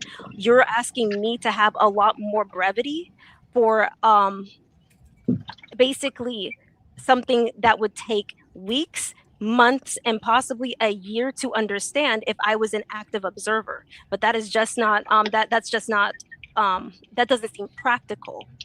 So let me explain to you why that's not accurate. And hold on, and I need you to hear me out thoroughly before you shoot me down. First, after the first bounty of every day goes in, Sharon stops what he's doing and explains exactly how the bounties work. And most of the bounties, hold on, see, and I knew you just stopped me. Again, you're not going to understand because you're not listening. I'm trying to have you understand what happened. Because you didn't see him do that explanation, you then don't understand what happened by the time AVG got booted. That's number one. Even after that happened, ironically, one of the times I booted AVG, I also paid to bring her back because I was going to boot her a third time because, I thought it was funny. I wanted her to get another, hold on. Lady, me and you are trying to work through some shit. No, I understand. So, again, and most of the people who actually do bounties are not actually, like, I'm not lo and behold, I'm gonna surprise the world right now. I'm not a moderator when it comes to Sharon. I'm literally just a regular panelist, and that's just because I'll pop up. His show happens at the time that I'm at work most, and it's just easier for me to deal with it. Like, it's just why I became a regular, because I enjoy his conversation because we can go back and forth. Yes, Sharon says some things that gets under my skin, but get this, typically, and you have to understand one thing about Sharon, and I've had backstage conversations with him. He does generally have a positive purpose in what he's doing. Like, the person that you see in those chats, the person you see him act as online, no, that's 100% Sharon. That's not an act. This is just who he is. But there are people who are actively hostile against people who go against what they believe. There are people in the chat that Glacier, when you pop up, they have a bullseye on you because they feel like you are a race trading Black woman. And get this, most of those people are in fact Black women. So so hold on. Yes, ma'am. I'm okay. I'm trying to do this. I'm gonna have to leave soon, but I will try to add one more thing. A lot of your commentary focuses on an insider telling me the inner workings of how this is, and I'm trying to explain that my understanding, that my perspective is that you're trying to deal with outsiders. Does this look to an outsider looking in? As an outsider trying to ascertain what's going on, I'm not going to have the lore, the history, the nuances of your crew, of your community. I'm just not going to have that. It's just not possible. And here's my answer to what but you're asking me for a because lot I was of the same leniency. Do you? Right. You have to have the leniency because you're jumping in something you don't understand. That's what I'm telling you. I'm telling you where you messed up is you went in thinking you knew something that you didn't. We proved that today with the bounties. I'm trying to tell you, yes, you now can't use that excuse because I've explained it thoroughly. And you want me to tell you how I explained it? Because I had to go through the same explanation. Like, I get where you're coming from. But what I'm telling you is you spent time. You didn't take the time to understand what happened before you got mad about the response to what happened. So yes, I'm telling you, you didn't have enough brevity to understand what was going on. So you were prematurely upset. Yes, you were upset because they booted your friend. Guess what? It's not just booting my friend. Hold on. It wasn't just booting my friend. Hold on. Because they also dug in your shit. Again, you had to take the time to understand what that meat grinder was going to be before again, you're justified in being upset. I understand why you were mad. I get mad there literally every day. It's literally called shadow spaz out. I think that this is going to be a disagreement on a fundamental level. I know that you want me to have more brevity for the situation, but I had every excuse not to provide any brevity after how they have treated AVG and then afterwards chose to treat me. I know that you want me to, but I'm just going to say right here, it's not going to happen because there's just a disconnect between us two. I just need you to have understanding. I just I need have you to I have a complete understand what understanding. happened. I have an understanding. I'm not asking you to be okay with it. I'm not. I don't care. In truth, I don't care if you're okay with it or not. I'm probably still gonna snipe you once, just on GP, just because that's who I am. I don't even have a problem with you anymore. I just think it'll be fun to shoot you. Okay, like, I have fun shooting people, but again, I can respect that. Right, and that's what all my point is. Like, I just wanted you to understand, it's not a level of censorship, which is what you were assuming. I had to fix that correction because it was important for the conversation. Because I am the one who primarily, like I said, I'm going to shoot AVG once a day anytime she pops up on that panel, unless she has immunity. And then once that immunity drops, I promise you, I'm going to shoot her in the head. I'm probably going to revive her, but I'll shoot her again once she starts out talking. Because that's something I enjoy doing. I actually do enjoy hearing y'all talk, but again, we can agree to disagree, just like we did just now. That's healthy conversation. And that's what Sharon's channel isn't a debate channel, it's a conversation channel. And I think that's something that y'all both have said that I think needed to be corrected. Yeah, there are moments channel. It's all about conversation. I'm going to say that his channel being geared for conversation is not executing as well as he would like. Unfortunately, he ended up burning me completely over the presentation of his channel, and I do not wish to return to his channel unless I find a third party if I ever wish to talk to Sharon. So I do appreciate the conversation with you, Shadow. It's been very fun. I've got to see an entirely different side, and we actually have managed to have a conversation that we're working out. And I wish I had more time to do it. So it's unfortunate, just poor timing. But I understand your side. Just understand that I understand your side. I just do not agree with it. Just to clarify, I don't think Shadow was looking for an apology. Are you, Shadow? That's what the chat is asking. Absolutely not. Okay. What? Look, I don't apologize for shit. I didn't think so. I didn't think so. We are probably. Look, I just wanted understanding. So, and I appreciate the fact that y'all do understand.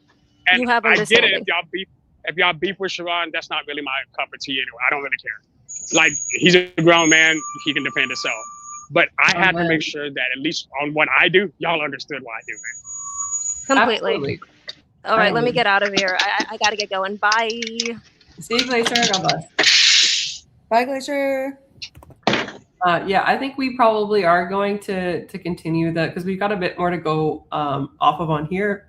along with another episode from Jared Speaks' channel. So I think we are going to break part one. I also have to work. I have a regular job. So let's break this part. Shout out and everybody on panel. Obviously, you're more than welcome to come back for part two. I'm not sure when I'm going to be doing that. Probably on Friday, maybe even tomorrow. I'm not sure. Well, tomorrow is Friday. Tomorrow's right. I've lost a day. Tomorrow's Friday. Okay, probably on Friday. Maybe Saturday, but probably Friday. So if you guys want to join in on that, be more than happy to have you on panel, as well as in chat. To those of you in chat, I do really appreciate the numbers this morning. It's been a great turnout. And if you haven't already, please like and subscribe.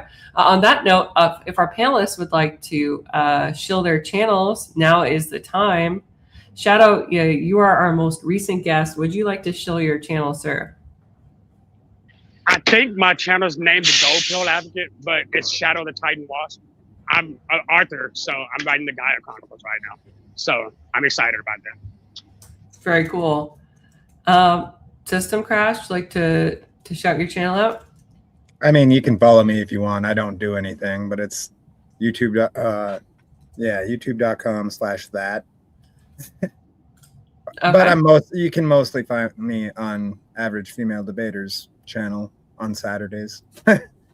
That's very true. I've got a couple of the links just ready to go here for System and Glacier. If you become a regular member, I will provide your link in the chat. I'm more than happy to do that. Unless you want to send it to me backstage, I can also do it that way. Darkside, are you creating any content yet?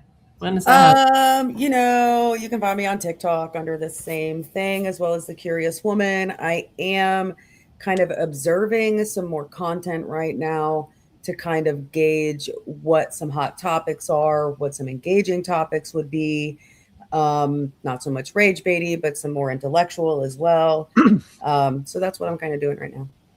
Very cool. Also, this stream will be public. I don't think we've said anything this TOS. So you can, if you missed some of the stream, feel free to catch up on it. Later, I've tagged all of our participants in the title link. If I missed you, please let me know. I don't think that I did, but you never know. I'm a human. I make mistakes. So once again, thank you everybody for joining in, and I hope to see you on the next one. Have a great day, evening, afternoon, whatever it is for you. God bless. Bye. Bye.